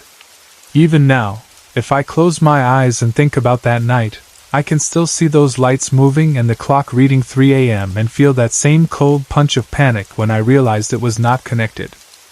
And the push. I cannot forget that either. Because it was the moment when fear became bodily in the most terrifying way. It is one thing to hear strange sounds or see impossible things. It is another thing entirely to feel something put force on your body. When I tried to leave and was thrown back onto that bed, I stopped feeling like I was only in danger of going crazy. I felt like I was in danger from something. People ask sometimes how an experience changes a person. It changed me by making me take darkness seriously. Before that I had been reckless with my life, with my mind, with my body, with the things I let into my space. I thought I could dabble in whatever and laugh it off later. I thought some things were just songs, just highs, just moods, just part of the scene. But after that night, all of it looked different. I saw how far I had let myself drift, and I saw what kind of door I may have opened by doing it. Even now, years later, I still think about that night. I still think about how normal it started. 3 people in an apartment, getting high, listening to music, talking nonsense, thinking we were untouchable. I still think about leaving and falling into sleep so hard that I should have stayed unconscious until morning, and instead waking into one of the most terrifying hours of my life. I still think about calling for my parents, and barely getting a whisper. I still think about the locked door, the push, the helplessness, and the daylight that came too slowly. And I still think about Lola's face at work the next day. That face told me everything before she even spoke. She knew. Something had happened to her too. Something was wrong. And when she told me that it had happened to her and Robbie around the same time, I felt all the space for denial collapsing. I know some people reading this will say drugs explain it all. And maybe drugs explain some of it. I am honest enough to admit that the state we were in mattered. I do not think you can abuse your body and your mind and then pretend that does not affect what you are vulnerable to. But I do not think drugs explain all of it. I do not think they explain the shared timing. I do not think they explain the force I felt. I do not think they explain the dark intelligence of it. To me, the drugs were not the whole cause. They were the thing that weakened us, that opened us, that made us easy targets. That is why the experience has stayed with me in such a deep way. It was not just fear. It was warning. It was the kind of warning that changes the direction of your life because you know if you keep going the way you are going, you may not like what comes next. And so I stopped. I stopped the partying. I stopped chasing that kind of darkness. I stepped away from that whole version of myself. Not because someone lectured me into it. Not because I suddenly became perfect. But because I had looked too closely into something I never wanted to see again. To this day, when I hear that song, Voodoo, I feel a chill run through me. Maybe some people would laugh at that. Maybe they would say I gave too much power to one night, one CD, one group of bad choices. But I lived it. And when you live through something that leaves that kind of mark on you, the symbols of it never become empty again. That song, that mood, that apartment, that time in my life, they are all tied together in my memory like one doorway I am grateful I walked away from. I do not claim to fully understand what happened. I just know it was real. Real enough to change me. Real enough to make me believe there are things out there that are darker than fear and more dangerous than people want to admit. And real enough that, even now, I still believe it was something paranormal and demonic rather than just a bad night in a tired body. My granny passed away in January 2008, and even now, when I think back on that time, it still feels heavy in my chest. Some losses stay with you in a quiet way, and some losses seem to settle into your life and change it forever. Losing my granny was like that for me. We were very close. We were not perfect, and we did not always get along, but we understood each other in a way that is hard to explain. Sometimes the people we love the deepest are the same people we clash with the most, and that was true for us. We were alike in a lot of ways, probably too much alike. We could bump heads, hurt each other's feelings, and then somehow still know what the other one meant without many words. That kind of bond stays strong even when life gets hard. Before she came to live with us, she had been staying with her son. She had gone through triple bypass surgery, and at that time my family just could not afford to take care of her the way she needed. So my uncle took her in. At least that was the plan. That was what was supposed to happen. But for reasons I never fully understood, he eventually put her out. To this day, I do not really know why. Maybe there were arguments. Maybe it was money. Maybe it was stress. Maybe it was just too much for him. Whatever the reason was, in the end, she came to stay with us, and we just dealt with things the best we could. When she moved in, our house changed in all the normal ways a house changes when an older family member comes to live there. There were new routines, new worries, new little tensions, and also a lot of love mixed in. That is how it goes sometimes. Caring for someone is not always soft and peaceful. It can be messy. It can be tiring. It can be full of little misunderstandings and arguments. But love is still there, even when the days are difficult. That was how it was with my granny. We argued sometimes because, like I said, she and I were too much alike. She was stubborn, and I was stubborn too. She had her way of doing things, and I had mine. But underneath all of that, we cared about each other deeply. Right after New Year's in 2008, she got sick. At first, it did not feel like the kind of sickness that would take her away from us. Or maybe we just did not want to think that way. When someone older gets sick, especially someone stubborn, there is often this strange period where everyone is pretending it is not as serious as it feels. They insist they are fine. You tell yourself they just need a little rest. Nobody wants to say the scary thing out loud. That was what happened with us. My granny was a stubborn old lady. If she did not want to go to the hospital, then she was not going to go easily. She refused. She acted like she could push through it. She did not want to be treated like she was weak, and she definitely did not want people making a fuss over her. But then one day it got bad enough that I knew I had to do something. That day has stayed with me in a painful way because it is tied so tightly to guilt in my memory. I was upstairs, and she was downstairs. I did not hear her calling for me. I did not hear my phone when she called it. I do not know if the house was too loud, if I was distracted, if I had simply tuned out the world for a while, but whatever the reason, I did not hear her. When I finally got up and went downstairs, I found her sitting on the floor. She was not crying out. She was not screaming. She was just sitting there, picking things up off the carpet, like somehow she was trying to make normal sense of a situation that was not normal at all. I asked her how she got there, and she answered in that quiet way older people sometimes do when they do not want to admit how helpless they are. She said, "I was trying to get to the couch." That sentence has stayed with me because it sounds so simple, but it carried so much. She had fallen. She had tried to keep going. She had probably been scared. And I had not heard her. That thought tore at me then, and still does sometimes now when I remember it. I was afraid to move her because I did not know if I would make something worse, so I did the only thing I knew to do. I called 911. That was one of those moments where instinct takes over because you do not have time to think about whether the person will be mad at you later for calling. You just know something is wrong, and you need help now. The paramedics came and took her to the hospital.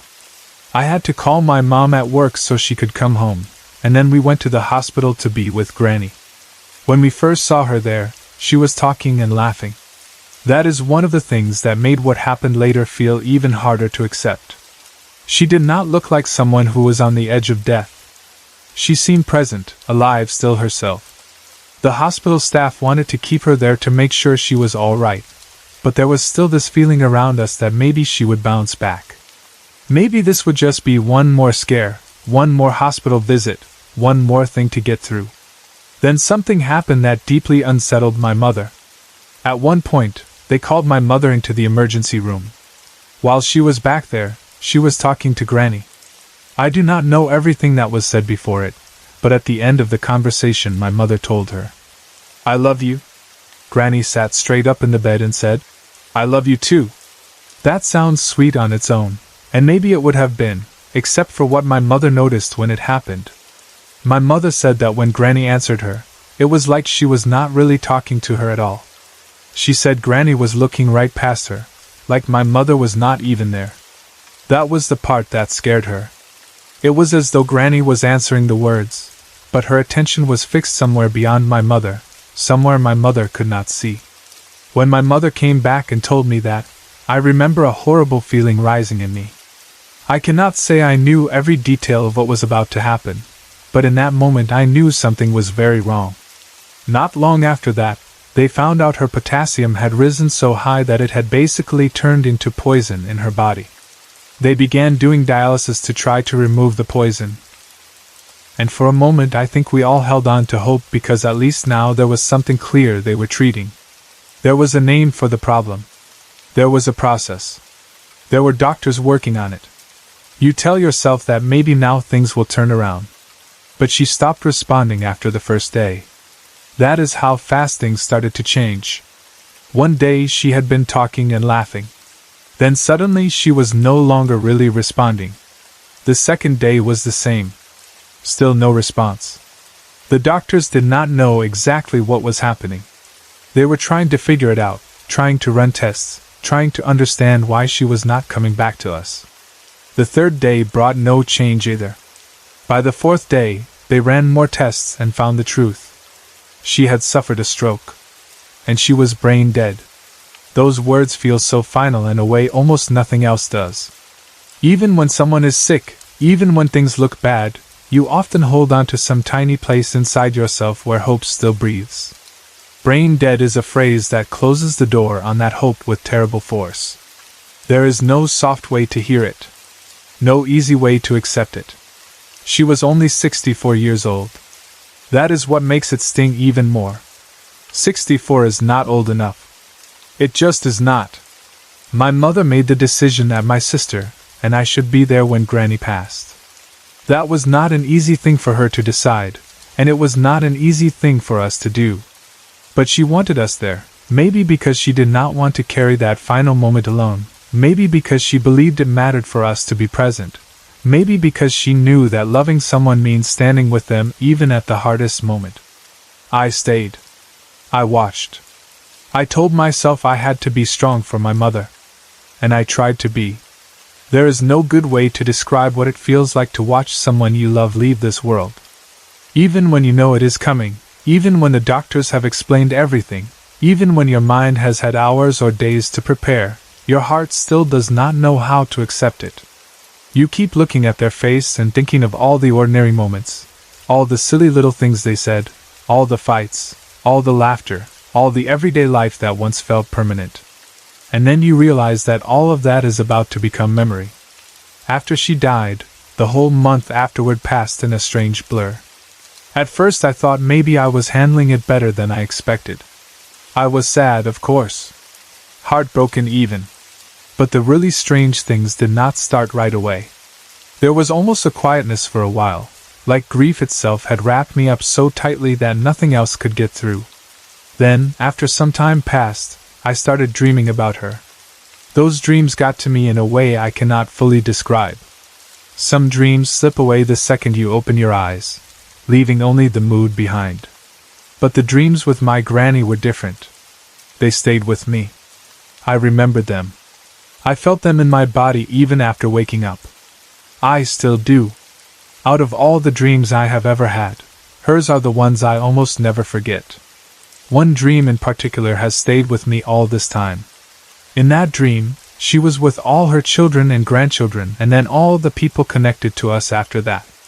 Altogether there were 5 generations standing there.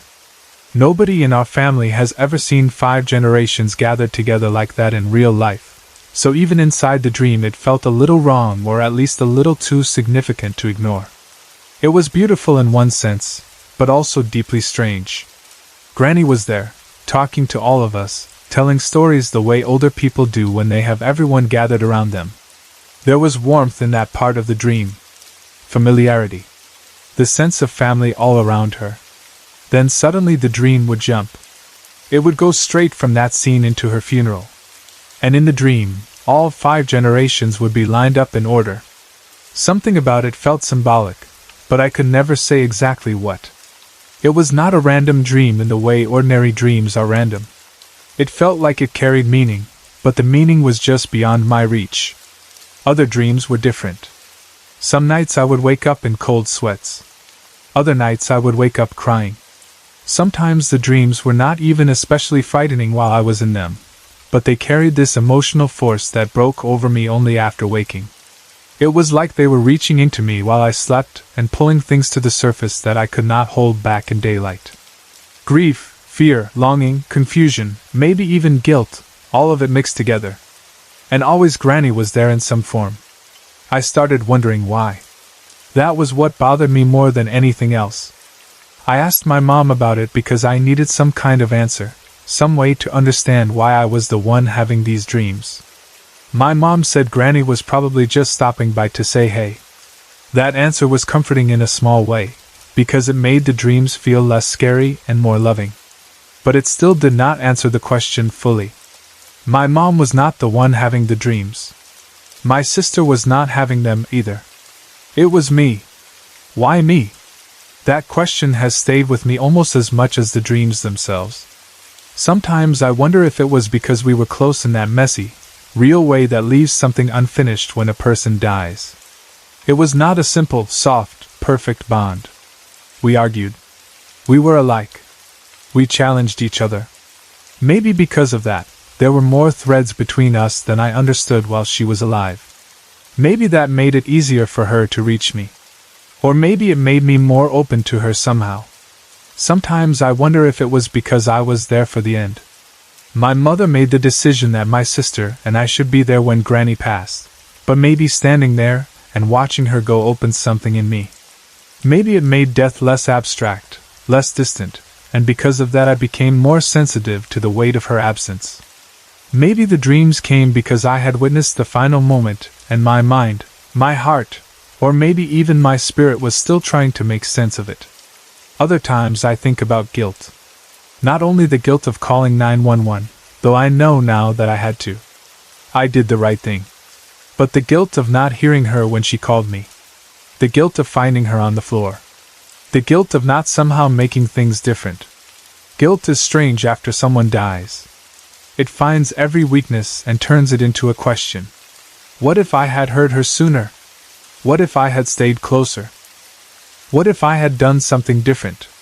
Even if none of those questions change the outcome, they live in you anyway. Maybe the dreams came because guilt made me hold on too tightly. But then again, maybe it really was just Granny coming by. My mother's answer may have been the simplest one, but maybe simple does not mean wrong. Maybe she was visiting in the only way she could. Maybe she knew I would notice. Maybe she knew I would remember. Maybe she knew I needed those dreams, even the ones that left me crying, because somehow they kept a line open between us while I was still learning how to live in a world where she was gone. That is one of the strange things about grief. Sometimes the things that hurt you are also the things that comfort you. I would wake from those dreams shaken, sweating, crying, or confused, but at the same time part of me was grateful that she still appeared at all. A dream, even a heavy one, was still something. It was still contact. It was still her face, her voice, her presence in some form. And when someone has died, you start to understand how much even a painful moment of closeness can mean. I think a lot about that moment in the hospital too, when my mother said, "I love you," and Granny answered while looking somewhere past her. That memory has become even more important to me over the years. At the time, it was scary. It made us feel like she was already half somewhere else. But later, when the dreams began, I started wondering if that moment was really the first sign that there was more going on than we understood. Maybe she really was seeing something or someone we could not. Maybe she was already looking into a place that was beginning to open for her. Maybe death was closer to her than it was to us, and her eyes were already on what waited beyond.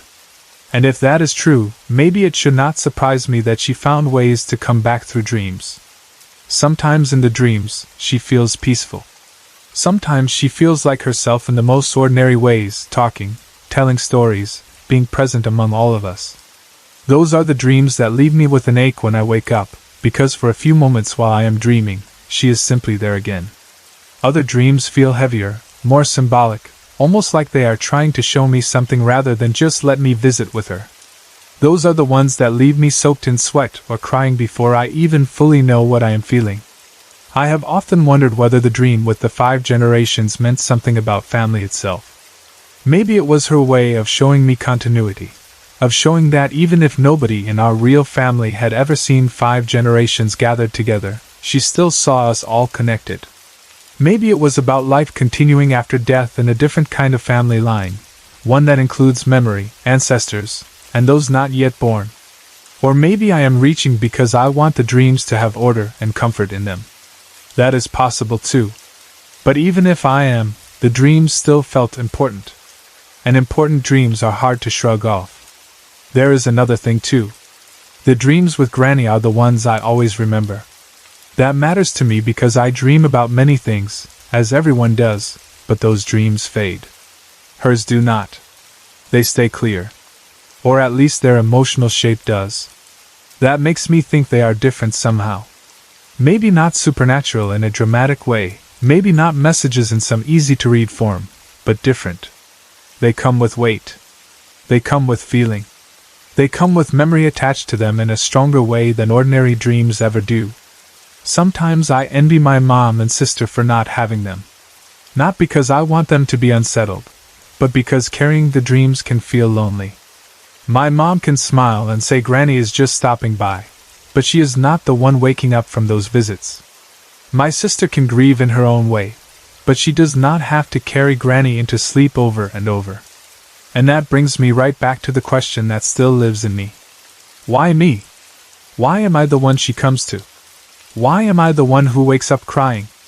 Why am I the one who still sees her face, hears her stories, and feels her presence so strongly after all these years? I do not have a final answer. Maybe I never will. But if I had to guess, I would say it has something to do with how close we really were beneath all our arguing and stubbornness. Some people love each other in soft and easy ways. Others love each other in ways that are rougher, louder, and harder to untangle. Granny and I were like that. We were not always gentle with each other, but we knew each other. Maybe that kind of bond leaves a stronger pull after death. Maybe it leaves unfinished conversations in the air. Maybe it creates a path that is easier to walk in dreams. And maybe she knows I still need her. Because even now, years later, there are moments when I wish I could ask her things, hear her stories, or just sit in the same room and argue with her about something small and silly. Loss changes shape over time, but it never fully leaves. It becomes part of you. Maybe the dreams are part of that too.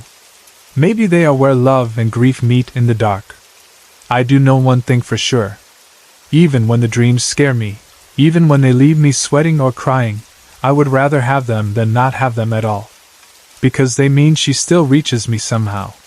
They mean she has not fully faded. They mean that somewhere between memory, grief, and whatever lies beyond what we understand, my Granny still finds her way back to me. So if you ask me now why I think it happens, the most honest answer is this. Maybe it is because I listen. Maybe it is because some part of me is still open to her. Maybe it is because she knows I will remember.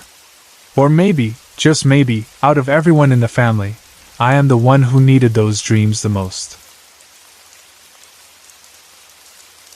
When I was 4 years old, my family moved from Florida to a farm in North Georgia. And even now when I think back on that time, the first thing that comes to my mind is how different everything suddenly felt. Before that move, my world had been smaller, warmer, and simpler in the way very early childhood often is.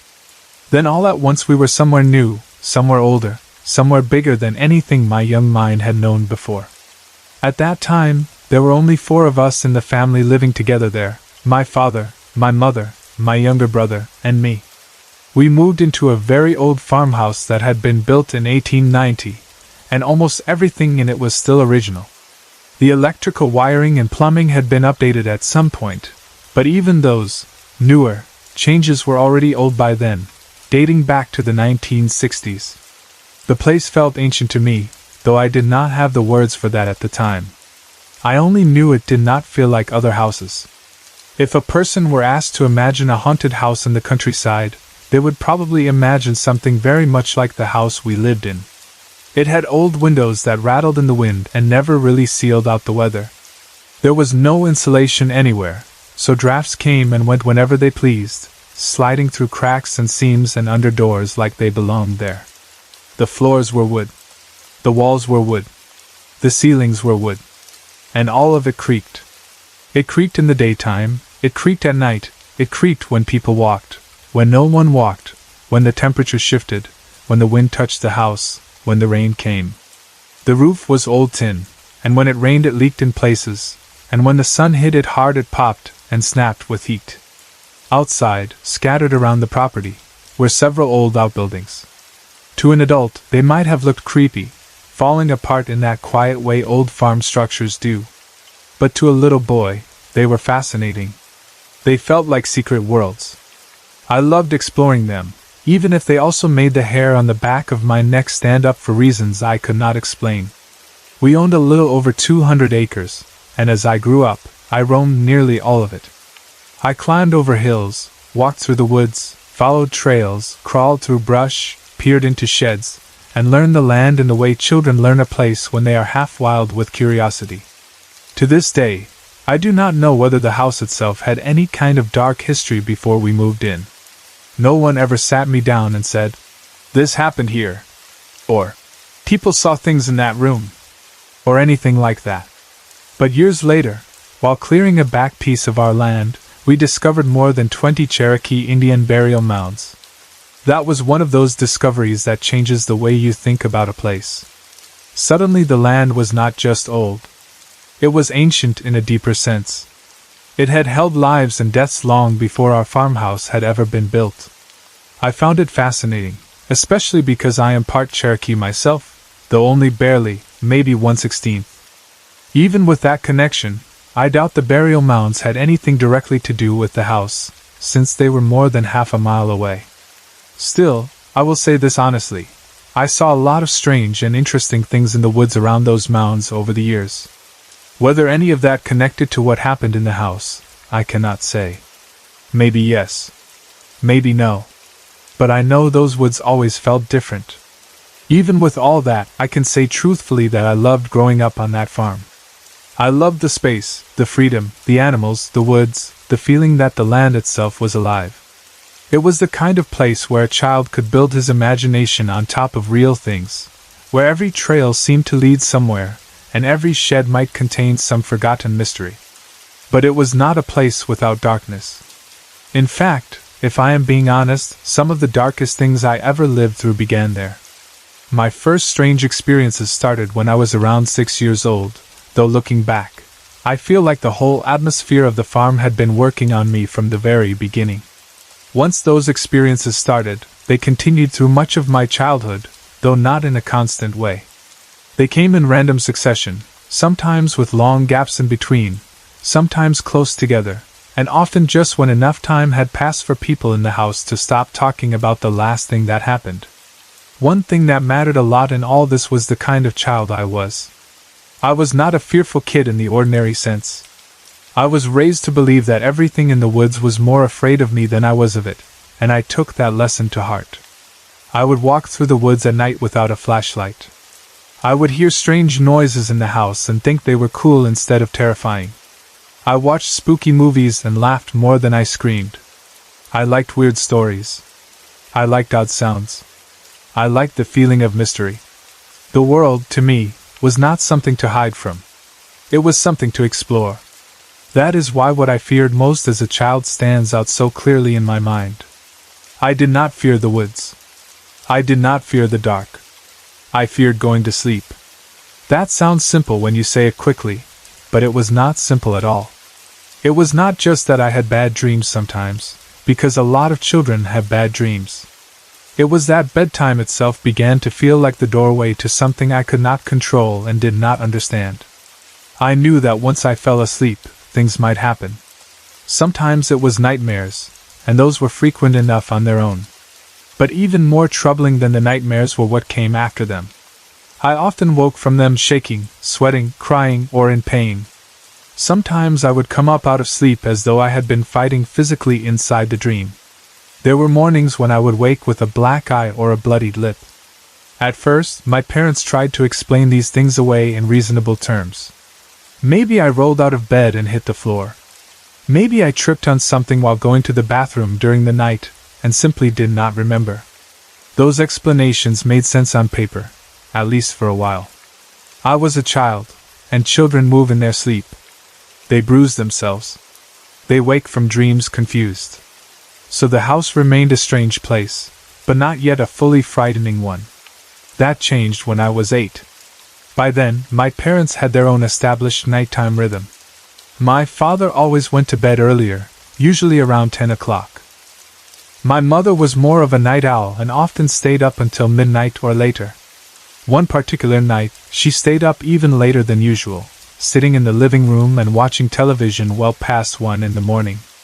I can still piece together parts of this night from my own memory, but much of the full picture came from what my mother told me afterward. She got up during a commercial break to go into the kitchen. As she was moving through the house, she heard something coming from the bedroom my brother and I shared. It was not unusual for kids to make noise in their sleep, but something about what she heard made her step toward the doorway. She later said she thought she heard me groaning and crying, as if I were in the middle of a bad dream or some sort of struggle. So she reached in and switched on the light. For some reason, the bulb blew the instant it came on. That is where my memory begins to sharpen. I remember the flash of light. I remember it not as a normal bedroom light coming on, but as a sudden burst of brightness cutting into what already felt like a nightmare. In my mind, at that moment, the nightmare and the room were the same place. I did not feel as if I was simply waking from a dream.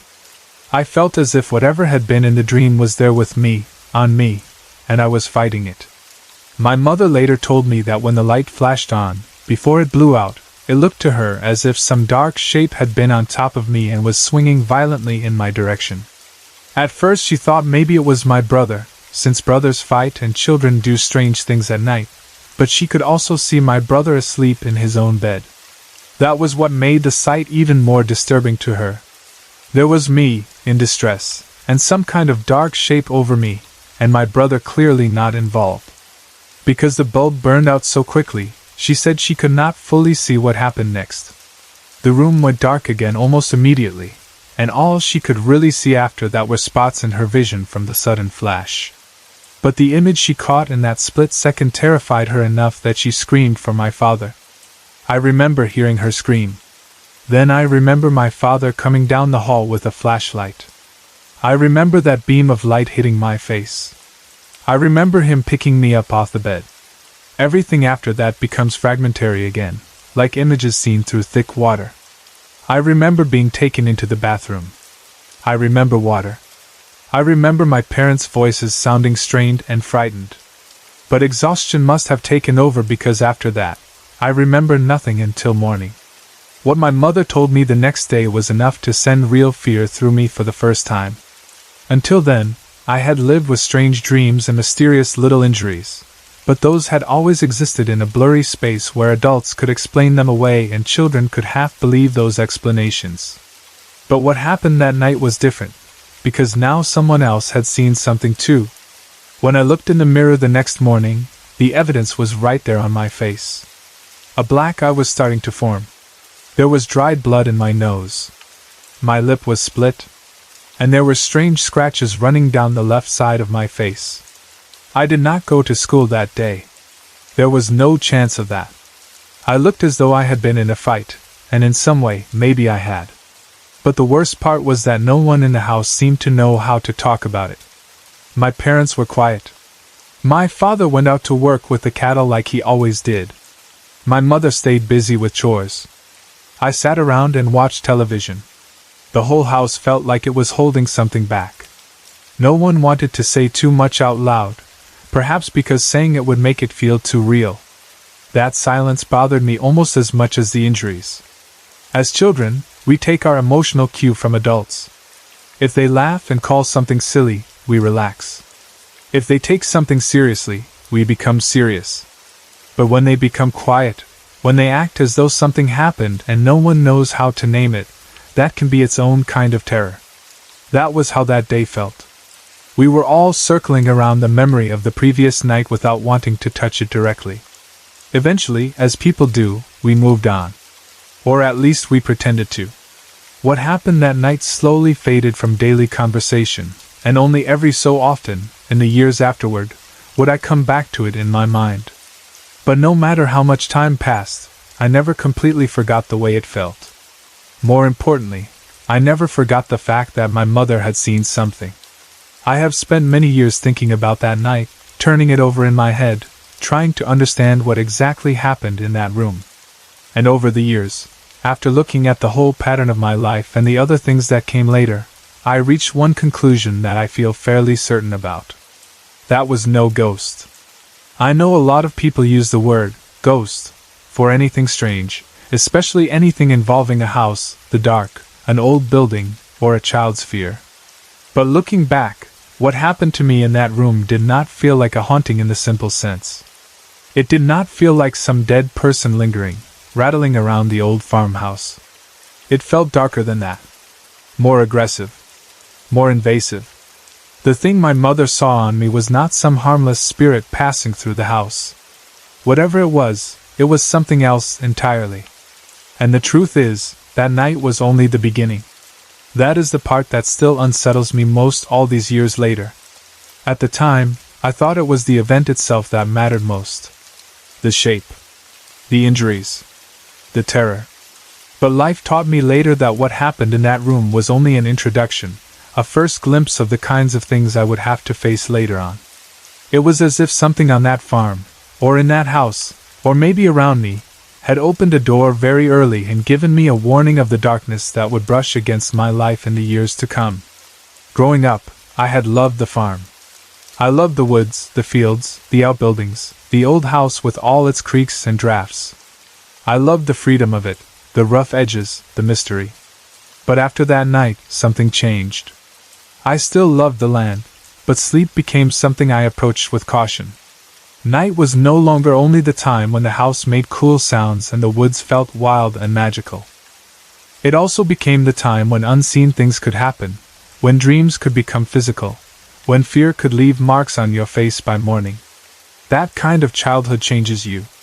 It teaches you that bravery in daylight is not the same as peace at night. It teaches you that not all fear comes from what can be seen. And it teaches you, very early, that adults do not always have answers, even when they wish they did. If I am being honest, I still do not have a full answer now. I know what my mother saw. I know what I felt. I know what I woke up looking like. And I know that the years that followed only strengthened my belief that that first serious encounter was not a random nightmare gone wrong. It was the first chapter of something much darker. Fun, right?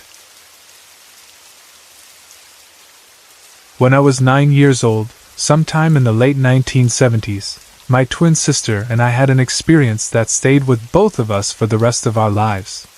Even now, after all these years, we still talk about it from time to time, and every single time we do, the same details come back just as clearly as they did that day. It is strange how memory works. There are ordinary days that disappear almost completely, even when they were once part of your routine and your life. Then there are moments that only last a few minutes, maybe less, and they stay preserved in the mind as if they happened yesterday. This was one of those moments. At that time, we lived in a big old 2-story house. It was the kind of house that already seemed to have a life of its own, even before anything strange ever happened there. Older houses have a certain feeling that newer places usually do not. They have history in the walls, character in the wood, and a sense that many lives have already passed through them before yours. Whether that means anything supernatural or not, I cannot say. But it does matter to the mood of the story, because our house was definitely not one of those plain, forgettable places. It was large, old, and full of spaces that felt separate from one another in their own way. One part of the property I remember especially well was the driveway. It was long, much longer than what most people think of when they picture an ordinary driveway. It ran down the side of the house and stretched all the way back toward the garage and the back side door. The driveway itself almost felt like its own little world when you were a child. My parents only used the front part of it for parking their cars. Somewhere a little past the middle of the driveway, they had put up a fence with a gate, which sort of divided the front part from the back. Beyond that gate, the driveway continued down toward the garage, but the garage was not really used for cars anymore. It was mostly just used for storage. As children, that back part of the driveway felt like a place where the grown-up world ended and our own world of games and imagination began. That Sunday afternoon was warm and sunny. I remember that very clearly too. Not just because the weather was nice, but because the whole scene felt calm, ordinary, and safe before anything happened. Sundays had their own feeling back then. The day moved more slowly. The neighborhood seemed quieter. People stayed home more. There was a sense of rest in the air. My parents were both inside the house. My father was sitting at the dining room table going through what we always thought of as his important papers, and my mother was on the sofa reading one of her women's magazines. They were doing ordinary Sunday things, and my sister and I were outside playing at the very end of the driveway, near the back side door and the garage. I do not remember exactly what game we were playing. That part has been lost to time. It was probably something simple, some child's game or imaginary activity that mattered deeply to us in the moment, and then vanished from memory forever afterward. What I do remember is that we were completely absorbed in it. That is how children play when they are really in their own little world. The driveway, the fence, the back door, the garage, all of it had probably become part of whatever game we had made up. We were busy, focused, and not thinking about anything else. Then out of nowhere we heard a woman's voice. It was soft and very sweet, the kind of voice that would not normally frighten anyone. She called out, "Excuse me, excuse me." The sound of it made us stop what we were doing immediately. It was not a loud call, not an angry or panicked one, just gentle and polite. But it was unexpected enough that both of us looked up at once toward the gate, because that was where the voice had come from. Standing there behind the gate, at the fence, was a woman. From the very first moment, she looked different from anyone we were used to seeing. She was very pretty, and she looked young, maybe around 30 or so. Not old, not grandmotherly, not frail. That was one of the details that stood out to both of us right away, because for some reason when you are a child and you hear stories about ghosts or strange women appearing somewhere, your mind often imagines someone old. But this woman was not old. She was young and striking in a way that immediately caught our attention. We walked right up to her almost automatically. That is another detail I have thought about many times over the years. Neither of us hesitated much. Neither of us stood back in fear. We were curious, maybe a little puzzled, but not scared in that first moment. Children often move toward what interests them before they stop to judge whether they should be afraid of it. That is what happened with us. We saw her and simply went closer. As soon as we got near enough to really see her clearly, we both noticed that she did not look like anyone else we had ever seen in our neighborhood, or really anywhere around us in daily life. It was not only that she was beautiful. It was that she looked like she belonged to another time. Her clothes were old-fashioned, but not in a silly costume way. They looked real, natural on her. The kind of clothes women wore in the 1930s or 1940s, the kind you saw only in old movies. Her hair was done in that short, waved style women wore in those years. She had on a hat with a little mesh veil over her forehead, something elegant and old-fashioned that I had never seen in real life at that age. She wore a black skirt suit with a matching jacket, very neat and stylish in that older way. And on her hands she wore black gloves, the sort of gloves women once wore in public when being well-dressed was a very different thing than it was in the 1970s. Everything about her appearance was so unusual that it filled us with wonder before it ever filled us with fear. She rested both hands over the top of the gate and looked down at us. She had a very pretty smile. Both of us still remember the red lipstick she wore, because it stood out so clearly against her creamy white skin. Her eyes were green. That detail stayed with us too. It was one of those sharp details that memory locks onto for some reason and never lets go. The red lipstick, the pale skin, the green eyes, the dark clothes, the gloves, the little veil, all of it created this image that neither of us has ever forgotten. And she smelled wonderful. That may sound like a small thing, but to me it is actually one of the most convincing details in the whole experience, because scent is such a specific kind of memory. She wore perfume, and it was lovely. We both still remember that she smelled beautiful, in a soft, elegant way. Even now, that detail feels important because it made her seem even more real. This was not some vague shadow at the edge of sight, or some blurry figure across the yard. This was a woman standing close enough that we could see her eyes, notice her gloves, remember her lipstick, and smell her perfume. While we stood there staring up at her in fascination, she spoke to us. She asked, very politely, "Where is your father? Can I please see your father?" That was the question she asked. It struck us as a little strange right away, though at our age we did not fully know why. Adults sometimes came to houses looking for other adults, so in one sense it was not a shocking question. But something about the whole situation felt unusual. Maybe it was the way she asked? Maybe it was how out of place she looked standing there in those clothes.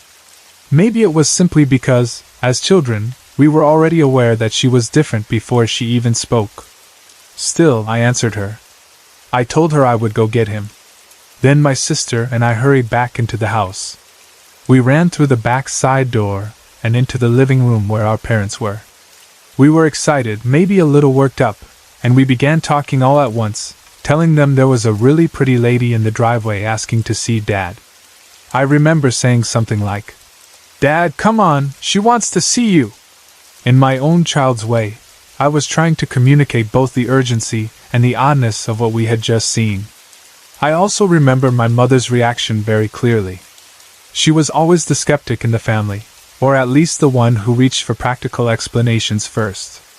She said something like, "It's probably someone from church." But even as a child, I knew that was not right. I knew it, and my sister knew it too. And this is the part that has always stayed strange to me. When my mother said it was probably someone from church, I felt something inside myself that I can only describe as certainty. I just knew in my heart that this woman was a ghost. It sounds strange even now, because I was a child and the thought came so naturally and so strongly. I was not terrified, but I knew.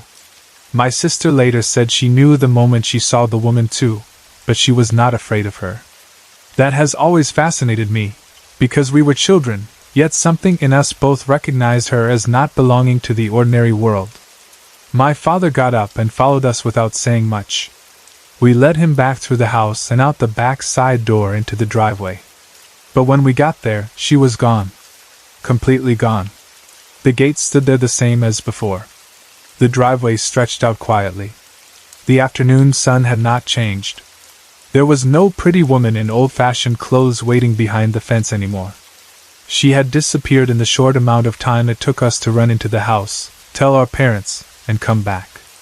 My sister and I insisted she had really been there. We told my father over and over that it was true, that she had been standing right there, and that she had asked to see him. He said, all right, I believe you." But even then I remember feeling that he did not fully believe us, or at least not in the same way we wanted him to. It sounded more like something a parent says to settle children down than something spoken by a man who had just become convinced he missed seeing a ghost in his own driveway. We looked up and down the street, but there was no sign of her anywhere. That is another detail that made the whole thing impossible to explain away in a simple way. She had not been standing in some distant place where she could have turned and walked out of sight. She had been right at the gate. For her to be gone that fast, in broad daylight, with no one seeing where she went, felt impossible. There was nowhere obvious for her to disappear to, and certainly not in those clothes without being noticed. And yet she was simply gone. To this day, my sister and I still talk about that afternoon. My mother remembers it too. She remembers us running in and describing the woman, and she remembers following us back out only to find no one there. The memory stayed with all of us, though I think my sister and I carried the deepest impression of it because we were the ones who stood face to face with her. We were the ones who saw her smile, noticed her perfume, stared at her clothes, and heard her ask for our father. It remains a mystery. We have never known for sure who she was or why she came. Sometimes I wonder if she could have been a long-dead relative of my father's, someone who had come to look in on him, maybe even to say hello in the only way she could. Other times I wonder if she was someone somehow connected to the house itself, or to the land before my parents ever bought the place. There are so many possibilities when it comes to stories like this, and most of them can never be proven one way or another. That is what makes them both frustrating and beautiful. The mystery stays alive because there is no final answer to close it. What I know is what we saw. We saw a young beautiful woman dressed in clothes from another era. We saw her resting her gloved hands on the gate. We heard her gentle voice asking to see our father. We smelled her perfume. We watched her smile. And then, when we brought our father back, she was gone. That may not be enough for everyone else, but it is enough for me. As I have gotten older, I have thought a lot about the emotional feeling of that moment too. People often expect ghost stories to be full of terror, and certainly many are. But this one was not like that. The woman did not frighten us in the usual sense. She was strange, yes. Beautiful and out of place, yes. Unforgettable, absolutely. But there was no malice in her. No danger. No cold dread. If anything, there was gentleness in the way she said, "Excuse me," and politeness in the way she asked after our father. That matters to me because it shaped the entire experience. We did not run from her. We went to get the person she asked for. That tells me something about the atmosphere around her. It was mysterious, but not threatening. And maybe that is why the story has remained so vivid and so alive between my sister and me.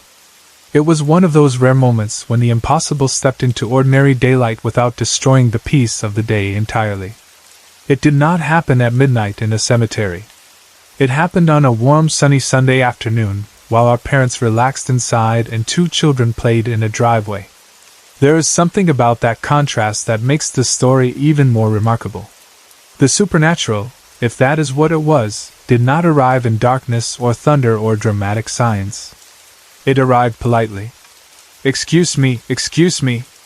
I still hear it in my head sometimes. And I still see her exactly as we saw her then, with the waved hair, the little hat and veil, the black jacket, the skirt, the gloves, the red lipstick, the pale skin, and those green eyes looking down at us kindly through the gate. I do not know who she was. I do not know why she wanted to see my father. I do not know why she chose that day, that hour, or that moment when 2 little girls happened to be out there instead of an adult. I only know that she was there. And sometimes, that is all a ghost story really gives you. Not a full answer. Not a solved mystery. Just one clear moment when the world opened long enough to show you something it normally keeps hidden. That Sunday afternoon was one of those moments. And for the rest of our lives, my sister and I have carried it with us. When I was 4 years old, my whole world changed in a way I could not have understood at the time. Before then, life had felt smaller and simpler, the way early childhood usually does. My memories from Florida are warm in the way old childhood memories often are, soft around the edges, full of sunlight and that feeling that the world is close and manageable because you are still so small inside it. Then suddenly my family moved to North Georgia, to a farm that felt older, larger, stranger, and more alive than anything I had known before. At that age, I did not have the right words for what made it feel so different. I only knew that it was not like any place I had seen before, and that from the moment we arrived, the farm seemed to hold its own mood, its own silence, its own way of being. At that time, there were only 4 of us living there together. My father, my mother, my younger brother, and me. We moved into an old farmhouse that had been built in 1890. Even saying that number now makes me pause a little, because it still seems incredible to me that we were living in a house already so old by the time I was a child. Almost everything in it was original. The electrical wiring and plumbing had been updated at some point, but even those updates were already old, dating back to the 1960s. So even the new parts of the house belonged to another era. As a little boy, I did not think in those terms exactly, but I felt it. I felt age in the walls even before I knew what age really meant in a place. If someone asked me now to describe the kind of house people imagine when they talk about haunted farmhouses, I would probably describe ours. It had the whole feeling of it, not in some dramatic movie way, but in the quiet, physical way old places carry themselves. The windows rattled in the wind and never really shut out the weather completely. There was no insulation anywhere, so drafts moved through the rooms whenever they pleased. They slipped under doors, through seams in the walls, around window frames, and down hallways like they had lived there longer than we had. The floors were all wood. The walls were all wood. The ceilings were all wood too. And everything creaked. The house creaked in the heat, in the cold, in the rain, in the dry air, when someone walked across a room, and when no one walked at all. It had an old tin roof that leaked when it rained and popped loudly under the sun. Those sounds became part of daily life, and because I was a child, I first thought they were interesting rather than frightening. Outside, the place spread out into old barns, sheds, and weathered outbuildings, all scattered around the property like little forgotten pieces of another life. To an adult, those structures might have looked creepy, worn down by time and neglect, each one holding darkness differently. But to me, they were irresistible. They felt like treasure chests and secret worlds. I wanted to climb through them, look behind every door, crawl through every corner, and imagine the lives that had passed through those spaces before I ever saw them. Even when they made the back of my neck prickle, I still loved them. The farm itself was huge to my child's mind. We owned a little over 200 acres, and as I got older, I wandered across nearly all of it. I walked trails, climbed hills, moved through the woods, crawled under brush, peered into forgotten places, and learned that land with the kind of complete devotion only a child can give to the place that shapes him. I truly loved it there. I loved the feeling that you could walk long enough and still not reach the end of everything. I loved the animals, the changing weather, the freedom to roam, the sense that the world was bigger there than it had been before. Years later, while clearing one of the back areas of the land, we discovered more than 20 Cherokee burial mounds. That discovery changed the atmosphere of the place in my mind even further. It was already old to me, but suddenly it felt ancient. The land had held lives, deaths, stories, and silence long before our farmhouse was even built. I found that fascinating, especially because I am part Cherokee myself, though only barely, around 1/16. Even with that connection, I have never been sure those burial mounds had anything directly to do with what happened in the house. They were more than half a mile away, and I do not like forcing connections where I cannot honestly prove them. Still, I will say this: the woods around those mounds always felt different, and I saw strange things there too over the years. Whether the house, the land, and those old resting places were tied together somehow, I cannot say with certainty. I only know that growing up on that farm gave me experiences I still cannot fully explain. And for all the darkness that would eventually become part of my story, I did love that place. I need to say that clearly because it matters. The farm was not only fear. It was not only shadows and old wood and bad nights. It was also freedom, wonder, adventure, and the feeling that the world was alive in 1,000 ways at once. It was beautiful and rough and mysterious all at once. But some of the darkest things I would ever live through began there too, and that truth sits right alongside the love I still feel for it. The first strange things I can clearly place started when I was around 6 years old. Looking back now, I think the atmosphere of the farm had already been working on me long before then, but 6 is when I can say something changed in a way I recognized. The experiences that followed did not happen every day, or even every week. They came in random stretches. Sometimes long quiet periods would pass, enough that everyone in the house would stop thinking about whatever had happened last. Then something else would occur, and all the unease would come rushing back. One thing that really shaped this whole story is the kind of child I was. I was not easily scared in the normal ways. I had been taught that most things in the woods were more afraid of you than you were of them, and I took that lesson seriously. I would walk the woods at night without a flashlight. I would hear strange sounds in the house and think they were cool rather than dangerous. I watched spooky movies and laughed more often than I screamed.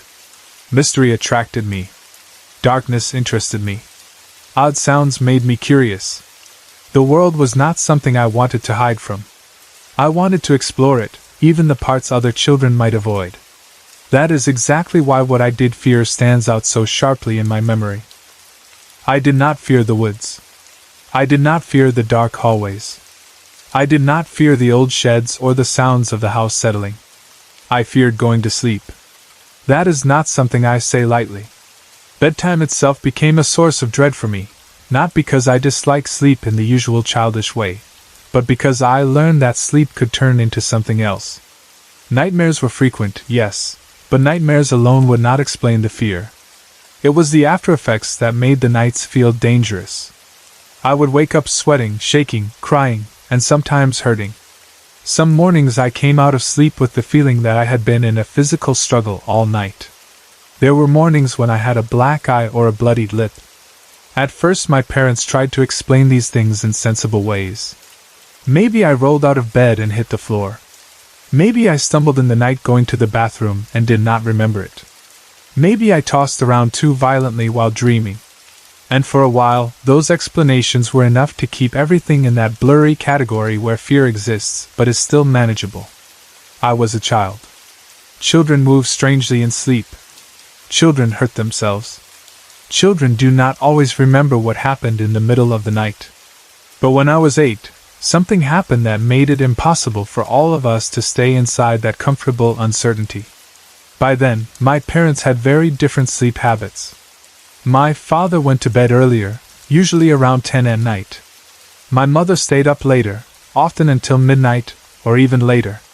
One particular night, she stayed up watching television until well after 1 in the morning. I remember pieces of this night from my own point of view, but a lot of the full story came from what my mother told me later, because when something awful happens in sleep, the memory does not always come back in a straight line. She had gotten up during a commercial to go to the kitchen when she heard something coming from the bedroom my younger brother and I shared. Children make noises in their sleep, so maybe at first she thought nothing of it. But then she heard more clearly, and what she heard sounded like groaning and crying, the kind of sounds that tell a parent a bad dream may be turning into something more serious. So she came to the doorway and reached for the light switch. The moment the light came on, the bulb blew. That is the point where my memory becomes sharp. I remember the flash. Not as a normal bedroom light turning on, but as a sudden violent brightness cutting through something already terrible. In my memory, I was not just waking up from a nightmare. I was in the nightmare, and when that light flashed, it felt like it caught whatever was on me right in the act. I felt as though I was fighting something in the room, not simply dreaming about fighting it. My mother later told me that in that instant before the bulb blew, she saw what looked like some dark shape on top of me, moving violently. At first she thought maybe it was my brother, because brothers fight and children do strange things in sleep, but she could also see my brother asleep in his own bed. That was what made the scene so awful to her. There I was, clearly in distress, with some dark thing over me, and my brother not involved at all. The light died so fast that she could not fully make sense of the image before the room dropped back into darkness. But what she saw was enough to terrify her, and she screamed for my father. I remember her scream. Then I remember my father coming quickly down the hall with a flashlight. I remember the beam of light striking my face. I remember him lifting me from the bed. After that, memory breaks apart into flashes. I remember the bathroom. I remember cold water. I remember the sound of my parents' voices, tense and frightened in a way children always notice even when they do not understand the words. Then everything fades. I must have fallen asleep from exhaustion because the next thing I truly remember is the following morning. What my mother told me then was enough to change my childhood fear into something real and lasting. Until that night, the strange things in my sleep had still been mine alone in a way. The bruises, the split lip, the terror, all of that could still be explained away with enough effort. But now my mother had seen something. Even if only for a split second, even if in a burst of light before a bulb blew, she had seen enough to become frightened herself. When I looked in the mirror that morning, I saw what had been left behind. A black eye beginning to form. Dried blood in my nose. A split lip. Long, strange scratches running down the left side of my face. I did not go to school that day.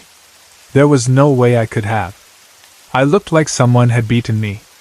Maybe in some sense something had. But what disturbed me almost as much as the injuries was the silence in the house afterward. My father went out to work with the cattle as if routine might somehow hold the world together. My mother busied herself with chores. I sat around watching television. No one wanted to say the thing directly. No one wanted to name what my mother had seen or what had happened in that room. We all lived around it without touching it. That kind of silence is its own terror when you are a child.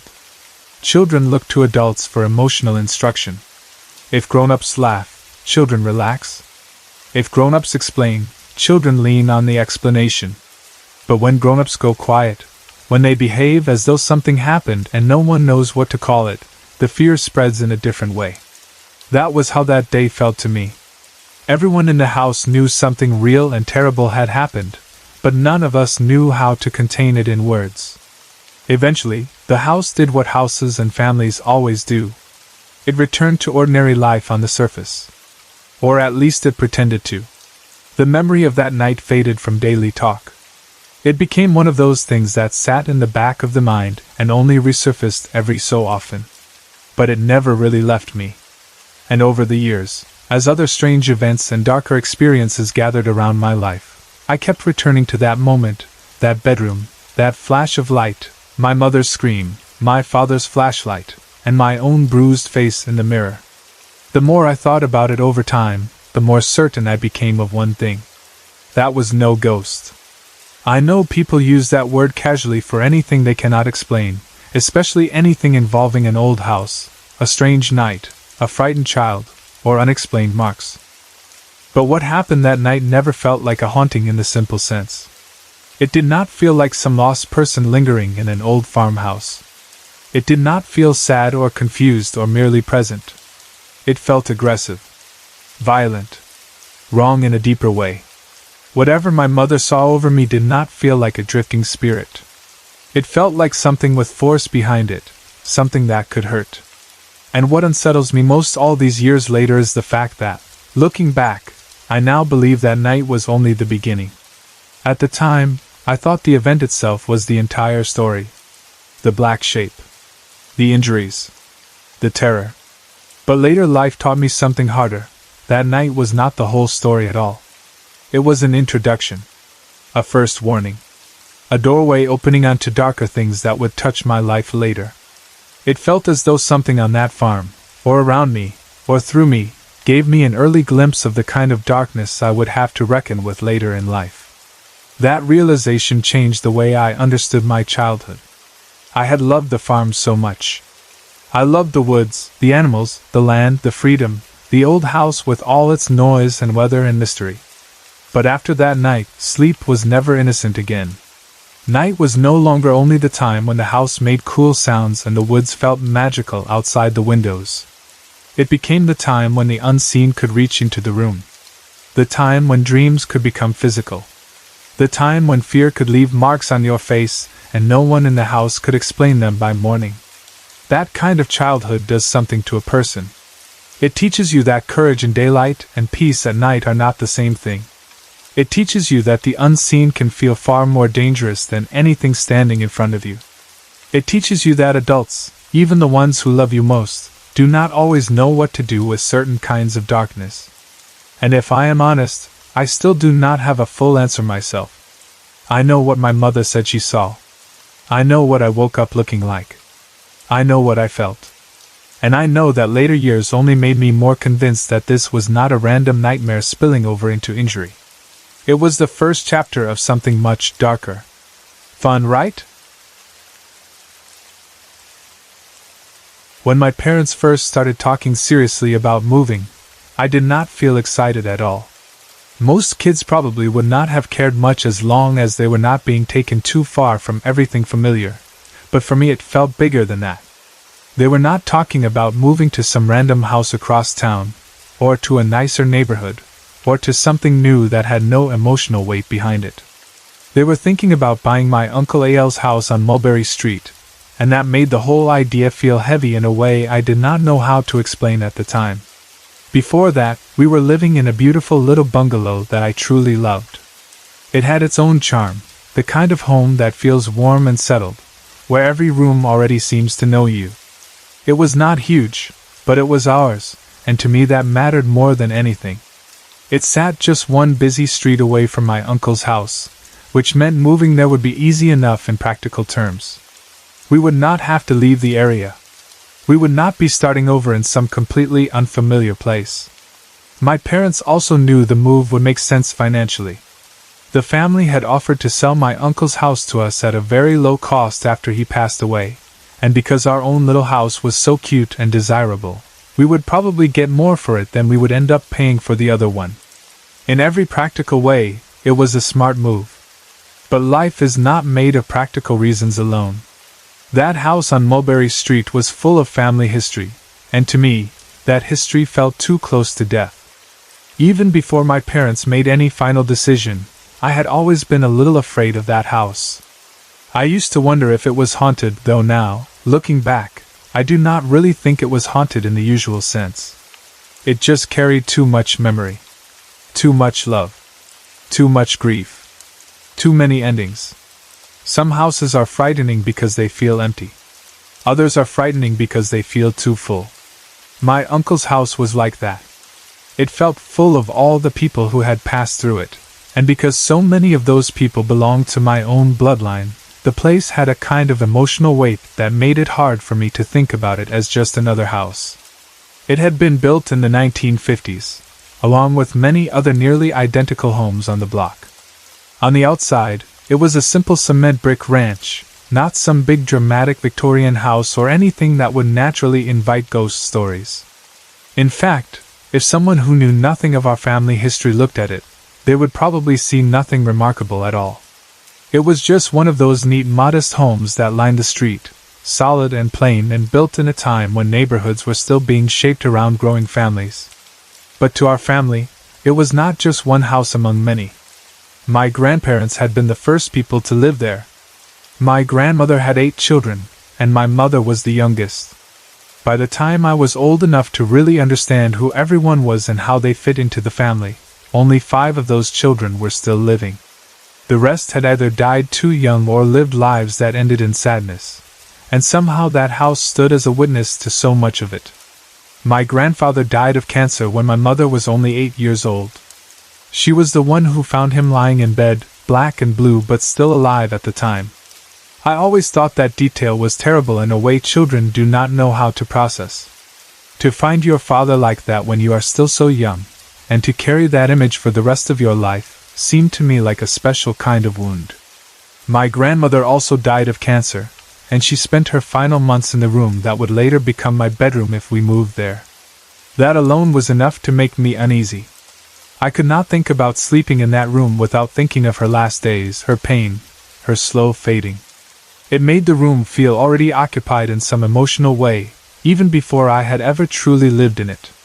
Then there was my Uncle Jim, one of the oldest. He was found, as people in the family always gently put it, dying, on the couch in the living room. He did not die there, technically. He died later in the hospital. But he had still crossed that awful invisible line in that house, had still reached that final threshold there. My Uncle Al, the man whose house it was now, was the only other one who had actually spent his last moments inside the house before death came. And not long before he died, my Uncle Dave had passed too. They had been very close. The whole family history around that house felt tangled with death, illness, and goodbye after goodbye. So when my parents started considering buying it, all of that rose up in me at once. They saw a good opportunity, a family house they could keep in the family, a place that made financial sense. I saw my grandparents suffering, my uncle's last days, and rooms filled with memories that did not belong to me but still reached into me through family stories. I was not being dramatic on purpose. I genuinely felt unsettled by the idea. The house seemed almost too rich in family bloodline, as if too many lives had already been lived and ended there for it to feel empty enough for a new beginning.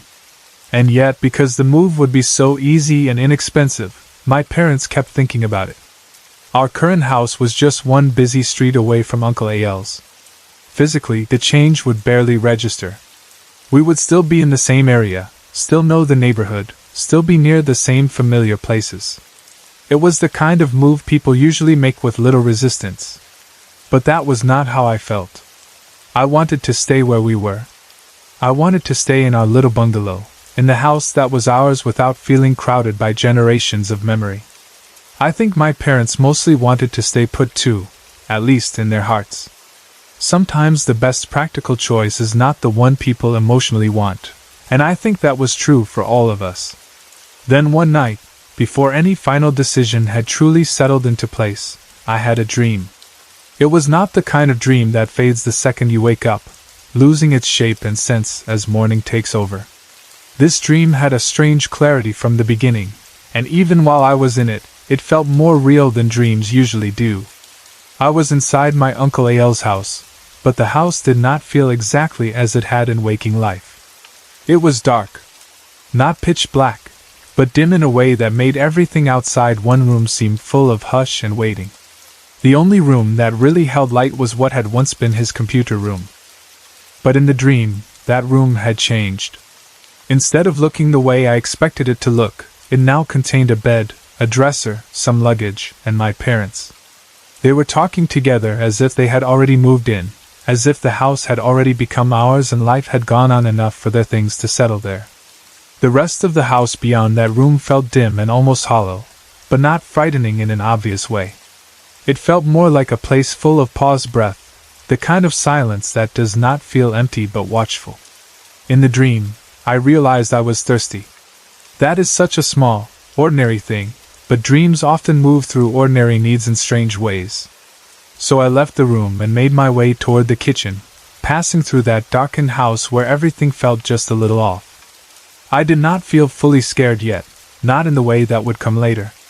I was simply moving through the house, aware of how strange it felt but not yet understanding why. Then I heard a voice. "Is that you, Dave?" The moment I heard it, fear hit me hard. There are voices that belong so completely to people we love that even if years pass, we could never fail to recognize them. This was one of those voices. I could never have mistaken it for anyone else. It was my Uncle Al. I froze in the doorway to the living room. There he was. He was sitting in his chair, exactly the way I had seen him sit so many times when he was alive. His legs were up. His newspaper was open in front of him. He had a full head of hair again, which struck me in that strange dream way where you notice things instantly and accept them at the same time. His pipe was hanging from his mouth, and I could smell his tobacco. Even that was there, so vividly that it almost overwhelmed me. It is one thing to dream of someone's face. It is another thing entirely to dream their smell. That made the whole thing feel so much more real. I could not speak. I just stood there staring at him, completely frozen, and all I could think was how dead he was. That sounds harsh, but it was the raw thought in my mind. Not just gone. Dead. Really dead. I had watched his coffin being sealed inside a tomb. In a wall. In a cemetery far away. I knew with absolute certainty that he was dead. And yet there he was in the living room, dressed just like himself, solid and ordinary in every detail. He wore dark blue jeans. He had on those white tennis shoes he always seemed to wear. He had on a black t-shirt with the little breast pocket where he kept his pipe. His glasses were there. The newspaper was there. The chair was there. Everything about him was exactly right. And still, he did not look at me. He just asked again. "Dave, is that you?" He thought I was my Uncle Dave. That detail made the whole thing even stranger. It was not as though he had appeared to me with full recognition, saying my name or greeting me directly. He seemed to think someone else was there, someone else dead, someone else part of his world now. I could have answered him. I could have told him I was me, not Dave. I could have told him I loved him. I could have told him I missed him. I could have cried. I could have asked 1,000 questions that living people always imagine they would ask if given one impossible moment with the dead. But I said nothing. I remained completely silent, almost paralyzed by fear. Not because I hated him or because I did not love him. I loved him deeply. He was my favorite uncle. We had been very close, and that closeness is part of what made the dreams so intense. He spoiled me in all the little ways beloved uncles do. I visited him often. We sat in the backyard and talked about politics. We played with Furby. We shared the kind of easy affection that leaves a real hole behind when a person dies. I loved him to death, truly. But love does not always remove fear. Sometimes love and fear stand right next to each other, especially when the impossible appears wearing the face of someone you miss. So instead of speaking, I stood there and hoped it was just a dream, even while the dream itself felt too real. All I could think about was how impossible it was. Here was my dead uncle, sitting in his chair reading the paper, asking if I was another dead uncle, and not once looking up from the page. It was almost as if he did not know I was there at all. Or maybe he knew someone was there but not who. That lack of recognition unsettled me badly. If he had looked up and smiled at me, maybe the dream would have gone another way. But instead there was this strange disconnect between us. I saw him perfectly. He did not truly see me. At some point, I found enough courage to run. I bolted out of the living room and straight back into the computer room where my parents were in the dream. I was trying to explain to them that Uncle Al was there, that he was sitting in the living room reading the paper. I remember the urgency of that, the desperate need to make someone else know what I was seeing, as though saying it aloud would somehow make the horror smaller or turn it into something understandable. But right in the middle of trying to explain it, I woke up. For a second I just lay there, stunned and disoriented, caught in that strange borderland between dream and waking life. Then the normal world reassembled itself around me. I realized I was not in the right house at all. I was in my own room. I was awake. The living room with Uncle Al in the chair was gone. My first clear thought was that it must have been a dream. A terrible, vivid, deeply unsettling dream, but still only a dream. I got out of bed and stepped out of my room because I wanted a glass of water. Maybe I also needed the simple physical act of walking into the hallway to prove to myself that I was back in ordinary life. But instead of finding the hallway empty, I found myself face to face with my mother. She looked strange too, almost out of place. Not ghostly, not unreal, just startled in a way that instantly told me something had happened on her side of the night too. For a moment we just stared at each other. Then I said, "I just had the strangest dream." She looked at me and answered, "Me too." Then she told me what she had dreamed. She said she had dreamed about Al. He had been sitting in his living room, reading the paper. And he wanted to know how she liked his house. That was the moment the dream turned from strange to unforgettable. Up until then, it had still been mine, no matter how vivid or terrifying. But once my mother said that, the whole thing changed shape completely. She had not simply dreamed of him in some vague symbolic way. She had dreamed the same essential scene. Uncle Al, in his living room, sitting there reading the paper. And in her dream, he was asking about the house, as though the house itself were the purpose of the visit, as though he knew we were thinking about moving in and wanted to speak about it in the only way he could. That shook me more deeply than I can describe. Because shared dreams are the kind of thing people can explain in theory. But when they happen to you, in your own house, in the same night, about the same dead person, with the same room and the same image, theory starts feeling very weak. My mother and I had not gone to bed discussing him in some big emotional way that might easily explain it. We had not sat up planting ideas in each other's minds. And even if we had, the exactness of the overlap still would have startled me. The living room. The newspaper. His presence. The house. All of it fit too neatly. That dream stayed with me because it sat right at the place where grief, memory, family history, and something beyond logic all seemed to touch each other. I still do not know exactly what to make of it. Was it just a dream, made vivid by stress, family memories, and the looming possibility of moving into his house? Was it somehow my mind wrestling with everything that house represented? Did my mother and I influence each other unconsciously without realizing it? Or did Uncle Al, in whatever form the dead may still move through love and memory, actually visit both of us that night for a reason? I cannot answer that with certainty.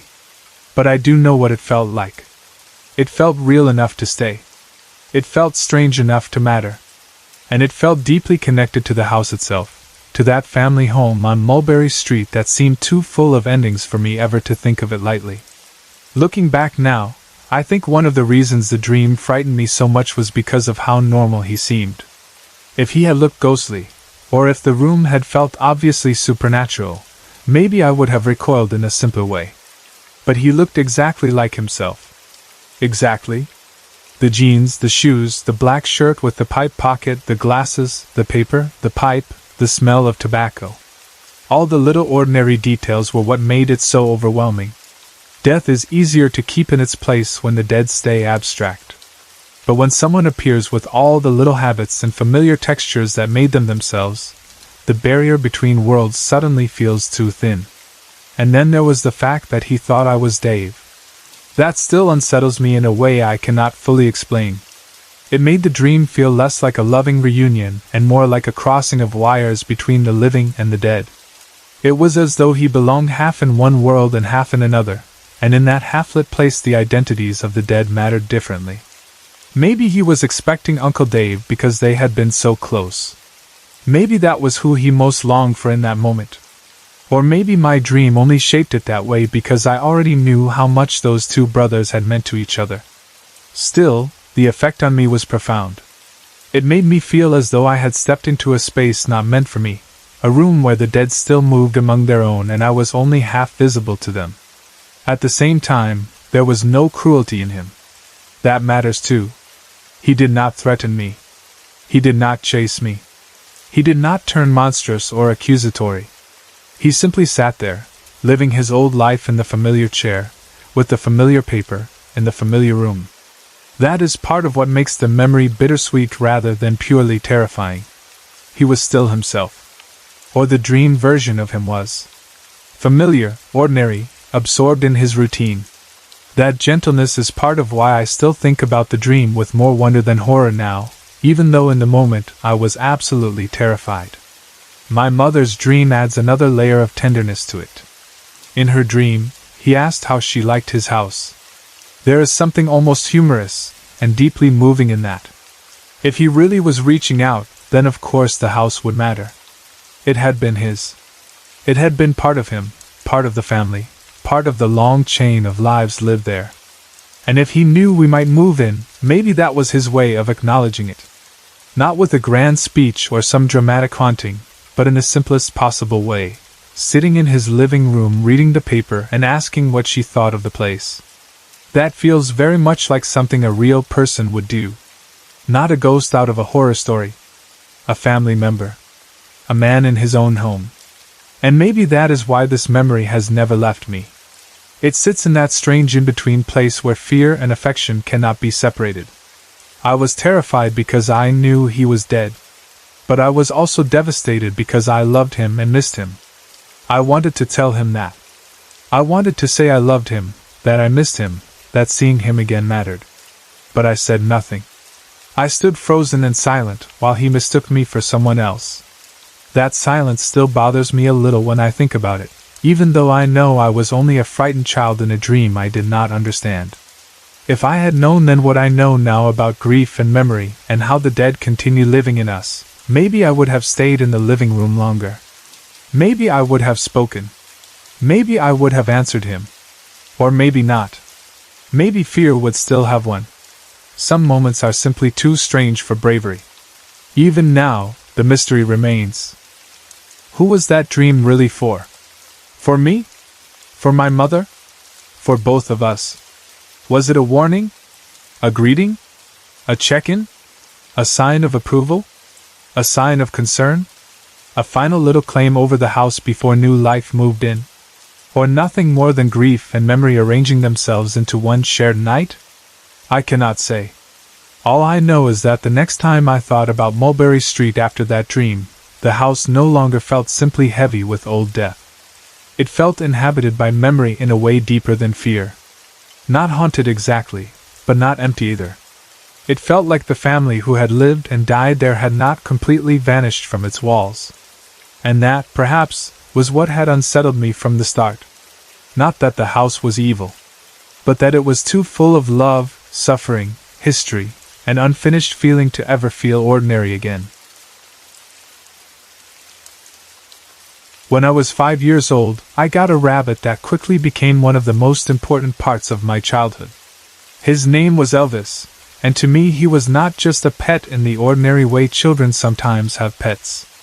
He was a real companion, a little life moving around the house with its own personality, habits, and moods, and I loved him with the kind of complete love children give when they are still young enough to pour all of themselves into a bond without holding anything back.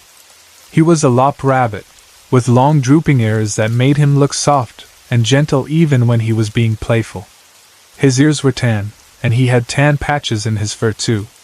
Most of him was white, with only a very small amount of black fur here and there. I can still picture him so clearly that sometimes it feels impossible that he is only a memory now. That is one of the strange things about losing an animal you loved as a child. Years pass. You grow up. Life changes in every possible way. And still, in your mind, you can see the exact shape of their face and the way they moved as if they were still nearby. I spent nearly all my time with Elvis. If I was not in school, eating, or sleeping, I wanted to be with him. That was the pattern of my childhood for a long time. He was woven into the ordinary rhythm of my days in a way that made his presence feel natural and permanent. I would sit near him, talk to him, watch him move, and let him run around me. He had this happy way of circling around my legs, making these tiny little grunting sounds that were soft and funny and absolutely full of life. If you have never known a rabbit, you might not understand how much personality they can carry in such a small body, but he had plenty. He was not just a quiet animal in a cage. He had his own way of greeting me, his own little moods, his own energy. When I think of him now, I do not only think of what he looked like. I think of movement. His nails clicking along the floor. The way he rushed around my feet. The little noises he made when he was happy. As I grew older, Elvis grew older too. That is one of those simple truths that children know in theory but do not really feel in their hearts until it is already too late. At first he was just always there, part of the house, part of my life, part of what normal meant. And because I saw him every day, the passing of time did not feel dramatic. He was still Elvis. He still moved around. He still clacked his nails on the basement floor. He still seemed like the same cheerful bunny he had always been. But of course the years were passing, whether I wanted them to or not. Rabbits do not live as long as people do, and at some point childhood innocence begins to bend under the pressure of that truth. One day, when I was about 9, I found myself talking about what we would do when Elvis died. I do not even remember exactly how the conversation began. Maybe it was one of those moments when the thought just appeared because somewhere inside me I had started to realize that he was old for a rabbit. Maybe I had heard someone mention his age. Maybe I just noticed in some quiet way that he was not young anymore. However it started, I remember that I was talking about it, and even now that memory feels heavy because it was one of the first times in my life that I consciously put death and someone I loved into the same sentence. Not long after that conversation, I went down to the basement to play video games. The basement was a familiar place to me, partly because that was where Elvis's cage was. It was never just a room for games or storage or whatever else adults thought of it as. For me, the basement also meant Elvis. It meant the space where his life touched mine in the small everyday ways that become so precious only after they are gone. I remember walking down there with no reason to think the day would be any different from other days. Then I looked over at his cage. He was lying against the front of it. At first, that alone did not seem too strange. Rabbits rest. They stretch out. They sleep. I walked over to pet him, probably expecting the same familiar little response I had gotten so many times before. But when I got close enough, I saw that his eyes were closed in a way that felt final. And I knew. Because he was 7 years old, which is a long life for a lop rabbit, something inside me understood immediately that he had passed away. It had been less than half an hour since I had last played with him. Less than half an hour earlier he had still been part of the world in the usual way. Then suddenly he was not. That is one of the hardest things about death when you are young. It teaches you how quickly a life can shift from presence to absence. One moment someone is there, part of your routine, part of your expectation. The next moment the room is the same, the cage is the same, the basement is the same, and yet everything is different because the life is gone. My family was very sad. I was devastated in the particular way a child is devastated when something beloved dies for the first time and stays dead. There is no way around that. There is no little explanation that makes it easier. There is only the fact that someone you loved and expected to keep seeing is no longer breathing, no longer moving, no longer able to respond when you reach out your hand. My family did what they thought was best and had him cremated. Then we buried his ashes in our backyard. I remember that too, not only as an event but as a feeling. It was an attempt to still keep him close somehow. If he could not stay in the house, at least he would still remain on the land with us. At least there would be a place where we could think of him, a little patch of ground that held what was left of someone we had loved. For the next couple of nights I cried. Actually, I did more than that. I grieved in the full childish way, the way that feels huge because you have not yet built the habits adults use to hide grief from each other. I missed him immediately. I missed the sound of him. I missed the expectation of seeing him. I missed knowing that if I went into the basement, he would be there. That is the terrible thing about losing a pet in childhood. The grief sits not only in your heart but in your habits. Every ordinary motion reminds you they are gone. And then something strange began to happen. I do not know if I would call it haunting exactly. I do not know if I even have the right word for it now. But I began to feel as though Elvis wanted me to know that he was all right. That may sound childish to some people, but it is the honest truth of how it felt. After he died, I started having dreams about him. My family did too. And every now and then, in the basement, I would hear the little clinking of rabbit toenails on the floor. That sound was unmistakable to me. When you have listened to a pet move around for years, you know their sounds. You know the rhythm of them in a way that goes beyond memory. So when I heard that clinking after his death, it struck something deep inside me. It was not a constant thing. It was not happening every hour. But there were moments when I would hear it and instantly think of him. Not with terror. Not with fear. With something softer. Sadness, yes, but also comfort. One dream stays with me more clearly than the others, even though it has become a little faded around the edges over time. It happened the night after his death. In the dream, I was down in the basement playing with Elvis again. What is strange is that inside the dream, I still somehow knew he was dead. I knew he was in heaven. And yet I was with him. There was no panic in that dream. No confusion. Just a simple feeling that he was okay. That was the part that mattered. More than the details of the dream itself, what stayed with me was that feeling. He was okay. He was not suffering. He was not lost. He was still Elvis, still somehow close enough to appear in a dream, but no longer hurting or fading. That feeling mattered to me so much as a child. It gave shape to grief in a way I could handle. It turned death from something only terrible into something that still contained love and connection. I think sometimes children understand those things differently than adults do. We are less invested in drawing hard lines between what is possible and what is not. If a loved pet appears in a dream and leaves you with peace, then that peace becomes part of the truth whether anyone else can explain it or not. A couple of months later, another little animal came into my life. Her name was Coco, and she was a guinea pig. At first, having Coco did not feel like replacing Elvis exactly, though I am sure in some ways my family hoped a new pet would bring some life and comfort back into the house after his death. She was sweet in her own way. She liked it when I was around and seemed to enjoy my attention. But I noticed something strange almost immediately. She would not walk into the area where Elvis's cage had been. That caught my attention because animals often react to spaces in ways humans do not understand. She seemed willing to move around in general, but that particular area, the spot connected in my mind with Elvis, was a place she avoided. At the time, I did not know exactly what to make of that. Maybe it was coincidence. Maybe there was some physical reason in the room she did not like. Maybe she smelled something humans could not. Or maybe, if I let myself think in the more mysterious direction, she sensed the lingering trace of him.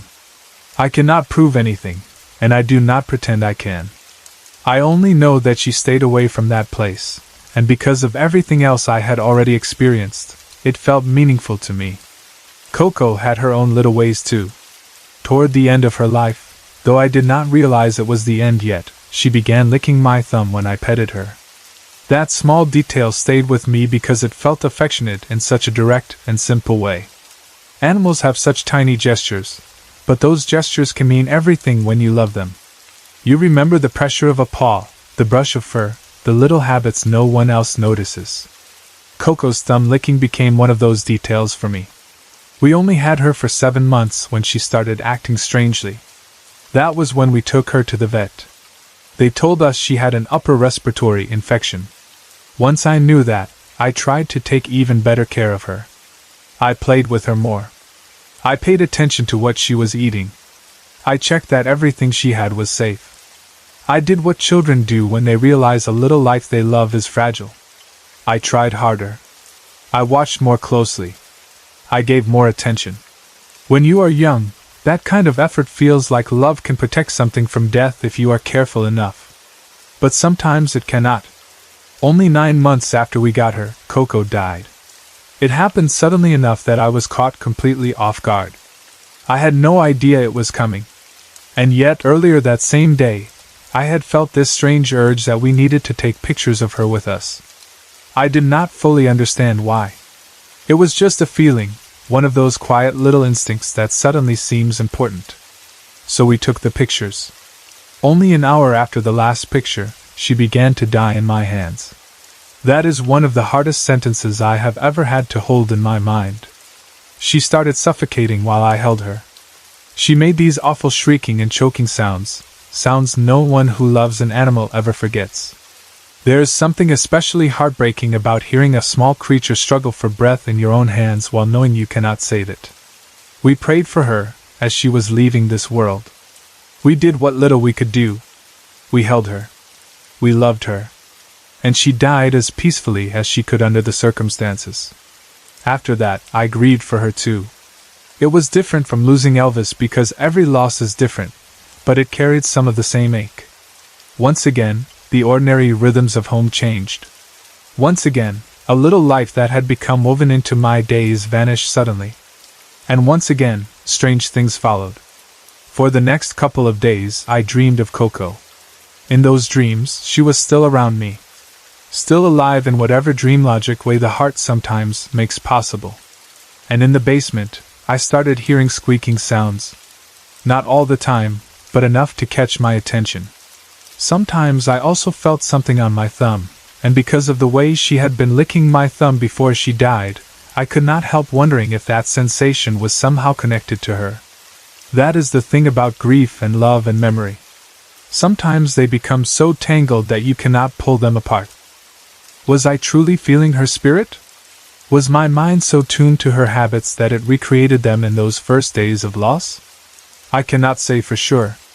But to me then, and in some ways even now, it felt as though she was close. Not frighteningly close.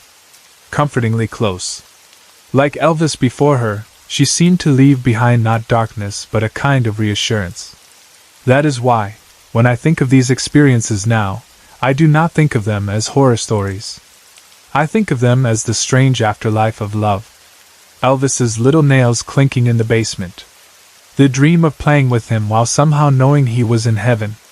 Coco's squeaks after her death. The odd sensation on my thumb. All of it felt less like haunting and more like a gentle message. I was here.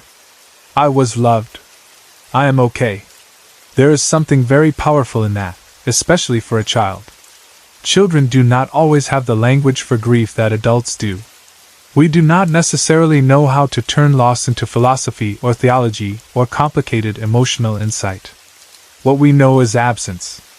What we know is the shape of a routine suddenly broken. What we know is missing a small body that used to be in a room and is no longer there. So when comfort comes, it often comes through simple things. A dream. A sound. A memory so vivid it feels alive. A touch that might be nothing or might mean everything. To this day, I have not really experienced anything more with either of them. No clear signs. No new dreams that stayed with me the same way. No more obvious moments of hearing them, or feeling them. and yet I still pray for both of them. That may seem strange to some people, especially those who think prayer should only move in certain directions or include only certain beings. But to me, prayer is also memory, love, and continued care. I still think of them. I still hold them in that quiet place inside myself where the dead do not disappear entirely as long as someone remembers them with tenderness. When I look back now, what strikes me most is how much those little animals shaped my understanding of death and comfort. Elvis was the first great love of my childhood in the form of a pet. His death taught me what it means to lose a daily companion. Coco's death taught me how sudden and helpless that loss can feel. And the small strange things that followed both losses taught me something else too. Not all endings feel cold. Sometimes love lingers in a room, in a sound, in a dream, in a habit the body remembers, long after life has left the body. I still think about Elvis circling my legs, making those happy little grunts. I still think about the clacking of his nails in the basement, and how instantly I knew the sound belonged to him. I still think about Coco licking my thumb, and how that tiny habit became so meaningful after she was gone. I still think about the pictures we took only an hour before she died, and how grateful I am now that some part of me felt that urge when I did. And maybe that is what stays with me most of all. The ordinary details. Not only that they died, but how they lived. How Elvis sounded on the floor. How Coco felt in my hands. How much room they took up in my child's heart. Because in the end, maybe that is why the strange things mattered at all. If I had not loved them so deeply, a sound would only be a sound. A dream would only be a dream. A strange feeling would only be a strange feeling. But love makes those little things glow with meaning. Love makes us listen differently. Love makes us remember. Even now, years later, I still do not feel embarrassed for believing that they gave me signs. Maybe they did. Maybe grief only made it seem that way. But honestly, I do not think the difference matters as much as people imagine. If those dreams and sounds comforted me, if they made me feel that Elvis and Coco were okay, if they helped a grieving child carry two very painful losses, then they were real in the ways that mattered most. Not necessarily measurable. Not necessarily provable. But real enough to leave peace behind. And that peace is something I still carry. To this day, I still pray for both of them. I still remember them. And in a quiet part of myself, I still believe they knew how much I loved them. Old Dora was the kind of place that made people slow down without even realizing they were doing it. Even before you stepped out of the car, the town had a way of pressing on your nerves. It did not look like an ordinary small town that had simply lost its people and fallen quiet over time. It looked like a place the world had stepped away from on purpose. The buildings still stood, but they no longer felt connected to normal life. They sat there hollow and weathered, carrying the remains of another time in their broken windows, sagging roofs, and dark empty doorways. Nothing moved there the way it moved in living towns. No traffic, no voices, no laughter, no open signs in windows, no children running from one porch to another. It was the kind of silence that did not feel peaceful. It felt like waiting. I had talked before about some of the things that happened inside the old Methodist church there, but this story is about the rest of the town. Or at least some of it. Because once you start walking around in a place like Old Dora, you realize pretty quickly that one building alone could never contain all the strange energies sitting there. The church may have had its own stories, but the rest of the town had them too. And some of the things that happened to me and my cousin Sean there still stand out in my mind in a way I cannot fully explain, even now. A few weeks before, Sean and I had been ghost hunting, if that is what you want to call it. Maybe exploring is a better word, because even though we were definitely hoping to experience something paranormal, it was not as if we had some huge team, or a van full of equipment. It was just us, our nerves, our curiosity, and whatever courage we could pretend to have once we got to a place. That was enough for us. We liked going to old abandoned buildings, especially ones with local stories around them, and Old Dora had more than enough of that to keep us interested. So one day we decided to go down there again and check out some of the other buildings in town. We got in my car and drove out there, and the whole ride had that strange mix of excitement and tension that always comes before entering a place you know is going to get under your skin. People who have never gone exploring like that probably imagine it is all bravado, all thrill, all, "Let's go see something creepy." But that is not really how it feels. There is excitement, sure, but there is also a low, steady nervousness humming underneath it. You know you want something strange to happen, but at the same time you know if it does happen, it is probably going to scare the hell out of you. When we got there, we parked in front of the old furniture store. Even from outside, the building had that look abandoned places get when they are beginning to lose the fight against time. It did not simply look empty. It looked tired. The top floor in particular looked bad enough that we already knew we were not going up there. Parts of it were falling in, and neither one of us felt like being crushed just to say we had explored another room. There is a difference between being curious and being stupid, and whatever was left up there did not seem worth the risk. So instead of trying to go through the upper part of the store, we went around back looking for another way inside. That was when we found the basement door. It was open, which in a place like that always feels like an invitation you are not sure you should accept. Still, we had come all that way, and the basement seemed like the safest access point the building was going to give us. So we went in.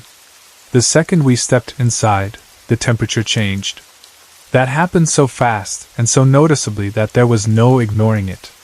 One step we were outside, in ordinary air, and the next step we were in this basement where the cold felt different. Not just cooler because it was underground and dark, but colder in a way that seemed to wrap around us. That kind of chill always makes a place feel more serious. It turns your body into a witness before your mind has even started making decisions. Your skin notices first. Your breathing notices. You become more alert without trying. We started walking around and doing what people do when they are trying to act brave in a haunted place. We talked. We looked around. We called out little questions, trying to communicate with whatever might have been there. Maybe that sounds silly to some people, and maybe sometimes it is. But when you are standing in a place already full of strange atmosphere, talking out loud feels better than just standing there in silence listening to your own heartbeat. The basement itself looked like the basement of any old abandoned store might look, only worse because of how long it had sat empty. It had that smell of old dust, dampness, and forgotten things. Shadows pulled in corners. The stairs leading up to the first floor stood there like an unfinished threat in the middle distance, and every sound felt too clear. Our footsteps sounded louder than they should have. Our voices seemed to vanish into the space without echoing properly back. It felt like the kind of room where anything could have been waiting long before we got there. At some point while we were moving around, I walked into the middle of the basement. There was nothing around me. That matters, because when I tell people what happened next, the first thing they usually want to do is explain it. I understand that. I do the same thing myself. But there really was nothing around me that I could have gotten caught on. I wore a wallet chain, and it hung where it always did.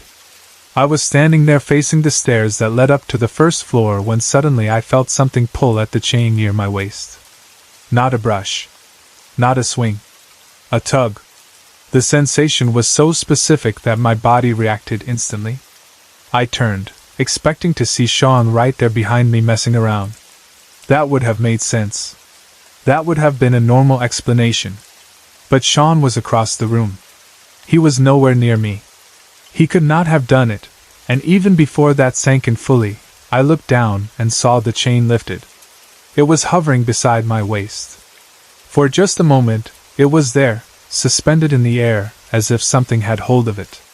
Then it dropped back into place. That was one of those moments where excitement and fear hit at exactly the same time. I was freaked out, absolutely, but I was also excited because it was so clear and direct.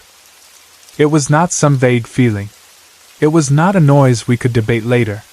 Something had grabbed my chain. Or at least something had made it rise. And because it happened right there in front of me in open space, there was no easy way to talk myself out of it.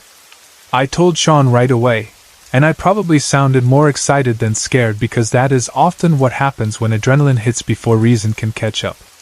We both started thinking maybe we should go upstairs to the first floor and see if there was anything more to find up there. Maybe whatever was down in the basement wanted our attention. Maybe it was moving around the whole building. Maybe the first floor would tell us more. So we started toward the stairs. I went first. As I was climbing, I was already watching the darkness ahead, trying to adjust my eyes to the shape of the room above. I reached the top step, and right then Sean suddenly went, "Whoa!"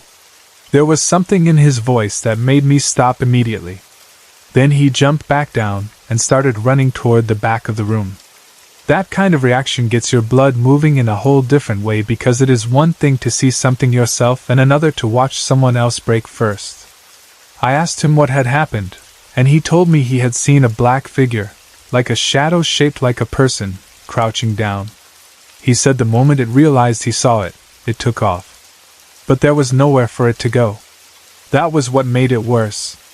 The room was open enough that if it had been a real person, or even an animal, there should have been some visible place for it to hide or move through. Instead, there was nothing. Just the room. Just the old store. Just us. Whatever he had seen had appeared, reacted, and vanished in a way that did not feel physical at all. We stood there trying to process it, both of us looking at the same space as if staring harder would somehow make the shape reappear and explain itself. But nothing came back. The room stayed still. The darkness stayed where it was. And after a while, the adrenaline in both of us started looking for another direction to go. Right beside the furniture store was another building. This one was sealed up much more tightly. Whoever had last dealt with it had taken the time to really close it off. Wood was placed over the windows, and the whole thing looked as if it had been shut for a very long time. That should have made it less interesting in a way, because if you cannot get inside, there is not much to explore. But when you are already worked up and in a joking kind of mood to cover your nerves, even a locked building becomes something to interact with. So we started messing around. I walked over and knocked on the wood covering one of the windows and called out, "Anybody home?" I was joking, of course. Or trying to. The second I finished speaking, something knocked back. That changed the mood instantly. Not a shifting sound, not a random creak, not the wood settling. A knock. A direct answer. It came right back at us from inside that tightly boarded up building. It was the sort of thing that leaves no space for laughter once it happens.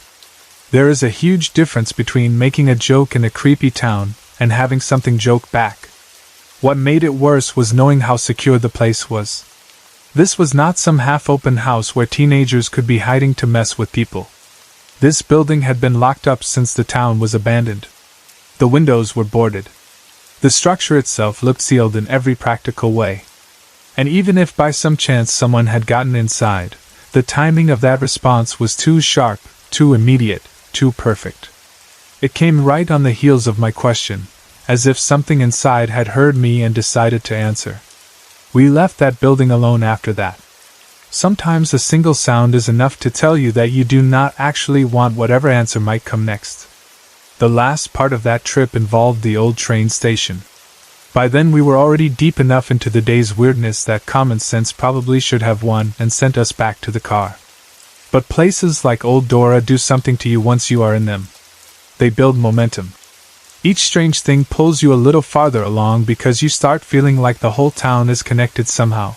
Like one building is only one sentence in a longer story and the next building might hold the next sentence. So we made our way to the train station. That building looked even worse than the others in some ways. The top floor was completely gone, rotted away over time until the structure stood half open to the sky. There was no safe normal entrance to any lower level either, so getting inside involved a little awkward maneuvering. We shimmied our way over to the stairs that led down to the basement. Those stairs looked terrible. They leaned to one side and had that horrible unstable look that old wooden stairs get when you know they could betray you at any second. They honestly looked like something designed by a horror movie set crew trying too hard, except they were real, and that made them worse. We went down anyway. At the bottom, the basement was basically a wreck. The floor was covered in rubbish, broken remains, and all the random trash time piles up in places no one loves anymore. There was not much left of the room's original purpose. It was more like standing inside the memory of a room than standing in a real room. Above us, there was a massive hole in what would have once been the first floor's floor. That hole became important very quickly. I hopped over onto an old mattress lying among the rubbish, and stood there staring up at the hole. I was trying to picture the room as it used to be when the building still mattered, still served trains, still had people moving through it. That is another thing I always do in places like that. I cannot help imagining them alive again for a second. What sounds they once had. What smells. What motion. What lives. Then I heard footsteps. At first they were soft. So soft that for a second I thought I must have imagined them. But then they kept coming, and they grew heavier as they approached the edge of the hole above me. That detail still bothers me. The sound was not random. It had direction. It was moving toward me, or at least toward the place directly above where I was standing. The important part is this: those footsteps were coming from the opposite side of the room from the only door. And because of the huge hole in the floor above me, there was no way any person could simply walk across that area.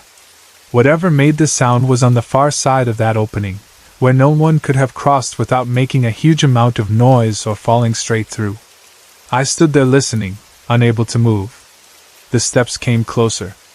Then an old magazine dropped down through the hole and landed at my feet. It was a Time magazine. That image has stayed with me because of how absurdly specific it was. Not a rock. Not a random piece of debris.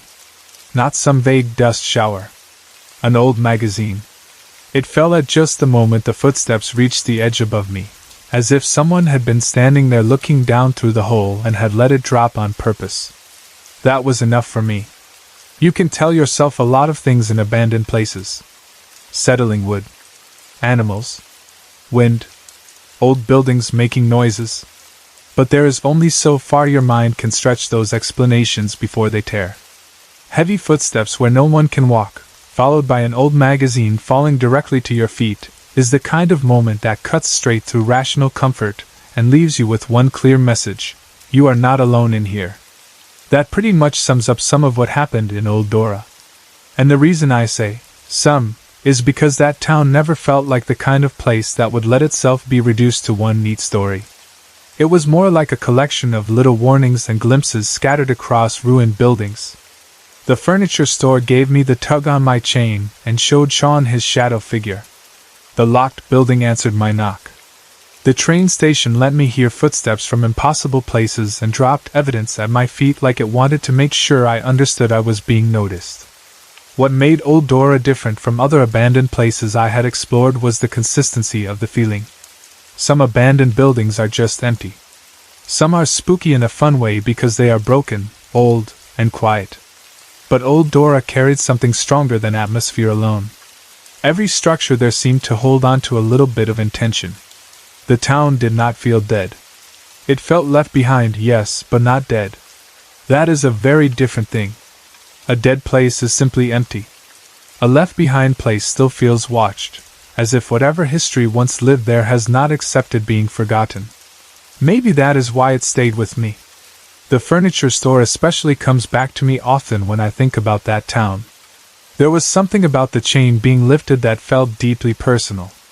It was not a door slamming in the distance, or a vague cold breeze. Something reached right into my space, into the most immediate part of my body, and tugged at something I wore. Then, seconds later, we were already dealing with a shadow figure upstairs. It felt like the building had recognized us. Not welcomed us, exactly, but recognized us. That is an uncomfortable feeling, and I think that is what makes certain ghost stories harder to shake than others. It is not only that you saw or heard something. It is that whatever it was seemed to know you were there. The knock from the locked building was maybe the creepiest in the most direct way. Why? Because knocking is communication. It is simple, intentional, and human. When I said, "Anybody home?" I was joking because the question itself was ridiculous. The building was supposed to be empty. For something inside to answer immediately turned the joke into something else. It felt like call and response. Like I had addressed the unseen and the unseen had answered me in the most basic possible way. I have often thought since then about how little it takes sometimes. One knock back from the dark is enough to strip all your false courage away. And the train station had its own personality altogether. That place felt less playful and more watchful. The footsteps there were not some little prank. They had weight. Intention. They approached slowly, got heavier, and then stopped right where I could hear them best. And the magazine falling after that felt deliberate enough to almost seem mocking, as if whatever was up there wanted me to understand that it had the higher ground, the better view, and the ability to touch the world around me whenever it wanted. The thing about abandoned towns is that people often romanticize them. They imagine old stories, old ghosts, old saloons, old train tracks, some faded western loneliness. But when you are actually standing in one, especially a place as stripped down and empty as Old Dora, the romance goes away pretty quickly. What you are left with is something harsher. A sense of abandonment that is not poetic. A silence that seems to have memory in it. Buildings that no longer protect or shelter, but simply remain. And in places like that, if there is anything left besides dust, it does not feel like the soft kind of haunting people enjoy talking about over coffee. It feels alert. That is the word I keep coming back to. Alert. Old Dora felt like a town that knew when you stepped into it. Like it had not completely gone to sleep just because the people were gone. The buildings seemed to register your presence in different ways. One touched, one answered, one watched from above. That pattern still unsettles me because it made the whole place feel less like several unrelated spooky incidents, and more like one town expressing itself through different buildings. Maybe that sounds dramatic, but that is honestly how it felt. And yet, despite all of that, part of me loved it. That is the strange truth about places like Old Dora. Fear and fascination become inseparable. You know you should leave. You know you are probably smarter and safer far away from it. But the same thing that scares you also keeps pulling you back in, because every little event suggests there is more to find, more to understand, more to witness. You do not only want to survive the town. You want to know it. I still think about Sean jumping back from those stairs after seeing the shadow figure. That moment told me almost as much as the figure itself. Sean was not the sort of person who would react that way over nothing. His voice when he said, "Whoa," and then immediately moved told me he had seen enough in a split second to trigger pure instinct. There are reactions people fake and reactions they do not. That one was real. And the same goes for me with the chain. I did not imagine the sensation of something tugging at my waist and then see the chain floating there. It happened. I know it happened because my body recognized it before my mind could begin inventing explanations. That is another thing I have learned over time. The body is often the first honest witness. It registers contact, cold, movement, pressure, and danger before the mind has had time to build a story about it. That day in Old Dora, my body witnessed a lot. The cold in the basement. The tug on the chain. The nerves that hit after the knock came back from the boarded building. The stillness on the mattress in the train station as the footsteps approached. The sudden jolt of seeing that old magazine land at my feet. All of it is still there in me. I do not claim to know exactly what Old Dora was or is. I do not know who once lived in those buildings, who left, who died there, who loved that town, who hated it, or what kind of energy old places gather when enough time and sorrow and abandonment settle into them. I only know what happened when Sean and I walked through those buildings. I know what we heard. I know what we saw. I know what touched me. And I know that once we left, the feeling of the town stayed with me much longer than the dust on my shoes did. That is why I still tell this story. Not because it has one perfect ending or some huge revelation, but because sometimes a place tells on itself in pieces. A tug in a basement. A shadow on the stairs. A knock behind boards. Footsteps above a hole. An old-time magazine falling from nowhere. Those are the pieces Old Dora gave us. And together they were enough to make sure I never forgot the town. In the summer of 2007, I moved from Arizona to Texas so I could go to school. At the time, it felt like one of those big life shifts that seems exciting and stressful at the same time. I was leaving behind one state, one routine, and one version of my life, and stepping into something new that I hoped would lead somewhere better. Luckily, my job made that move easier than it could have been. The company I worked for had another office in Irving, Texas, and they let me transfer there. That meant I would not be arriving in a new state with no work and no plan. I had a job waiting for me, and that gave the whole move a kind of structure and relief. The office where I ended up working was in a large 3-story building in an area of Irving called Las Colinas. Even before I got there, I kept hearing that Las Colinas was the rich area. People who were from Texas or had lived there longer than I had always described it that way, with a certain tone in their voice, like it was the polished, professional, carefully planned part of town. From everything I heard, it was also a relatively new area. The building where I worked had only been built within the last few years. That part always stayed with me, because when people tell ghost stories, most of us imagine old places first. Old houses, old hospitals, old theaters, old churches, buildings with history layered into them. This place was not like that. It was modern, clean, professional, and new enough that you would not naturally expect anything strange from it. That is probably one reason what happened there has always bothered me so much. If it had been some old downtown office with a long history and a bunch of rumors, maybe I would have accepted the creepy feeling faster.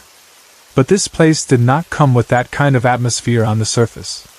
It was a modern office building in a newer part of town, full of business people, office furniture, and the usual kind of fluorescent normalcy that makes places feel almost too ordinary to carry any mystery. And yet from the very beginning, something about it felt wrong to me. Our office was on the 2nd floor. From my very first day there, I had a bad feeling about 2 things in particular: the elevators and the women's restroom on the 2nd floor. I did not walk in on day 1 and see anything dramatic. Nothing slammed. Nothing whispered. No one told me stories that planted fear in my mind. It was subtler than that. It was more like walking into a place and immediately feeling that one corner of it is off somehow, even when everything looks normal. That is what it was like for me. The elevators unsettled me first. I started noticing almost immediately that a lot of times when I approached them, the doors would open on their own before I had even pressed the button. At first I told myself there had to be a simple explanation. Maybe someone else had already called the elevator and then changed their mind. Maybe they forgot something at their desk, turned around, and never got on. That would make sense. In an office, people are always going back and forth, distracted, rushing, forgetting things. But after a while I noticed something important. If someone presses the elevator button, the button lights up until the elevator actually arrives. Yet I began noticing that the elevator would open for me even when the button was not lit. That was the detail that made it harder to shrug off. It started happening often enough that I stopped feeling like it was random. Every time it happened, I felt this strange resistance rise in me. I did not like stepping onto the elevator when it had opened that way. I know that sounds odd because elevators open and close all day long, and in a normal building that should mean absolutely nothing. But I cannot explain it any better than this. It felt like I was being invited on. That was the feeling. Not welcomed exactly. Not threatened either. Just invited. And there was something deeply unsettling about that, because an elevator is already one of those odd little in-between spaces where you step in, the doors close, and for a brief time you are sealed off from the rest of the building. It is a small metal box that carries you up and down, and usually no one thinks twice about it. But once I started getting that feeling from those opening doors, every ride became a little uncomfortable. It felt like something had noticed me and was making itself available in the strangest possible way. Now, to be fair, there was construction going on in the building. The owners were refurbishing the lobby area, so there was a lot of work happening downstairs. Hammering, materials, movement, dust, workers coming and going, the kind of disruption that can easily affect a building's systems. Because of that, I tried very hard to stay logical. Maybe the construction was messing with the electrical system. Maybe the elevators were receiving faulty signals. Maybe nothing about it had anything to do with the supernatural at all. I wanted to believe that. And maybe in another building I would have. But the problem was that the weird feeling did not stop with the elevators. The second-floor women's restroom felt even worse. And the strangest thing about that is that it looked completely ordinary. It was just a large industrial-style restroom, the kind you would find in almost any office building or public place. Nothing about the design itself was creepy. It had 10 stalls, a sink area, and a maintenance closet. Everything in it ran on motion sensors. That matters because, for a while, the sensors gave us a way to explain away some of the strange things that happened in there. And believe me, we wanted explanations. No one wanted to be the person saying the office bathroom felt haunted for no reason. But from the beginning, I hated going in there alone. I especially disliked the maintenance closet, though I could never clearly explain why. It was just a closet door in a restroom. That should not be a source of fear. But every time I was in there by myself, I found myself aware of that closet in a way that felt ridiculous and involuntary at the same time. It made me feel silly. I would tell myself I was being dramatic, that there was nothing special about it, that it was just a door. Still, that sense of unease never really left. At first I thought it was just me. Then I started hearing other women in the office say they felt the same way. That was when the fear changed shape a little. When something strange happens only to you, or when you are the only one uneasy about a place, you can always blame your own imagination. Maybe I was just tired. Maybe stress from moving was making me oversensitive. Maybe I was building something out of nothing. But once other people started mentioning it without being prompted, the atmosphere of the restroom became harder to dismiss. My boss felt it too. She sometimes had to work late or come in on Saturdays when the office was empty, and she eventually got to the point where she refused to use the second-floor bathroom after hours. Instead, she would go downstairs and use the restroom on the first floor because the one on our floor was freaking her out too much. That mattered to me because my boss was not the kind of person who tended toward dramatic ghost story thinking. If she was changing her routine over a feeling, then the feeling had to be strong enough to affect her too. One of the most common weird things that happened in that restroom involved the toilets. If one of us went in there alone, the toilets around us would sometimes start flushing by themselves. Not one toilet. Several. And because everything in there was motion sensor based, there was always a rational explanation ready to be used. Faulty sensors, we said. Cross signals. Maybe movement in one stall somehow set off another. Maybe the whole system was just badly calibrated. But there was a problem with that explanation. Those sensors were supposed to respond to movement. If no one was in those stalls and no one was moving near them, what exactly was triggering them? That question stayed with me. And it was not just the toilets.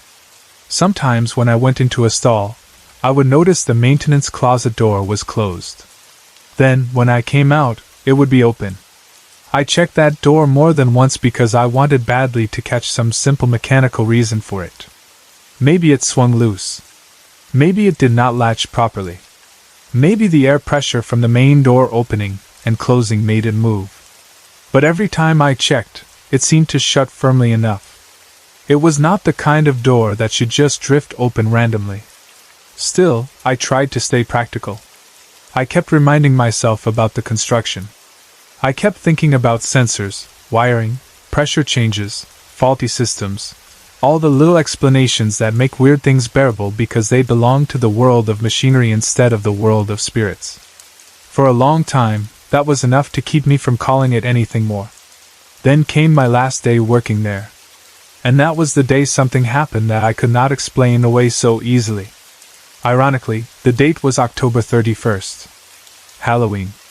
I do not know if that means anything. Maybe it was pure coincidence. Maybe it made the story feel creepier later than it did in the moment. But it is true that my last day in that building happened to fall on October 31st, and that just became one more strange detail added to everything else. That day, my boss took me out to a farewell lunch. I had already gathered my personal things from my desk and packed up what I needed. By the time we got back, I was basically done there.